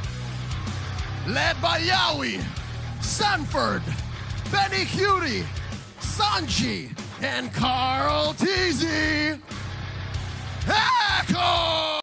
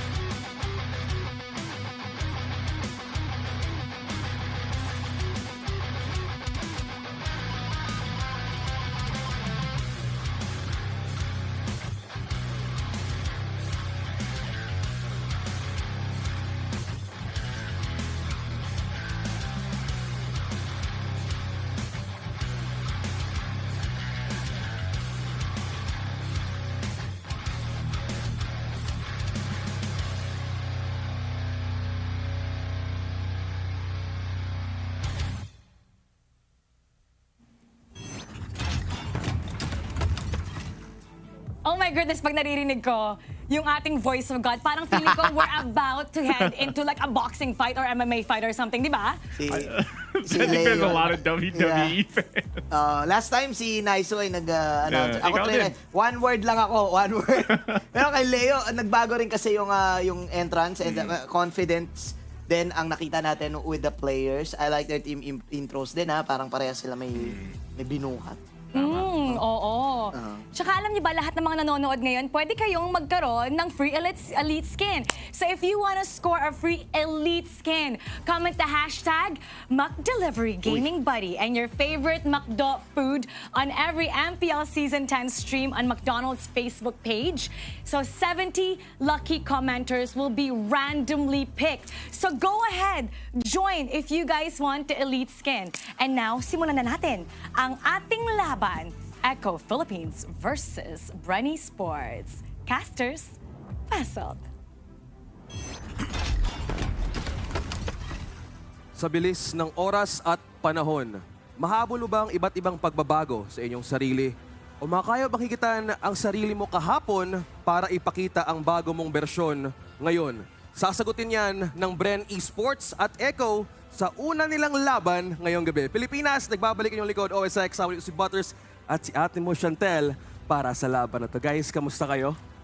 Before ko sagutin yan, gusto ko yung intro mo doon, ang agos ng panahon dahil nga it's the new bloods versus the whole gen, yung talagang frontline, yung vanguard natin nung mga unang panahon ng MLBB. And it's nice to be back here alongside you two. Alam naman natin yan. And OSX, grabe boses mo dun sa una. Parang ang lalim eh. Napalimon na sinong katabi natin ngayon. Kailangan ka mag-storytelling sa mga simula kung paano nga ba nagsimula. Katulad mo, 10 seasons, Butters, na witness mong history ng mga players na to. From the get-go pa lang, kung sino yung mga idol dati nila, Carl Teasy, kung sino yung mga kalaban nila dati na ngayon ay nawala or nag-stay pa rin dito. And as we all know, rich ang history ng MPL and especially ngayon na nasa 10th season na tayo, definitely it will get richer. And it's really very nostalgic na nakikita na. Kanina may nilabas na timeline, napakadami na palang thesis. Aside from the thesis na nabanggit ni Manjin, na ang dami na mga IGN na naging idolo ng ating community. And it goes to show na mas marami pa tayong ma-unlock na gems, kumbaga, dito sa ating liga. Speaking of the TZ timeline, madami lang nagbago, pati nga yung ating casters sa iba't ibang region ng MPL. Nagbago din, katulad nila Fel. May TZ na rin ata siya kung di ako nagkakamali. Lafel TZ. Madami lang na-impluensyahan. Pero sa laban na to, ito yung mismong legendary face-off ni Kyle TZ. Happy birthday, by the way. Yeah, happy birthday. At ni Carl TZ. It's the new gen versus the old generation of players na meron tayo. And as I recall, last time na in-interview ni Mara si Carl Tizzy doon sa may stage na nanalo sila, ang sabi niya is, kailangan ko patunayan ngayon na hindi pa kami laos. And what better way to do that, Chantel, OSX, and everyone watching at home, is to beat etong bagong sibol na Bren Esports. These are... Wow! Grabe naman. Kala mo nasa beach. Kala mo white sand. White sand. Wow! Kung may footprints in the sand, merong chalk in the, table. Yan. Diba? Hindi nawawala yan. May on-site buff. Yung ating mga players, nandito yung parents ni Carl Tizzy. Nandito din ang girlfriend ni Yawi. And speaking of, nabanggitan natin yung girlfriend, nandito din yung kasama na ni Few ever since all throughout 10 seasons. 10 seasons? Yes, si Madam IC. Bilang nandun na rin naman tayo sa topic na yun. Grabe. Gusto ko lang naman mag-cast. The Roots. Gusto lang namin manood kahit konti. Alam mo si IC, nakikita ko yan na sinusuportahan niyo talaga si Few every single time through ups and downs. And definitely, it's one of the things na mapapasana all ka. Tama yun, Chantel. Sana all. Sana all. Sana all. Sana all. Sana all kasama. Nandito. Ayun lang gusto ko sabihin. Sana all kasama. Pero ngayon, speaking of kasama, kita mo yung mga ngiti ngayon ng Bren Esports sa kanilang coach. Pero gusto ko din pag-usapan na sa laban na to, Bren Esports at Echo, merong ito lang ating team na may 10-man player ata sa season na ito. Actually, that is probably a truth. And definitely, for Echo, they have this flexibility to play with those certain lineups na tingin nila okay. Kahit sabihin natin na may Team 1, may Team 2, hindi ibig sabihin nun na yung mga Team 2 hindi pwede tumapak sa realm ng Team 1. So, a lot of flexibility and chemistry building. Oo. Napakaganda ng bagit ngayon kasi ang dami na rin mga teams na parang nagkaroon na ng mga moments wherein may mga specific variants sila. So I'm looking forward dito sa dalawang teams natin na since nag-pitch in sila or may mga bago silang players na gamit ngayon, what if itong specific na lineup na to is really good in terms of team fights? Yung isang team mo naman or isang variant mo is magaling sila pagdating sa objective. So somehow, pwede pang laruin ng mga coaches and to think that it is a roster wherein napakalalim ng pwede mong pagkuhanan. Yung pinaka-talent and pinaka-gameplay nila, pwede mong paghalu-haluin to hone that perfect strategy. Variants, different kinds of players. Ito yung tinatawag nating pwedeng perfect picture sa bawat laban or team na makakaharap nila. Pero for Bren Esports, they're sticking with the lineup kung paano nga ba naging magandang laban nila. At for Echo, naging isa lang yung laban nila last week. Pero ngayon, they're here to prove something. Especially ngayon, it's Kyle Tizzy and Carl Tizzy. Pinag-usapan kanya sa panel na merong intimidation factor ba? Pero birthday niya rin ngayon eh. Well, kapag ka nakakalaban mo ang iyong idol, definitely ang kailangan mo bantayan is yung starstruck na tinatawag nila. Yes. Na kapag ka nakita mo yung idol mo, malamang sa malamang ay mapapatulala ka. At kapag nakikita mo na siya naglalaro, ay kakabahan ka. But then again, if you are Kyle Tizzy and you want to build up your name dito sa ating liga, kailangan wala yun sa mata mo. Kailangan matanggal mo sa utak mo yun. Kailangan na nasa utak mo lang, kailangan ko lagpasan ang idol ko ngayong araw. Kumbaga, kailangan niya lang gawin yung ginawa niya ng isang araw kung saan napakaganda na kanyang performance. And I kind of feel like kapag kalaban mo talaga yung idol mo, may mga moments na aapaw yung adrenaline rush. Yun yung kailangan niyang pigilan at kailangan niyang bantayan on this game. Kasi yung adrenaline rush na yan is mayroon din siyang entry. May rush din siya. May rush din siya.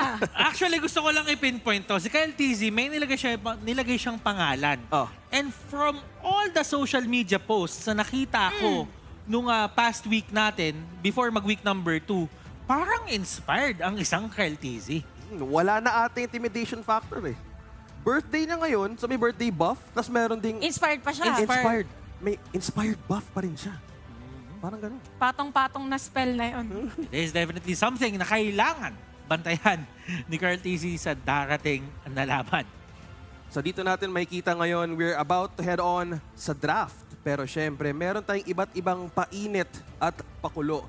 Participate in the in-game MPL kickoff bonus event from 8 to 9 and to 8:15 ngayong August and August 9 to 15 and get a chance to earn exclusive rewards like MPL avatar border and a Jawhead MPL skin. Hindi ko pa ito nakukuha pero feeling ko kailangan ko to. Ako, meron ako nung MPL Jawhead skin, maganda. Di ba? Yes. Gano'ng kaganda? Sobra. Para siyang astronaut na merong wings. Napakalupit. Pero tingnan na natin ngayon kung kaya nga ba higitan ng ating mga katanungan sa laban na to, na kung makaya ba nating makakeep up sa mga TZs. Bren Esports at Echo. Drafting phase tayo. Keeping up with the TZs dito for the side of Bren, and definitely for Echo, baka hindi lang TZ ang lakas nila. Baka meron ding cutie. Salamat na mention mo to, Butters. Yung variants ng mga end, ng mga IGN ay may kanya-kanyang buff yan. Napaisip ko ako last season kung magbabago ba ako ng IGN dahil ito ngayon pang padagdag ng konting angas. Well, speaking of angas, early game, binabantayan ngayon ng Bren Esports ang Natalia na ginagamit din ng Echo. This is the early game disruption at dinideny nila to. Yes, this is a good ban from Bren kasi knowing yung performance dito ni Kyle TZ, talagang heavy in terms of jungling. And he is the type of player na bigla ka na lang magugulat na biglang dadating doon sa may area of team fight. Now for the side of Bren, nag-ban din sila dito ng 1-1. So for Echo naman, the usual, these are the heroes, by the way, in terms of statistics, hindi talaga usually na-open as ang funny, even for the Faramis. Seldom lang natin siya makita and ang nangyari doon, pag na-open siya is palitan. So right now for Bren, pwede din sila mag-ban dito ng mga heroes like yung makukunat na or totally magtanggal sila ng hero for Benny Cutie. Speaking of Benny Cutie, ngayon na respeto ng Bren Esports last weekend, nakita natin ang deny reverse sweep na ginamit nga ni Bagyong Benny Cutie ang 1-1 na talagang napaka-OP ng hero na to ngayon, especially sa marksman, yung gold lane priority, which these two teams enabling means na nagiging playstyle nila. And as a respect, tinanggal na rin nila dito ang Diggy. I'm seeing from Bren Esports na parang gusto ata nila kumuha dito ng first pick na jungler for Kyle TZ. For the longest time, nakikita naman natin dun sa mga games na nilaro ni Kyle TZ na parang laging tinatanggal yung Fanny pati yung Ling sa kamay niya. So for Echo, will that be the path na iti-take nila dito sa third ban ng ating first base? Let's go. Tingnan natin for Echo who or sino ang makukuha nila or deny nila dito, Ate Chantel? Well, actually for Echo, pwede sila mag-ban dito ng Assassin, kagaya ng sinabi ni Butters, para ang daming open since sila yung dalawang 2 picks. Kasi after that, for Bren, possible ma-open sa kanila yung mga Julian. Tapos para naman sa Echo, ang dami pa, Esmeralda. Esmeralda sobrang taas ng picking percentage niya in this season. XP lane bang unahin nila, yes, no? Meron pang pero actually open, Valentina. Yes, ang priority pick na pwede mong kunin if you're the blue side, Valentina. Kaso nga tinanggal nga dito ng Ekong equation na merong Faramis. Iniisip ko parang may kukuha ba ng Ling? Or Valentina? Open, Valentina pa rin. So, wala, yung ano pa rin eh. +1 kasi yun. +1, oh. Parang naka-hyper blend mode. Kasi yung ulti, parang makukuha mo sa ultimate ng iba. Maganda yung mode na yun, ha? So hindi nag-rush technically dito ang mga players natin in terms of getting their junglers. Possible jungler Julian na dito for Carl TZ, but at the same time, pwede rin yun mapunta kay Sanji if ever meron pa silang ibang naisip dito for jungle kay Carl TZ. I love that you mentioned ang dalawang Sanji at Sanford. Yung dalawang San nagsama na naman sa laban na ito. But I like na pinopoint out mo dito, Butters, na si Julian flexible pick talaga ngayon at Echo is still remaining unexpected sa cards niya. Pero what they have here is yung Beatrix na napaka-OP kaya kahit na nerf, hindi pa rin talaga nawawala. Let's see for Bren Esports for this. Okay, marksman and possible jungle or XP lane Pakito. Yeah, very versatile din dito yung hero pool na nakuha or mga heroes na kinuha ng Bren. Now, for the side of Bren kasi mas gusto nila dito ng mga heroes na biglang pumapasok. So, when we say biglang pumapasok, instant na blazing do it from the Claude, naka from the Pakito, tuloy-tuloy. Kumbaga, synchronization of skills ang gusto lang ma-achieve with this type of lineup. Now, for Echo, they want a sustained type of hero. So, pwede sila magpasok dito yung sinabi natin Esmeralda. Actually, they could even go for the Thams since flexible naman yung Echo. So, magandang matchup yun, Pakito and Thams or any hero that could go in par in terms of melee type. Pwede din Masha na pwede nilang kunin in for the XP lane na ginagamit ni Yawi. So, let's see for the third pick kung ano nga bang kukunin ng Echo. Okay, Benedetta. XP Benedetta. Flex pa rin eh. Pwedeng XP Benedetta. But nakikita natin si Carl kasi na nilalaro niya din to on the jungler role. Yeah. So definitely you wouldn't know kung sino na yung gagamitin ni Carl TZ ngayon. And this is where Echo's draft comes into play. May curveball silang ibabato dito na hindi mo alam kung sino ba yung mag-jungler sa dalawa. Oh, kumbaga parang ang pinaka-sure mo lang dito, gold lane, yung Beatrix. Yeah. Well, Gold for the lane. side of Bren, medyo makikita mo na kasi yung pinaka-bitaw or pinaka-positioning ng kanilang mga heroes. Although, medyo flex pa dito yung Valentina kasi pwede mo gawing jungler dito yung Pakito tapos pwede yung post 4 pa din siya na Valentina. So, very complex pa or complicated yung ating draft ngayon. So, for the side of Echo, as to why binan nila yung link kasi pwede pa siyang mag-change. But for Bren, they will ban out the Grok. Ayaw nila dito ng mga heroes that could go easily in terms of clearing minion waves kasi sobrang bilis, Benedetta, even the Julian, even the Beatrix. So, kailangan nilang pigilan yung mga heroes that could front for them.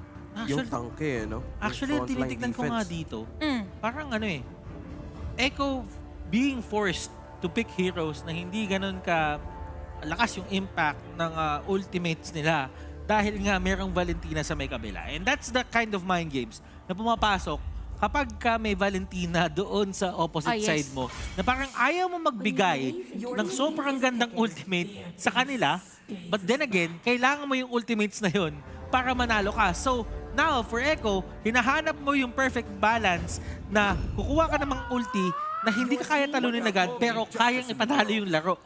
Well, speaking of ipanalo ang laro, ito na nga ang tank ng Echo ng Cho. Maganda sinabi mo dito, Butters, na minsan talaga ang Valentina, it's a psychological, psychological na kumbaga binabawasan na dito mismo yung confidence mo. Actually, let me give you an example.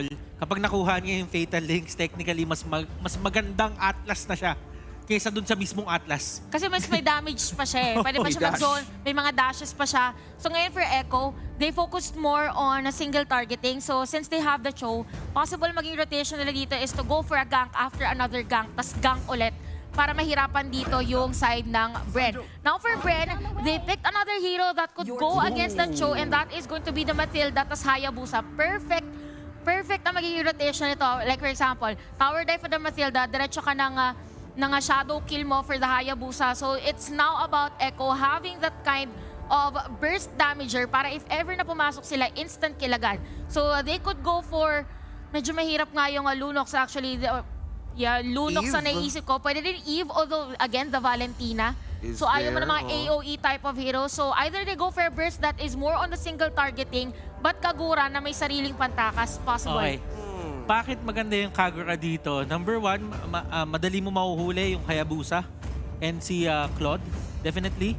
And at the same time, yung yin yang overturn kasi sobrang daming components niya as an ultimate. Kaya kahit makuha yun ni Pandora or kung sino man yung gagamit nitong Valentina, he can only use one mode with it. Yes. So definitely, it's not something na kailangan mong pag-isipan kung manakaw sa iyo to. So that means, nilimit nga ng side ng Echo yung mga possible manakaw ni Valentina, and because of that, may possibility na maging isang normal na hero lang dito isang Valentina kahit gaano yung pakalakas na tinitignan dito sa mga papel ng mga players or teams na ito. Burst down nga ba ang sagot ng Echo sa side ng Bren Esports, knowing na merong Valentina, pero malalaman natin how will they execute this kung may madedenay ba sa momentum sa ating first game. Dito natin makikita kung paano nga ba mapapatunayan ang kanilang sarili kahapon at ngayon. Game number 1. Babalik tayo ngayon ulit. Very, very interesting draft from both of our teams. For Echo, na inopen talaga nila yung Valentina for this type of lineup para naman dito sa side ng Bren. We could see na makakakita tayo dito ng play from the Matilda that could go dive on the turrets. So it's up to Echo kung paano sila dedepensa at magkaroon ng counter-attack on that kind of play. Counter-attack nga ba o buy time? It's game number 1, Bren Esports at Echo sa unang pagkakataon. We head on sa Celestial Palace para sa unang laban netong dalawang teams na ito sa Season 10. Ladies and gentlemen, the battle of the old guard and the new bloods. Ang panahon nga talaga ang magsasabi, pero for Echo, early vision mula kay Yawi na pwedeng or nabibigay na ngayon for Carl TZ. Meanwhile, mas napapabilis ngayon ang ikot nila. At on the other side of Bren Esports, sinasabayan din naman ni Ogun, we're seeing mirror engages sa unang minuto. Kailangan talaga nila dito nga magkaroon ng mirror engages. Kung titignan natin, by the way, in terms of the spells, very interesting, napakadaming na meron dito nga naka-flicker, but look at Kyle TZ on the high and dry. So yun yung sinasabi natin na if ever there is the ultimate, most probably, magkakaroon agad ng mga dives for Bren. Yawi. Definitely Yawi utilizing yung flicker para makatakas. Pero kung papansinin nyo, into the early parts of the game, ang pinagtataka ko dito is si Carl TZ, yung unang gumamit ng retribution niya para i-secure yung kanyang purple buff, but at the same time, napunta yung Little Wanderer sa kanya. So Bren Esports, I think is playing a bit passive here kasi kahit may retry si Kyle at nasa kanyang advantage nun, definitely hindi nila kinuha at hindi nila kinontest. Possible for Bren, dito nakafocus din sila on getting heroes because they know that they have the edge agad in terms of the burst early as now. Pero mainit yung dalawang teams natin, talaga nagkakasalubungan on the middle lane. And it's something na kailangan mag-focus nung dalawang side lanes natin, both the Claude and even Claude and Beatrix at yung Paquito and even the Benedetta sa may bottom lane. Look at the XP bars dito. Malapit na mag-level 4 si Pandora, pati din si Sanford. So ibig sabihin, this is going to be a huge fight dito sa may turtle area. At kung papansinin nyo, sinesecure muna ng Hayabusa o ni Kyle TZ yung kanyang purple buff bago sila sumugod. At onting push and pull tactics lang galing kay Master Ogwin. So you can say right now for Bren Esports at Echo, all level 4, may burst down, may huli at set up. Sanford, pinapalit si Ogwen, meanwhile si Yawi, nakaka-receive ng konting pokes mula kay Few. And Few with the IMU! Tutumpa pa sila dito but Yawi gets caught off!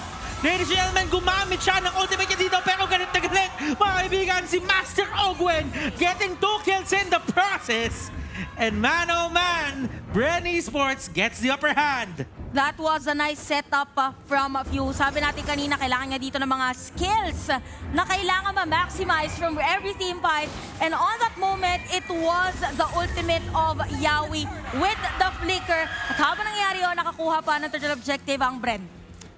Kyle TZ on the secure ng ating unang turtle. It's a level 5 Hayabusa. Pero for Carl TZ ngayon, sinusubukan niyang bumawi din onto the objectives. So we can see ngayon na kahit kulang nga siya dito sa damage na pwedeng ibigay sa turtle, binabawi niya sa trades sa mga creeps around his jungle. Pandora defending his turret. Sanford, galit na nagkakat na. Alam mo, ito na yung mga galawan ng mga players na gusto nang tumulong sa ibang lane. Napakaganda na binanggit mo dito na kailangan niya tumulong sa lane at napakabilis lang ng pagkakat para sa kanya. It is something na kailangan i-consider dito ng Bren dahil most likely, mas mabilis talaga makakapag-clear ang Benedetta against the Paquito. In terms of ability din na makahabol sa teamfight, definitely it would be Sanford or the Benedetta on the upper hand. Nang ang pinakakailangan mo na lang gawin if you are Bren and Echo is to somehow calculate kung saan ba mas magandang area magkaroon ng teamfight. But look at the clearing of Bren. They want to go for double laning para dito kay Jome, which is the Claude. Dinedeny nila ngayon ang mismong ikot ng Echo onto this strategy na talagang gusto nilang i-enable right in the moment dito sa Benny QT. Or even yung gold lane talaga dito ang focus. Pandora and Kyle TZ ngayon mag-engage kay Sanford. And hindi niya magagamit yung Ogi Shadow Kill. Kinulang yung range at makakatakas doon si Sanford. Actually, sa mga ganong moments, mapapansin natin, for Bren Esports, if ever magkaroon sila ng rotation sa may bottom lane na hindi naging successful yung gusto nilang gawin, ibig sabihin merong konting delay in terms of rotation. Yung makikita natin aggressive ang Echo sa top lane. And with the shotgun! Nakabawi din ang mga kaibigan ng Echo pero the Blazing Duet, hindi enough yung damage. Benny Cutie, meron na siyang Blade of Despair. Tingnan natin kung susubukan niya pa ba contest si Jome. Pero dalawang member ng Echo ang uuwi ngayon. So that means in terms of the numbers game, it's going to be 3v2 dito sa area ng Turtle. A good peel mula sa Bren Esports. Binawasan dito ang momentum ng Echo. Sanji going low. Pero ngayon ang Turtle ang ginagawang bait ng Bren Esports. Meanwhile on the map control, paakyat din ngayon si Pandora. They're closing in the gap sa Echo right now on the second Turtle. Pero sa pwestuhan, mukhang mas mapapagan dito ang ikot ng Bren Esports onto this attack. Napabaka away doon, napapunta sa base si Sanji. Napakagandang hold for the side of Echo kasi yung Bren dito gusto talaga nila sanang mag-start nung turtle. Kaso sabi ng Echo, teka guluhin lang din muna natin dahil kailangan pang umuwi dito ni Sanji which is their burst damager. So even for Bren, tama yung binanggit dito ni Butters na ang laban natin ngayon is a battle of push and pull dahil imagine, 5 minutes pala ng laban natin, yung ganito kalaking objective, hindi pa talaga nila ginogo. Ito yung tinatawag na battle of attrition, yung unang mainip, talo. Kasi kailangan nila bantayan bawat galaw. And definitely for Bren, they have this certain way of bailing out or para isalba yung mga kampi nila na medyo nasa alanganin. It's the battle of tug of war for Bren Esports at Echo. Ang daming battle. Lahat ng battle dito lang yan. Carl TZ onto the killing spree. Butters. At si View nakuha dito pero walang IMU. Nakuha niya dito yung Wave Dragon but still, ladies and gentlemen, he goes down. Kaya TZ tumatakbo. Wala na siyang shadow. Tumba ang members ng Bren. Tatlong nawala ang Echo. Sila pa makakuha ng turtle. Echo marching proud on that last team fight. Kinuha ni Yawi lahat ng mga skills ng Bren and Cortese and the rest of Echo squad was there to take the objective and take down players of Bren. Ngayon Bren, kailangan nilang mag-focus kung paano palilikuin ang atensyon kay Jom dahil si Jom ngayon ay meron ng Golden Staff. Golden Staff later on ay magiging masakit para sa kanila, for Echo specifically, kapag nakapasok ng isang magandang blazing duet. Kung naririnig nyo yung audience natin dito sa may venue, totoo ngang Echo loud, Echo proud. Naririnig Nagwawala natin. sila ngayon. Pero enough ba yung pagwawala na yon at yung support na yon para talagang makuha na nila etong panalong ito? Hindi pa natin pwede sabihin na tapos na ito ngayon dahil nga yung Bren Esports, anytime, pwede sila makagawa ng play. The confidence of Echo right now is on the verge against Bren Esports. Meanwhile, on the other end, ngayon na papunta na tayo sa mid-game. Ito yung mga panahon na kailangan ng gumawa ng play ng Bren Esports para makabawi doon sa naging trades. Pero si Sanji, papanganit to Jom on the blazing duet, ligtas! Kung sino ang pumasok, siya pa ang nasaktan.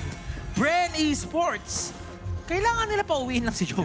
Kumbaga para kay Jom dito, kailangan niya maging kalmado. Ganun binanggit ni Mobaters kanina, as much as possible, kung ikaw yung team, kung sino yung unang kukurap at kung sinong unang papalag at maiinip, siya yung malulugi in terms of team fight. Ngayon mapapansin natin for Sanford, ang kanyang movement is to go for the split push at ang Bren ngayon ay mapipilitan na magdepensa sa kanilang mga tore. Benny Cutie now has the Malefic Roar. Speaking of Benny Cutie again, the silent but deadly gold laner of Echo. Yung tabatan nila dito ng Claude later on, yung pinakaabangan natin.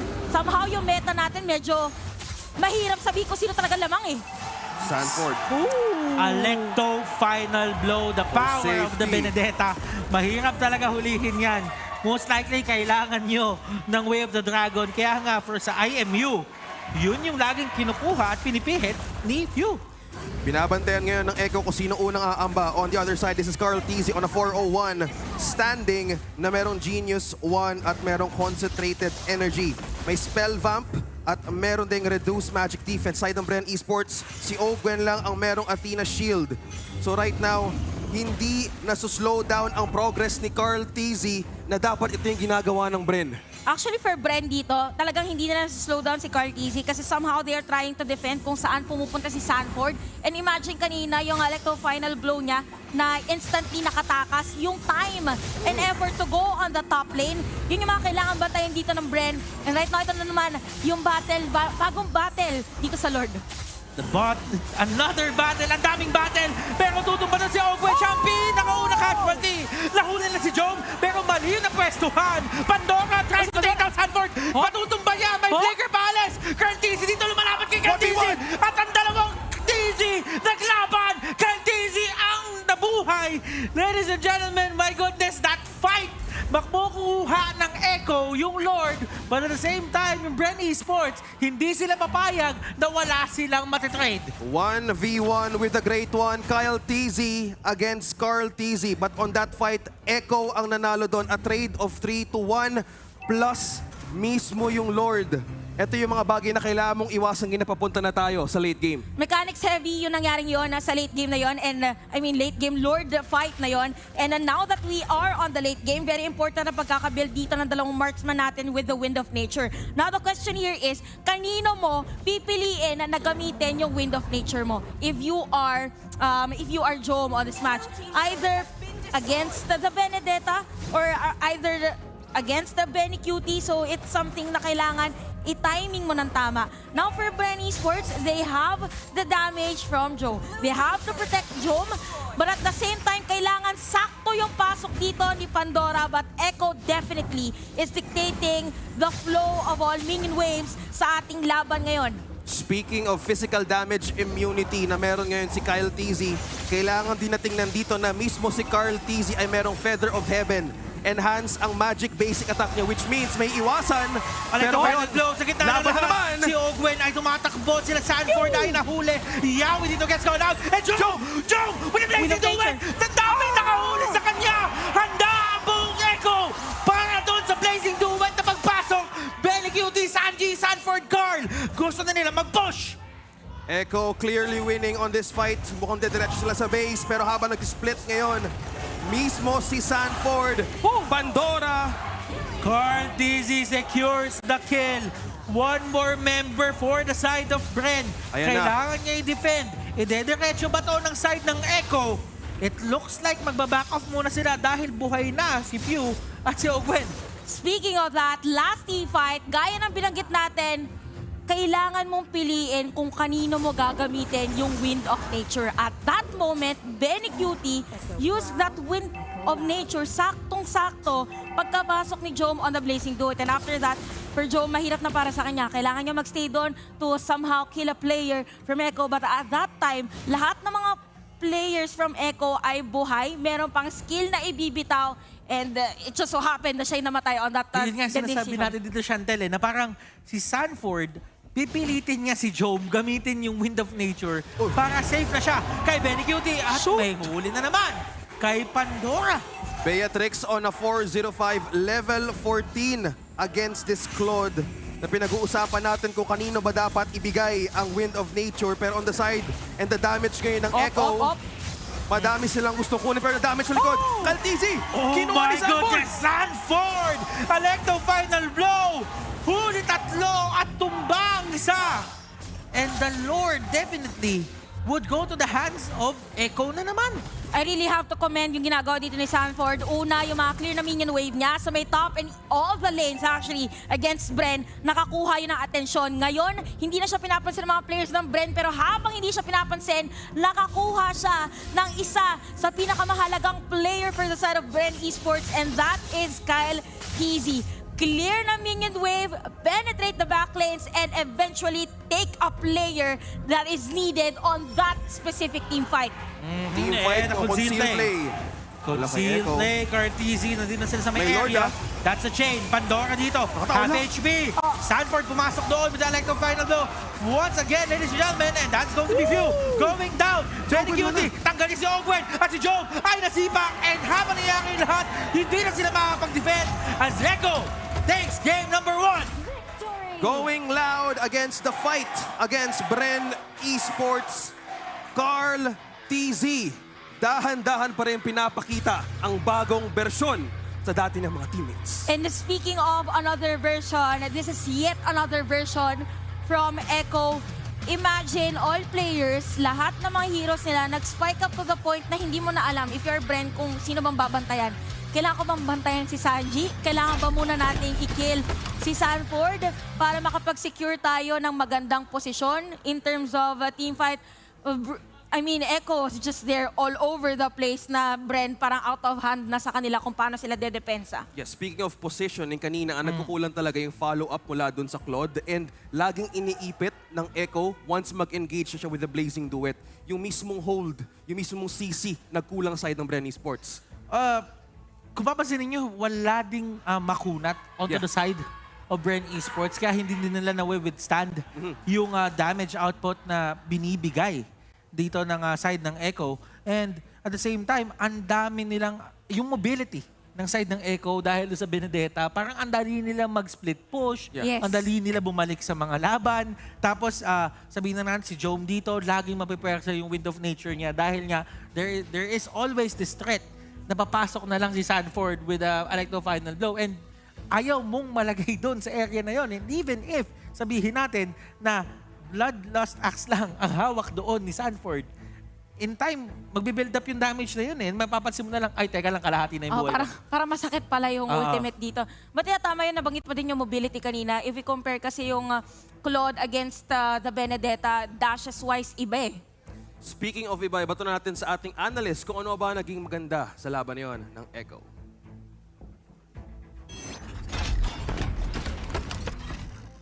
Well, OSX, there were a lot of really great things about that matchup. Great draft, great execution, but at the end of the day, it's going to be Echo taking game number 1 and Carl TZ getting that 1 point over Carl TZ in the Battle of the TZs. Hey everyone, Reptar here on the analyst stand. Gonna break down what happened in that game 1 that we just saw. Actually, it began, of course, as it always, in the draft. Now, with the first pick, Valentina of Bren Esports, Echo knew that they couldn't give or pick heroes that had great ultimates for the Valentina to steal. But early on, we saw that Few did a tremendous job of first taking the ultimate of Cho from Yaoi and utilizing those early on to set up the place for Bren Esports. But Echo kept it close, and one of the ways that they did that is, of course, with how well they handled the objective team fights. Yes, the First Lord went to Bren, and Bren were handling the map well, but eventually, it feels like there was a switch that just clicked in Sanford's head, the XP laner of Echo, where he said, hang on, I'm a Benedetta. I'm gonna clear my lane super fast. I'm gonna leave Pandora here to play around in the lanes, and I'm gonna go around and be high impact, and that's what he was. Because while the rest of Echo and Bren were fighting around in objectives, they were catching each other off guard in the turtle pits or in the jungle. There were a lot of fights in the jungle. Sanford was going around. But of course, Bren Esports were ready to adjust that as well. They have a lot of mobility in the Hayabusa and the Claude, hence why we saw early on, Jome would actually leave the gold lane, go to the XP lane, and he got to get the first tower break for Bren Esports. So they were in an understanding. Bren Esports, Echo, both of us have a lot of mobility. We have relatively good wave clear. So let's use that. Let's take control of the map and let's force each other into really uncomfortable situations. But as the game went on, it eventually became Echo putting Bren Esports into uncomfortable situations.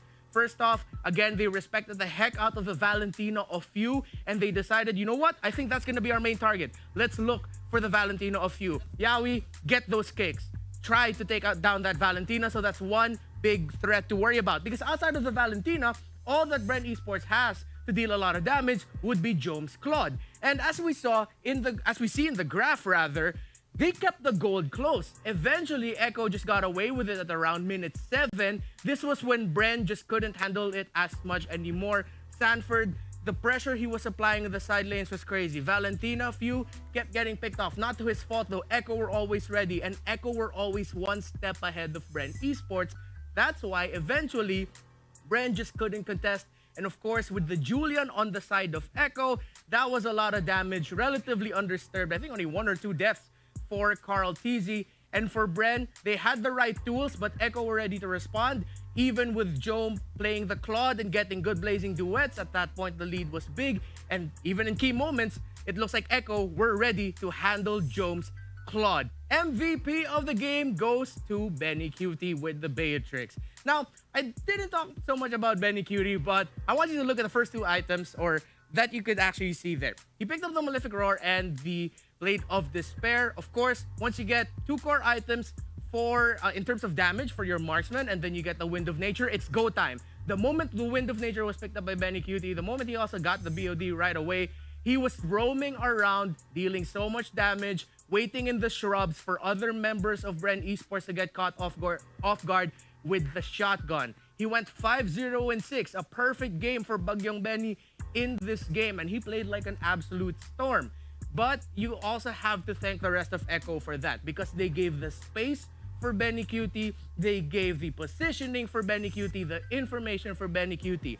This is a team filled with a lot of great stars. Both of them can pull off some really great individual plays, but Echo said, got a really strong marksman in Benny Cutie, in the Beatrix. So we're gonna make that pop off and give the room for our Beatrix to just deal the damage. That's the win for Echo. There's a lot of really awesome highlights which we are actually going to be seeing right now on your screen. So, as you see there early on, that was the kick I was talking about. The kick of few. Knowing that, yes, you don't really have a lot of ultimates that you can steal from the side of Echo, but we have a very good one in the way of the Dragon, so we're gonna use that.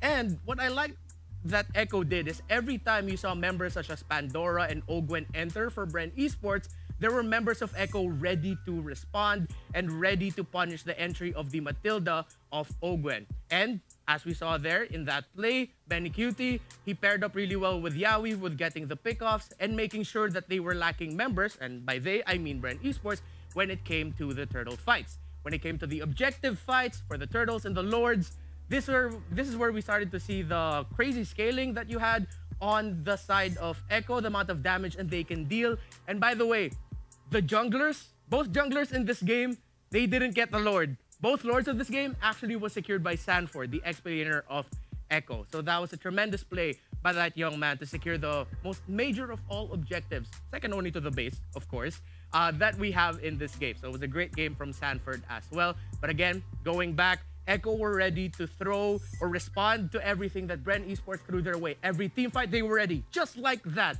They knew Jom was gonna come in, so they positioned themselves in the shrub. They knew they would take damage, but they knew they would be able to burst him down before they have anything to worry about. Carl Teasy was aggressive, he was eager to get kills, and he kept getting them. Yawi provided great space. Echo, even Sanji did a great job of putting himself in those mage assassin positions, like what we saw in series number 1, where Aqua would hide behind or really try to find the angle to burst down the back line of the opposing team or just the opposing team in general. Bren had a great answer or potential answers to winning this game, but Echo responded really well with the draft, with the execution more importantly. That was a great game number 1. I wonder what's gonna happen in game number 2. There's a lot more picks that we could potentially see. I liked how even in the draft, Echo said, you know what, we're gonna respect the Phobius of Jom. We don't wanna give a hero like that to him. So you can really see how well these two teams respect each other in terms of the picks and in terms of how they can execute. Bren and Echo looks like they're both ready for this series and have a lot to throw our way. I'm really excited for what picks we're gonna see, some really amazing moments. I'm sure they will deliver. My name is Reptar. I'm gonna throw you back to our casters. Maraming salamat, Reptar. That's one of Echo of a game na nakita natin from Echo na talagang pinakita nila. Ito na talaga yung tanong na how will you keep up with the TZs for game number 2? Actually, being one of the thesis din, kailangan ni Kyle TC dito na ipakita na kaya niya din sumabay in terms of sa mga veteranong TC. Kasi pag bagong sibol na TC ka pa lang, eh medyo kailangan, yung mga linya kasi ng mga TC, lahat yan, parang yung timeline. Kung titignan mo yung timeline, parang lahat may napatunayan. Yes, actually. Kumbaga sa pamilyang TC, kailangan lahat may bigay, may dating. So ngayon, si Kyle, dahil nga TC siya, kailangan niya din makipagsuntukan dun sa mga kabilang TC. Pero nakaya naman yun ng game 1 eh. Nakaya yun ng game number 1, but ikaw nga mag-explain, Chantel, kasi tingin ko mas maganda yung insight mo sa akin eh. Well, I believe for Kyle TZ, nakasabay talaga siya at that moment. Ang magiging crucial lang talaga dito para maging effective yung pagsabay is dapat buong Bren nakakasabay kung paano yung movements nila individually. Kasi there were moments na kung iisipin mo, what if na-delay ng 0.3 seconds, 0.2 seconds, saglit yung ultimate ng isang player, ano kaya naging outcome? Kasi at that time, may mga pasok wherein pumasok si Jom, papasok yung isang player, papasok din si Few. Tapos yung iba naghahabol na to a point na hindi na yun yung maganda and hindi na yun yung perfect timing rather for that kind of team fight. Team fight, pinag-uusapan kanina, sabi din ni Butters na kulang nga dito sa kumbaga damage absorber yung side ng Bren Esports na kaya naman sana, kaso ang problema dito, yung late game. Yung late game composition ng Echo throughout na talagang inipon nila. And kung titignan natin na Carl TZ, tapos sino ba isang member nila, there's 2 members of Echo na talagang nakapagbigay ng damage at isa lang yung naging death nila doon. The trades were uneven throughout from early to mid game. Para sa akin kasi kung gusto mo talaga kalabanin ng all damage output at hindi mo lalabanan sa sustain game yung Echo, doon ka magkakaroon ng problema. Dahil alam naman natin na kung may run and gun team dito in terms of basketball, yung run and gun team natin ngayon, isa sa mga best teams na gumagawa nun would be definitely Echo Philippines. Dahil nga, kung titignan mo yung mga listahan na itong mga players na to, si Carl TC, grabe yung killer instinct. Si Yawi, laging may idea kung saan kukunin yung place. Si Sanford, nakikita naman natin na sumasabay siya dun sa pacing. Yes. And si Sanji, mapapansin mo yung confidence ng player, kahit bago lang siya dito, gagawa din ng play. Nakikita mo naman kung paano pumasok kanina, kung gaano siya ka-confident. So, you would know that a lot of these players, especially Benny Cutie, hindi sila takot talaga pumasok. And if you're Bren Esports, hindi pwedeng pakitaan mo itong team na to ng onting hesitation. Hindi ka pwedeng mag-alangan na pumasok. Kailangan, pagka sumalpo ka sa Echo, kailangan buong loob mo. And yun nabagit mo dito, kailangan buong loob mo. Yung idea na may papasok na isa from Bren, as in literal na mag-isa lang siya, it's not something masasabi mo buong-buo eh. Kasi if you want a team fight wherein automatically kapag ka pumasok kayo, lahat kayo nandun at maibibitaw nyo lahat ng mga pwede nyo ibitaw. Now for Echo, ang naging play nila at that moment was, para sila may checklist. Okay na ba yung gulong natin? Puno na ba yung gas natin? Okay na ba yung makina natin? Okay na ba yung makina natin? After that checklist, once everything is okay, let's go. Expressway na. Ride or die. Skyway na kaagad. Yes. Ay, sasabihin nung pinakadulo yung command, okay na lahat. Okay na po. Sige, panggain mo na. Uy, speaking of banggain mo na, baka mama ilabas yung Johnson. Pwede. Pwede, possible. Baka mamaya gamitin nila yan, ha? Sila yung gumamit ng dati. Johnson ka dito. Sila yung sa mga gumagamit ng dati. Hindi imposible na ilabas nila to ngayon. Well, speaking of pwedeng ilabas, how will Bren Esports cope up now na nagkulang sila sa depensa? There could be another option kanina for their tank, pero instead, they went to go, kumbaga, all-in battle against Bren Esports. Pero now, would they have an adjustment for Echo? O may uunahan ba sila dito for the picks pa lang? Well, possible for Bren. The last time they played, na-prioritize nila dito yung Diggy. I'm not saying na kuhanin nila dito na tank is Diggy, pero kasi si Diggy laki ng potential niya in terms of kung paano ka makakapag-counter ng mga team fights or initiations. Now for Bren, if they are up against this type of hero, against Echo, as much as possible, gusto mo yung mga heroes na merong set up pero may additional displacement. For the Matilda kasi after the ultimate, after the circling eagle, that's it. Doon ka na sa area na yon. Not unlike for the Cho and the other tanks, kumbaga meron pang movement na ikaw mismo yung magfo-force doon sa kalaban. May green light talaga pag Matilda. No? It's either go in or go home. Yes, and when you go in, there's no stopping. Actually, iba yung... that is actually a valid point. Tama naman. Chantel, di ko alam kung ba tumatawa si OS6, pero sobrang lupit ng point mo doon. Di ba? Yeah. Pero kasi, ako... ano yun? Ang iniisip ko naman. Ano? Ganito yun eh. Di ba, may Valentina yung Bren. Akala siguro nila, or nakasetup yung draft na yun, nakunin na lang yung big setup doon sa may kalaban. Pero kasi, hindi tayo dumating sa point na kinuha ng Echo yung setup na kailangan nila. Yeah, puro sa Cho lang yung ginaya niya eh. And the only thing na pwede mong gawin doon was definitely get that Wave the Dragon. Kaso ang problema naman dun sa pagkuha niya ng Wave the Dragon is kung paano ka makakalikod at masisipa yung kalaban nang hindi ka nauuna dun sa may pwesto. So kanina ang ginawa ng Echo ay teka lang, lagi tayong una sa pwesto. Kasi pag una tayo sa pwesto, hindi tayo masisipa. At doon nga dumarating yung point na hindi na nakakapag-initiate yung Bren Esports. And Echo used that to get the momentum and to get the win. Yeah, especially na Valentina pa rin to, na mabilis talaga ma-peel off. Maaga na-activate yung heroes ng Echo na to the point na, sige, paunahin nyo sila, kaso ang nangyayari dito, yung health pa rin ni Valentina hindi enough para ma-sustain. Yes. Yun yung problema nila, Chantel. Yun yung difference, yes, from the Valentina. So we could say, for this match, possible na si Echo, they are really prepared na ibigay. Willing na sila talagang i-let go yung Valentina on this game. Kasi yung ganong klaseng draft na ma-pull off na single-handedly nakuha mo yung mga heroes na mahirap talagang gamitan ng Valentina. So for Bren ngayon, ang magiging question here is, since Sila naman yung 2 picks. I-open ba nila ngayon yung Valentina? Kung ma-open yung Valentina, baka mamaya pwede din ibalik ng Bren Esports yung Faramis-Digi combo nila. Faramis, Digi, Depende yes. kasi nabanto talaga kanina game 1 eh. Nandun pa yung respeto ng Echo eh. Kumbaga, it's a given kasi parang ngayon sa meta natin in terms of drafting na yung mga coaches, meron silang specific na strategy per team. Tingin ko pag nabigay yung Faramis siya kay Digi sa isang team, ang tawag doon, Pasko. Oo Pasko yun. Christmas came early. Oo. Delikado yun ha. Pero yun yung mga moments natin last week at talagang nagulat tayo sa mga combo na talagang hindi talaga kayang pantayan. Pero malalaman natin dito ha, drafting Bren Esports at Echo for game number 2. What are you expecting now, Butter Chantel? I'm thinking a bit more flexibility in terms of Bren Esports. Naging flexible yung Echo doon sa kanilang first game draft. And dahil dun sa pagkakuha nila sa Valentina, medyo naging limited yung pagpili ng side ng Bren Esports. And minsan kasi yung Valentina, katulad nga pinag-usapan natin kanina, hindi ganun ka-game-breaking kung hindi din game-breaking yung ultimates Yung ng hero kagayahan mo. niya.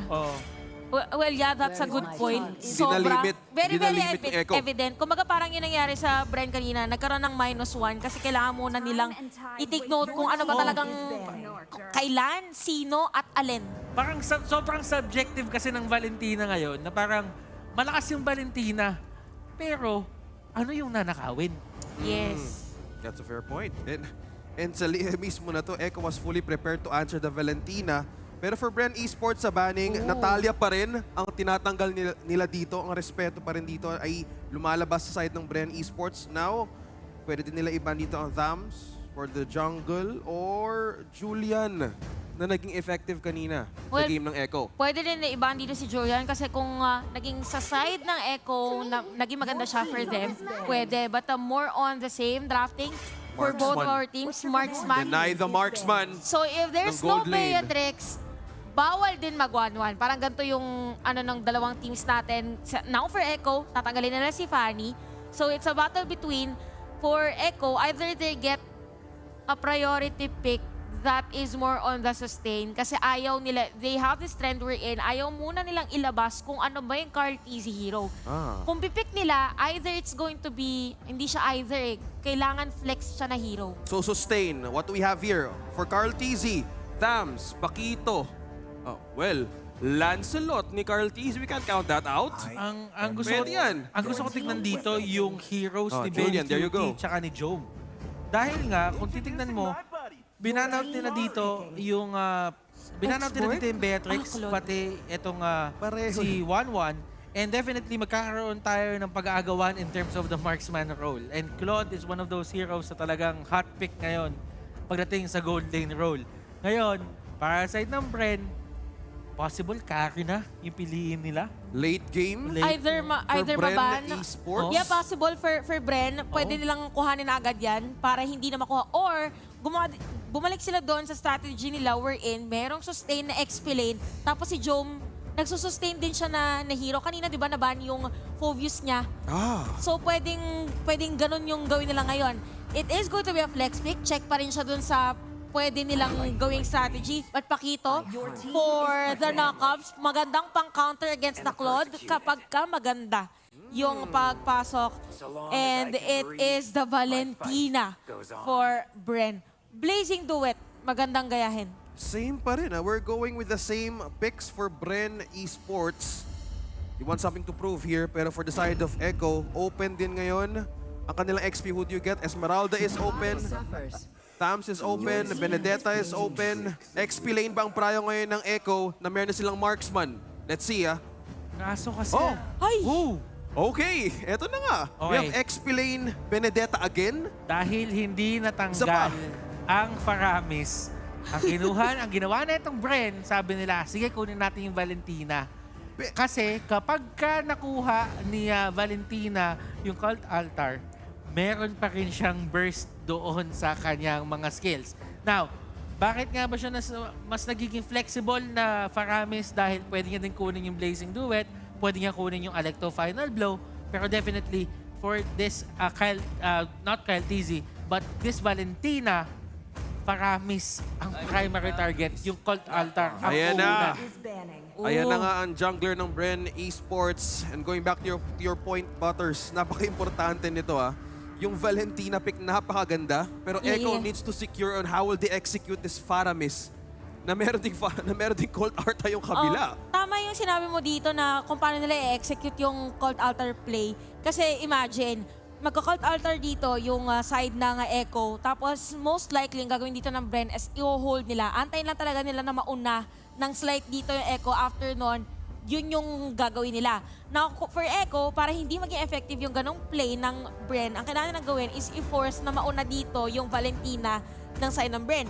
Kaso, mahirap pa din. Kailangan constant ang communication dito nung Ling and even the Valentina. Kasi yung Tempest of Blades naman dito ng Ling won't be really effective kapag mabitawan lang nung ultimate dito ng Faramis. Oo. Yeah. Actually, tama doon si Chantel na itong laban na to, kung titignan mo, lalo na pagka may Faramis, actually, any game na mayroong Faramis, True. Ang galaw na dyan is, yung patience mo magbato ng ultimate. Kasi hindi lahat ng oras, pagka naka-Cult altar lalo, na parang, tamang oras ba to para magbato ng ultimate? Kasi parang babaliktakin lang ako So, dito matitest ang Echo on their coordination at paglapag ng mga skills against Bren Esports. But magandang deny pick nila dito ay yung Hilda. Na since magiging dependent ngayon ang Bren Esports with this Ling, ang daming nagagawang vision ng information game ng Echo kanina sa ginagawa ni Yawi. Oo. And maganda yung binan out dito ng side ng Echo. They banned out na po Kupa. Kung papansinin mo, yung damage output, sobrang sagana na with the Ling in the Pakito. Kailangan na lang nila dito ng isang hero na nagpo-push. And what better hero to do it than Popol and Kupa dahil nga kaya din i-force back si Claude sa kanyang lane. Ooh! Phobius ban again for Echo. Ayaw talaga nilang makuha yon. So most likely makakita pa tayo ng hero that is more on the dash for the side of Echo. By the way, open pa dito si Thams na binabanggit ni OSX kanina for Echo. Now for Bren, pwede kasi sila dito mag-XP na actually flex pa din kasi talaga yung heroes. Knowing Bren pwede pa kasing flex to. Pwede pa silang kumuha ng burst for the team. Or pwede silang kumuha ng pos 5 na pwede din mag-deal ng damage continuously for the team. Actually, pwede ding Digi. Mare-reveal dito sa mismong pick na to Your team is picking. Kufra? Ooh. Okay, so we have now the tag for Bren Esports. Clear answer para sa isang Benedetta. Kung ayaw mong maging makulit ang Benedetta, di talbugan mo. Pwede rin. Pang-counter din sa Claude. Pag bigla pumasok yung Claude. Pang-Claude din siya. Nice pick there for Bren. Now for Echo, Karina, and Cho. So, ang gusto nila dito is more on the fast plays para hindi na maka-cope up dito yung side ng Bren sa mga klaseng plays nila. Kasi si Karina ngayon is really more on the damage. If they are sticking with the Cho, why not? Because it was effective talaga kanina on that game number 1 with Yawi. But binanggit kanina ni Ay, wait lang. Akala ko yun na. Teka lang. Akala ko yun na. Napalingap kasi ako sa monitors natin. But it's going to be the Hayabusa. It's the same. Kailangan nila dito ng mabilis din na type of assassin, and that is the Hayabusa. Kala ko makakita na tayo ng Season 10 version. Napatahimik ka, inabangan ng Carl Tusok na muntik na konting tease. But for the marksman, pick ng Bren Esports, Brody. I like ang the ganda adjustment. Nito. Hindi, Yeah. Going back, I like the adjustment na ginawa dito ng side ng Bren. Papansinin mo, kunin nila talaga tong Brody. Isa siya sa mga marksman na kayang i-withstand yung Ogi Shadow Kill dahil kumukuha din to ng mga physical defense items. Ika nga nila at yung mga brute force breastplate, yung mga anti-kiras, dahil yung kanyang damage output ay nakasalalay doon sa marks na pwede niyang gawin. Impossible turn apart memory. Ngayon, kahit maabot mo to, kahit maabot ng Hayabusa to, hindi magiging problema para sa kanya. But the thing is, right now, good din si Brody because may Cult Altar. Tinatawag nga natin na si Brody kapag tumagal yung laban, pwede siyang mag-fire out ng multiple turn apart memory at doon magkakaroon ng difference dito. Kumbaga, kung sustained ang laban, masaya ang Brody. Dito natin makikita kung ano nga bang pagbabawi ngayon ng Bren Esports at laban sa Echo, kung madodominate ba nila yung laban na to. Dito natin makikita, Chantel, kung paano nga ba, sabi mo nga, this is the execution game ng Echo against Bren. Well, definitely execution game para sa ating dalawang teams and magiging interesting talaga dito kung paano yung magiging pagpili ng ating mga players, kung kailan nila gagamitin yung mga specific skills nila, particularly for the Brody. Interestingly enough, tama yung binanggit talaga dito ni Butters na kapag mas matagal yung teamfight at mas sustain yung mga kalaban mo, mas gusto mo na ganun yung magiging positioning because magsastack ka lang na magsastack after that torn apart memory, makikita mo yung pagpe-penetrate mo against the armor of the opposing team. And for the side of Bren, ang pinakamaganda naman dito is they can hold out in this kind of lineup and pagdating sa teamfight, lamang sila in terms of crowd control. Mukhang they have now the checklist on how to battle out or paano makabawi sa game na to. Tara, pasok na tayo. Bren Esports, ito na ba yung pagkakataon para ipakita ang kanilang bagong lakas? Kaninong grocery checklist ang mapupuno dito sa game number 2? Will Bren Esports take us to game number 3? Or tatapusin na ba ng Echo ang araw natin ngayon? Gold lane ngayon mukhang tinulungan din. Early, Jom, leash mula kay Jom for the Ling or kay Kyle TZ. Kailangan dito ng moment ni Kyle para makuha ng magandang ikot. Pero na mukhang dine-deny momentum dito ang Echo. Early pa lang, vision information pa rin, Chantel. Kailangan talaga nila yon since this is Kyle TZ na mas mabilis in terms of ability against the Hayabusa. Ngayon, kung titignan natin for Bren, actually, 4 players are on a flicker spell. So it's either to go for an engage. Dalawa siya eh. Pwede sila mag-engage pag naka-cult altar dito CFU or pwede naman pantakas against Echo. So, binanggit natin kanina in terms of crowd control lamang dito yung Bren because of the Kufra. Yun yung kailangan nilang i-maximize. And right now, ito na naman yung battle of push and pull between our teams. Pero another match-up, yung Benedetta and yung Paquito sa may bottom lane. Same heroes actually. Bren Esports, they're really looking like gusto lang talaga nilang kunin muna yung mga jungle creeps dito for Ling. And definitely looking at Faramis and the others, this is just a race to level 4. Kung sino yung pinakauna makakuha ng mga level 4 timings nila pagkataas netong ng Turtle rather, dito natin makikita kung sino nga ba mas maging effective at makakasecure nung Turtle. Pagalingan ng retry sa unang Turtle. For Carl TZ, hindi muna Demon Slayer. Killing spree muna ang gamit pa rin ni Carl TZ. Still on his own personality. Meanwhile, set up mula kay Bren Esports. Nakapa-isa mula kay Sanford. At si Carl TZ, tingnan mo naman yung pwesto niya. Kyle TZ dito nilalabanan na. And that is going to the side of Sanford. Agaw na agaw sa Bren Esports. At dalawang retry ang nagamit pero kay Sanford napunta.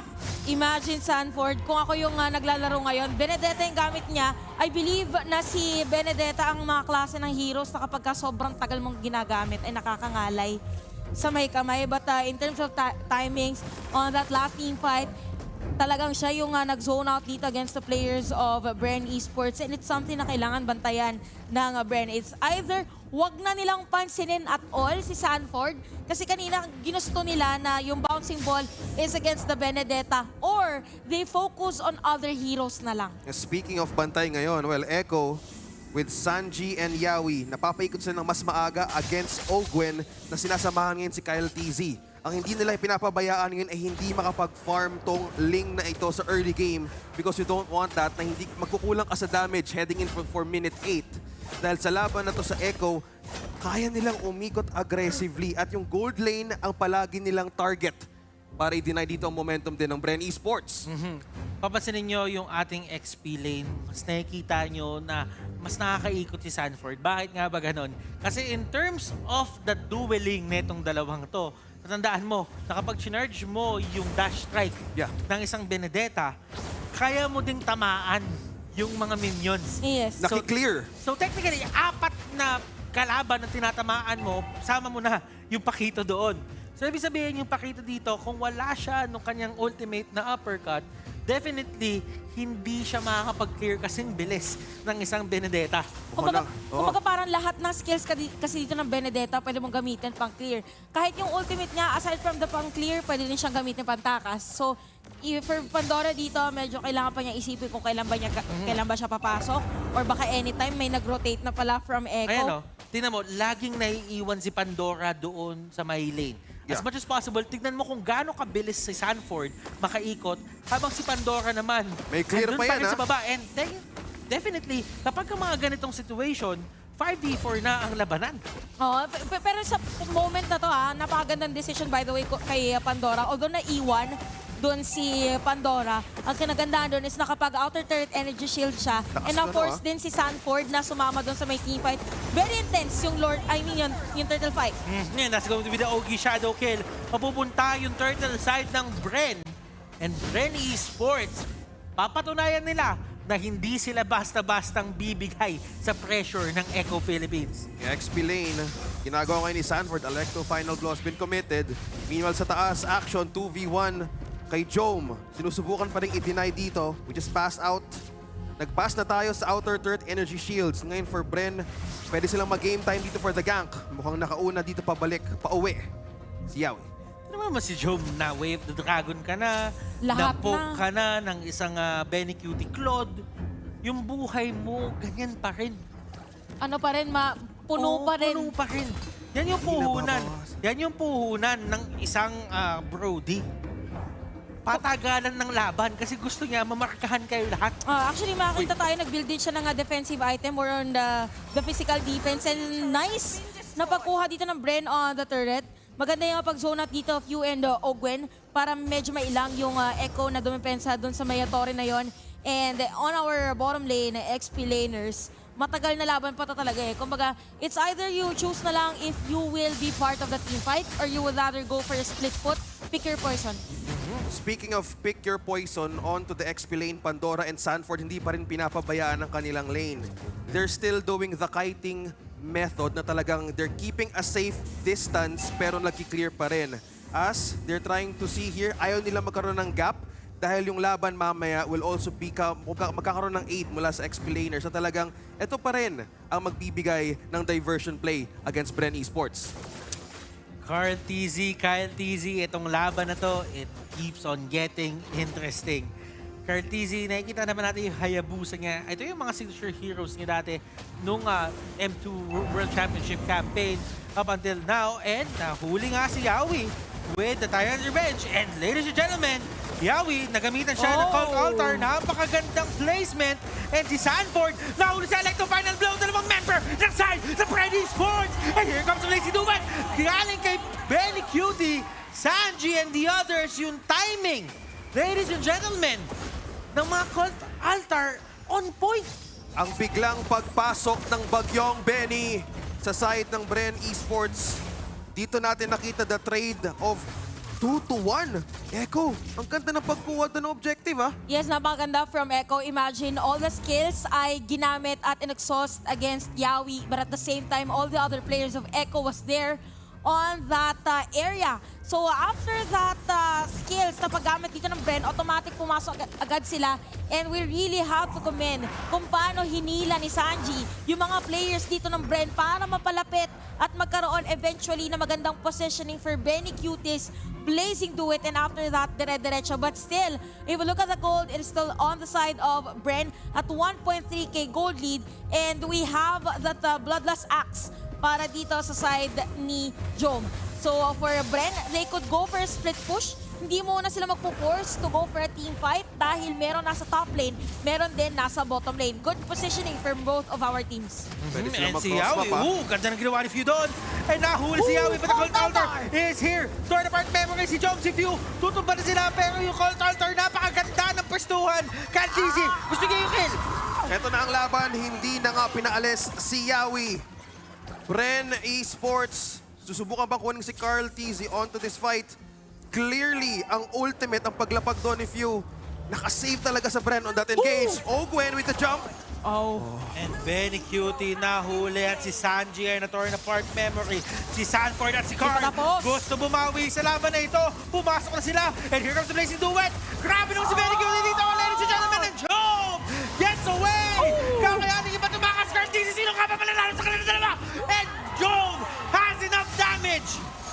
Oh my goodness, itong sequence na to, mawawalan ka ng boses dito at habang nangiyakiyan, 1v1! Tuloy ng laban, 1v1! Sanford and Guy! Over here with the bounce! Sanford nakapag-dash out pa! And goal! Ginamit yung eye for an eye, pero hindi enough yun! Si Sanji! Dali na rin! Si Sanji na doon! At ginamit na yung ultimate, mga kaibigan dito ng Cobra, walang pahinga! Ang play! Grabe na si Pandora, ang gusto pa! Sige, suntukan! Game! Laban o! Sustain pa rin! Sige lang! Laban lang kayo! Gusto niyo yan eh!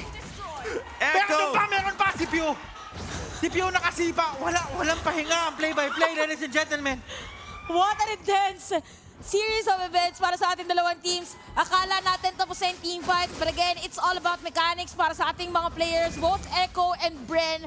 But on that moment, nakalamang ang Echo because of that middle lane turret push. So habang nagbabay time si Sanji, actually ang dami nangyari. Pero ang moment na lang doon na mapapansin natin was the last moment na si Sanji na iwan.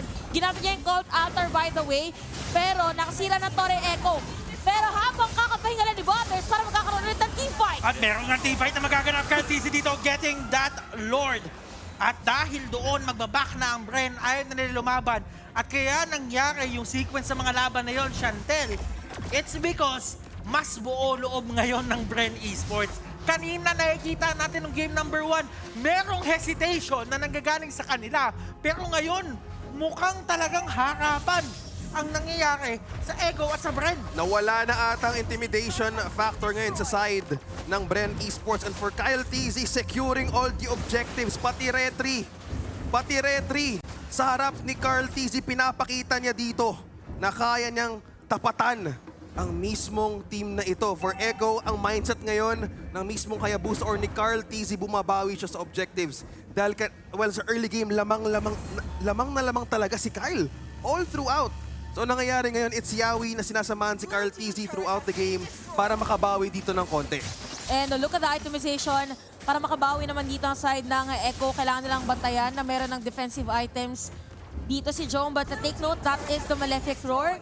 And for the Hayabusa, it's more about damage. So medyo all about the timings talaga yung ating mga laban. But speaking of timing, here comes another fight si Sanji. Kumalaw na at andon si Sanford with the next final blow. Few dito mabawa ang buhay. Pipigilan na sila ngayon. Ito na ang buhay talaga nila. Ano play si Duman? Grabe for Benny Cutie. Grabe yung first damage sila gagalan dito mga kaibigan. Few, one more hit. Kakayanin ni Carl TZ. Pero si Benny Cutie na huli na nila. Makaibigan sila kay TZ. Time of plays. Pinato na. Carl TZ goes down. Sanford and Sanji, sila na lang ang buhay. Bren Esports, binaligtad ang laban na ito. A trade of 3-2, Bren Esports winning the fight. Sa dami na pangyayari doon, si Carl TZ at si Benny Cutie ang inuna yung damage dealers ng Echo na sustain ng Bren Esports.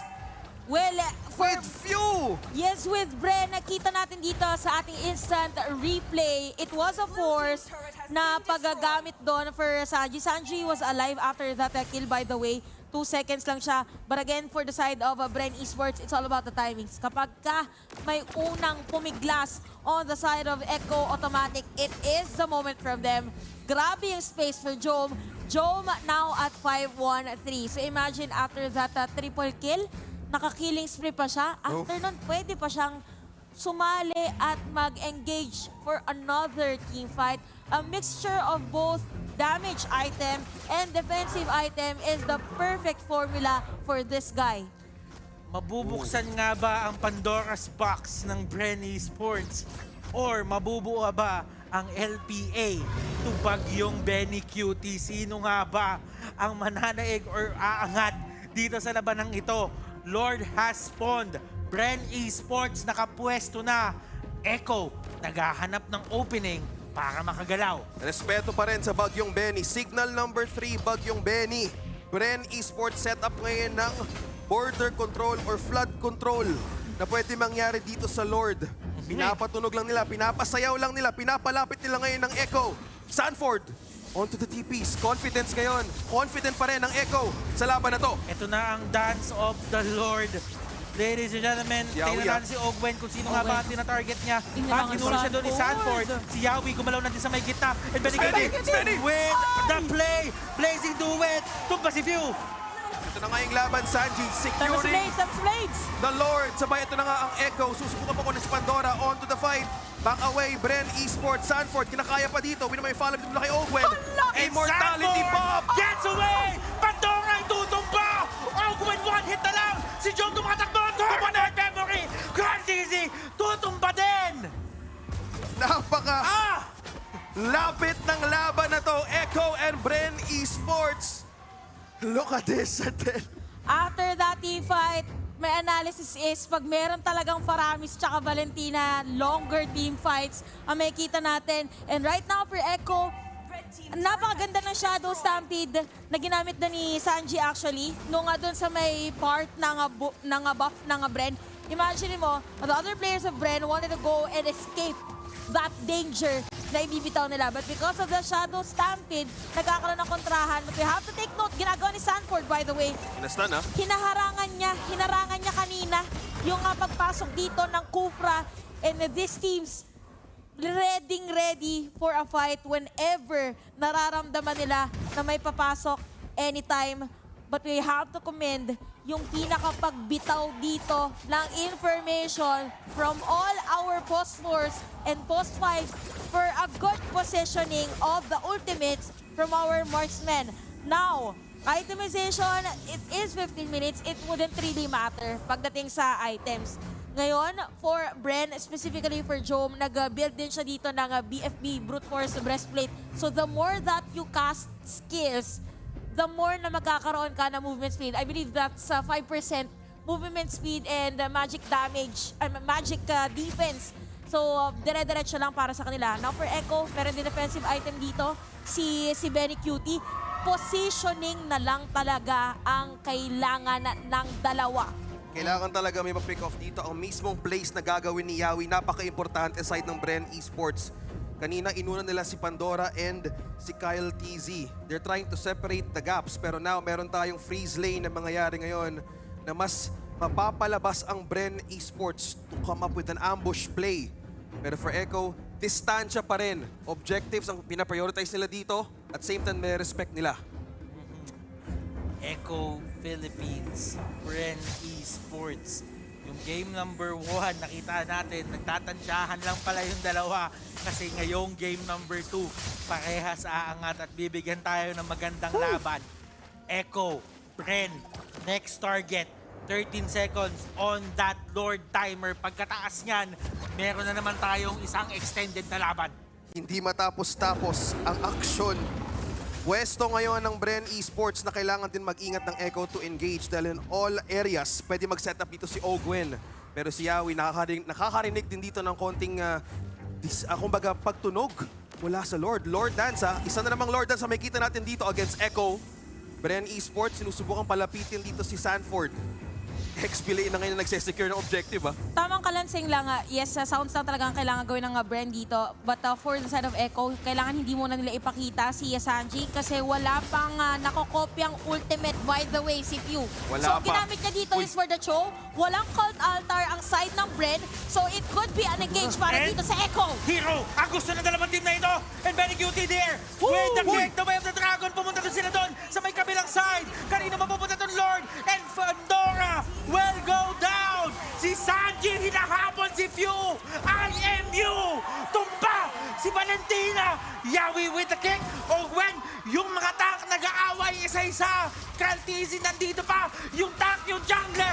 Lahat na nag-1v1. Kaltizi tumba.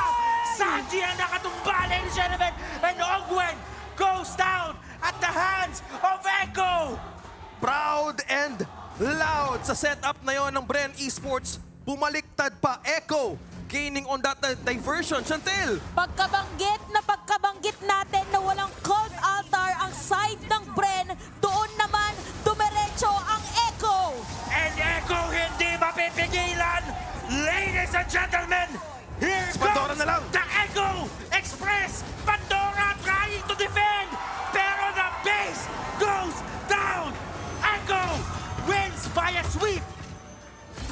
Standing loud and standing proud. Echo with full dominance sa laban ng Bren Esports. Pinapatunayan nila na kami pa rin dito ang malakas. At ito na nga ang laban na talagang kanina nanonood lang tayo na tuloy-tuloy yung aksyon sa Telebutters. It's not really a game na masasabi mong one-sided. It was a game wherein naging complicated siya in a way na kung ikaw yung mismong player, which is which? Ito na ba yung pipiliin ko? Kailangan ko bang gayahin yung ultimate ng Cho? But at that last moment, Grabe yung buko. wait, hinga muna tayo. Teka lang, yung buko bumaba. Grabe yung buko, hindi ko alam kung paano ko ayusin. Ayan, yan. One side. One side. Okay na ba? Okay na. Grabe yung laban, Pero, makalaglag buhok. Dahil hindi one-sided, dahil hindi one-sided yung laban, dapat kimpi. Para two-sided. Sige. Try natin next Try time. natin. Next time. Gulat ako. Pero grabe yung larong yun. Actually, at that last team fight, doon natin masasabi na sayang dapat hindi muna ako gumamit ng specific na skill. Kasi para sa side ng Echo, inantay nila na mamatay si Few. After kasi noon, yung hold niya ng IMU, kasi diba IMU, i-hold mo lang siya not until gamitin mo siya. Yeah. At that moment, nagkaroon ng team fight wherein madami namatay na players, ang daming casualties. Tapos, walang IMU for the Valentina. And right at that moment, na-force si Few to use the IMU on the Way of the Dragon. After nun, dire-diretso yung side ng Echo. Actually, bago na pag-usapan to, pakiramdam ko, pasa muna natin kay Mara Aquino para sa winner's interview. Echo loud, Echo proud. Congratulations! 2-0, sweeping your opponent. Ang unang tanong natin, syempre, sa ating Carl TZ. Carl, meron kayong kalaban na talagang ina-idolize ka. Ang galing daw kasi ng Lancelot mo nung M2. To a point, nilagay na ng TZ yung pangalan niya. Paano mo ito ginagamit to your advantage? Parang ano po, parang tinatakot, tinitipi-tipi ko kasi idol ako eh. Patakan ko na lang. Kaya tipi ka ng tipi, no? Para sa kanya, uy, birthday niya. May message ka ba sa kanya? Happy birthday sa'yo, Kyle. Galingan mo pa ang lakas mo. Oh. Pero ang galing kasi ikaw yung idol niya ngayon. Ikaw na ang kanyang kalaban. Ito naman, para kay Benny Curie. Benny, bagyong Benny! MVP ng Game 1. Galing! Kwento mo naman sa amin, paano ba napapadali ng ating youngest one ng Sansan combo, yung laro nyo? Napapadali po siguro nila yung laro kasi simula po nang dumating po sila eh. Siyempre sila po yung mga bago tapos kami pa yung mga veteran. And bilang kuya nila, marami rin kami natutunan sa kanila, marami din kami tinuturo. Tapos yung sipag nila talaga maglaro eh. Yan. Oh, may name na kami sa inyong dalawa, Sansan. You like it? Sansan combo. Yawi! Ay, Yawi! Ay. Pass natin to kay Yawi. First, Yawi, mag-hi ka muna. Hi. Hi! Okay. Ikaw naman, okay, sige. Sino mang mas tinututukan mo? Binibigyan mo ng pointers kasi pagaling sila ng pagaling. As a kuya, meron ka ba sa kanilang dalawa na mas tinututukan mo to give pointers? And ano yun? Siguro po pag nagkaka-error po sila. Maganda po kasi sa kanilang dalawa na ikinig po sila eh. Wala pong mataas pride kaya pag nagkamali po sila, madali po turuan. Tsaka hindi lang naman po kami yung may hindi lang po sila yung may natututunan sa akin, may natututunan din po kami sa kanila. Okay, eto naman, personal. Ano ang bagong natututunan mo ngayon sa buhay, ngayon na merong nagpapasaya sa'yo? Enjoy lang po kung ano yung meron ngayon po. Yun po. Proud na proud. Let's give him a round of applause to 2 wins so far this season.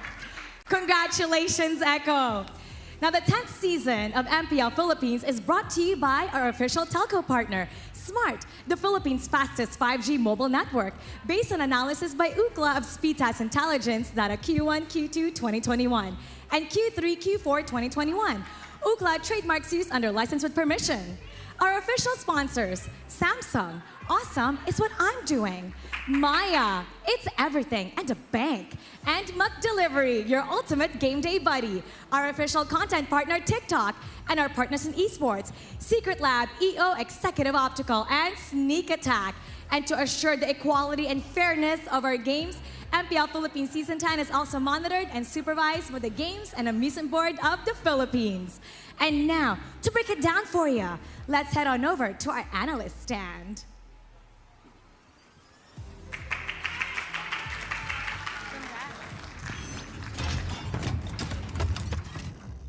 Thank you, Mara. Congratulations, Echo. In the first battle of the TZs, it's Carl who stands tall. But on Kyle's birthday, he had a really sweet message for him. Happy birthday, you are really strong. Those are really great words to receive from one of your biggest idols, the inspiration to your name, facing off against him the first time. That was a great game number 2 by Bren and Echo. Again, welcome to the analyst stand. My name is Reptar. And the biggest question for these two teams throughout the game was, what time is it? Because they really just had to ask, what time is it? Is it split push time? Is it fighting time? Is it full commitment time? Because one thing we have to look for here is, again, the Valentina of Few. Yes, we'll start there because actually, if you look at the lineup of Echo, you can argue that Few could have taken any of the ultimates on the side of Echo and Bren Esports will be happy. Yes, even the heroes that deal physical damage because eventually, the physical damage will get converted into magic power based on the itemization and the attributes of the Valentina. So, he could have gotten anything. But of course, the thing that Bren wanted the most is the cult altar. And as we saw right there in the very last team fight, if Bren didn't have the cult altar, it really doesn't go their way or it's hard for them to get a win. Now, for the side of Echo though, it's interesting to me in how they approached this game. But I think it's more down to also how to Bren reacted. Because if you look at the lineup of Echo, with the mobility that they have, having the Claude, having the Benedetta, and having the Hayabusa alongside the Cho, even the Faramis can increase his movement speed. They can get around the map quickly. Meaning that I thought that Echo would try to go more for split pushes. Try not to directly go up against Bren Esports in team fights because the Bren Esports lineup is actually really good for team fighting. Hence why we saw them do really well in the objective fights for the Lords and Turtles every time Few had the ultimate of the Faramis, the Cult Altar. But because of great rotations on the side of Bren Esports, they kept it close. They stopped Echo from being able to rotate around the map and apply pressure in the side lanes because they kept getting into position first, telling Echo, hey, you want to do this? You're not going to be able to do that. You're going to have to face us in the objective fights. As we saw here, eventually, it would be the side of Bren Esports, or Echo rather, who would eventually be able to get more objectives. Sorry, it was actually Kyle TZ getting a lot of the objectives as the game went on. The first turtle went to the side of Echo. As you see there, that was picked up by Sanford. But then eventually, it was actually the side of Bren who were getting more of the objectives, winning the fights. It really just boiled down to some key last-minute fights or fights near the end of the game where Echo was just able to find a way to completely turn the game around. Because then it became a question of timing. We go back to timing. Whoever got the cult altar off, who got the pick off, who got the damage off at a great time. There was one team fight where Benny Cutie had a really great damage output onto the back line of Bren. Hence why Bren Esports couldn't get the second to the last Lord of the game because Benny Cutie was able to disrupt the back line of Bren. They couldn't enter. Echo was the ones able to get that turtle. But the MVP of that Lord, the MVP of our game, of course, is gonna be Sanji. Sanji had a tremendous game here on the Faramis because, again, it would be about a question of the timing of the cult altar. But not just that. Our casters pointed out a great point. Sanji really timed his pull on the Faramis really well. He sort of became as a secondary setup alongside Yawi's Cho to drag the members of Bren into the ultimates of the Claude, into the ultimates of the Benedetta, and into dangerous situations. He was also able to get the second to the last Lord of the game miraculously in that big scramble of a fight. The two junglers were in off positions. It was Sanji who secured it for Echo. The Faramis played a tremendous role into securing the victory for Echo. Sanji impresses me a lot ever since his debut. In his debut matchup, he got 0 deaths in the winning games last week in week 1. And now, again, he played a key role into securing the victory for Echo. Sanji is a bright young talent we have to all watch out for. But of course, it's not just Sanji. Sanford, again, did a tremendous job. So did the rest of Echo. Bren did a great job as well. They deserve the praise of how they handled most of the game. But in the end, it's Echo who got the victory. That's it for me here in the analyst stand. Let's go over to Sona.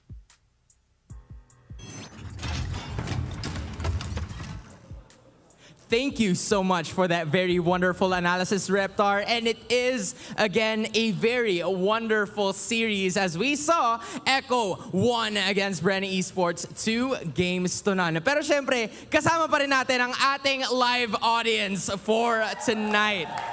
Ibang klase ang kanilang naging energy, which is why now, I'm pretty sure that for the Hive community of Bren Esports, hindi pa naman ito ang pagtatapos ng kanilang laban. There's still a lot of ways to go. At sigurado naman ako at ang ating mga supporters na mas makikita natin ang Bren na maging mas malakas sa kanilang mga susunod na laban. Pero syempre, hindi rin naman papahuli ang ating mga people that are over there online watching at the comfort of their own homes. Dahil meron din naman tayong ipamimigay courtesy of McDonald's to 70 lucky winners ng Game Day Buddy giveaway that will also be given sa kanilang mga DMs. So always make sure to check out your DMs. Nang sa ganun ay makita nyo kaagad ang elite skin na naghihintay para sa inyo. So make sure to check that out. And this time around, I feel like pwede na nating tunghayan kung ano nga ba ang mga laban na masasaksihan natin for tomorrow. And these are the following games that will be displayed sa mga susunod na araw. Most especially because it's Saturday tomorrow. Triple header ang ating masasaksihan. And most likely, I'm pretty sure that we're gonna be seeing Bren Esports one more time. Kasama ng iba pa sa ating mga laban previously. Kaya naman ngayon, ang nakakatuwang insight dito is the fact that there is so much matches that are still waiting for us. Lagi niyong tatandaan na pangalawang season pa lamang ito. There are still so many ways to go in terms of what we can have and what we can determine. But taking a look at tomorrow's schedule, it's going to be Onyx Philippines versus Next Play Evos. Match 1 at 4 p.m. We also have Echo versus Smart Omega. This is going to be a very interesting fight. That is going to happen around 6 p.m. And for the last series of tonight, it is going to be between the Blacklist International versus Bren Esports. So 6 teams, 3 series at isang programa na naman ang ating aabangan for today. Most especially with all of the matches that we have so far. Onyx Philippines, nag-aabang pa rin ng more on their momentum, trying to build on what they've had last week. And same goes for NXPE. Lalo na ngayon, they have Mycophobia. Week 1 MVP. Echo just recently won today against Bren, and Smart Omega is going to redeem themselves in the same way. At nakakatuwa dahil ngayon makikita na natin ang mga intense na laban na nabanggit ko kanina lang, and what you've seen on your screens today, lalong-lalo na ngayon na magkakasama na tayo. So to everyone that is right over there, please join us here at Eyesight Building at Barangay Bagong Bayan at Eastwood City. Pero I believe that is the end for us here. Thank you so much. This has been Sona, and ito ang MPL Philippines. Dahil dito sa Pilipinas, see you tomorrow!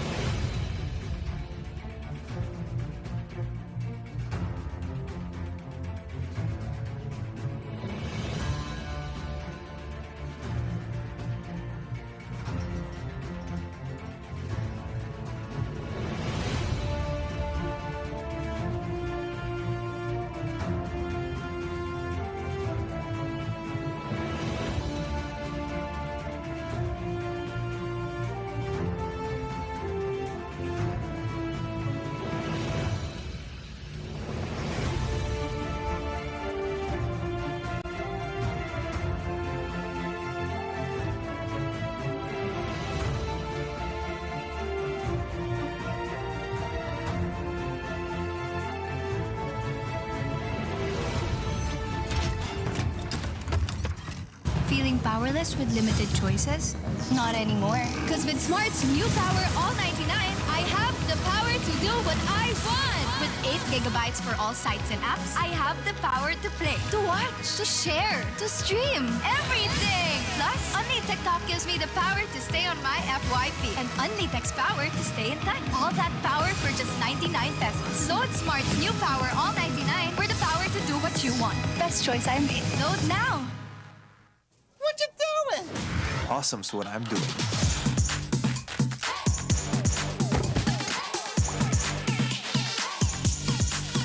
Do what makes you awesome. With the Galaxy A series. Get yours now.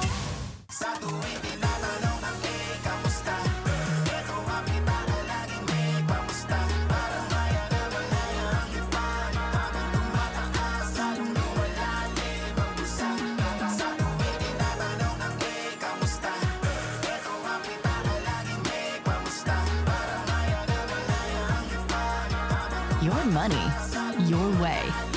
Your all-in-one money app. Maya, it's everything and a bank. Uy, Big Mac! Sarap! Diretso na sa new Mac Delivery app for any McDo craving. May exclusive offers at discounts ka pa. Download now. Sa new Mac Delivery, maraming ordering options. Upgraded ang tracker at updated ka with live chat. Level up now with the new Mac Delivery app. Uy, iced coffee! Just tap for sarap!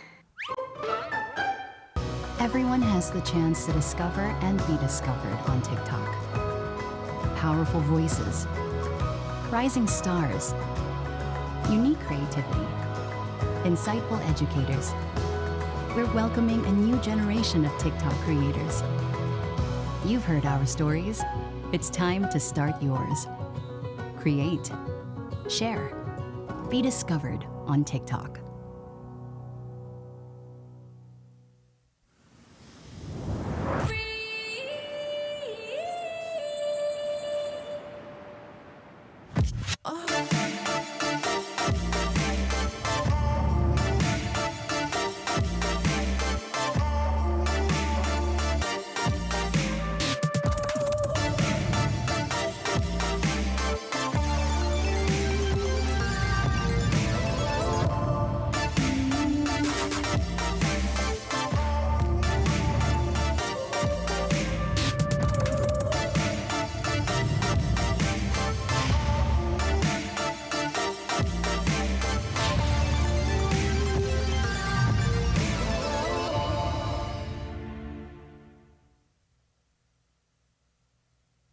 Hi, Muffin. I want this gun.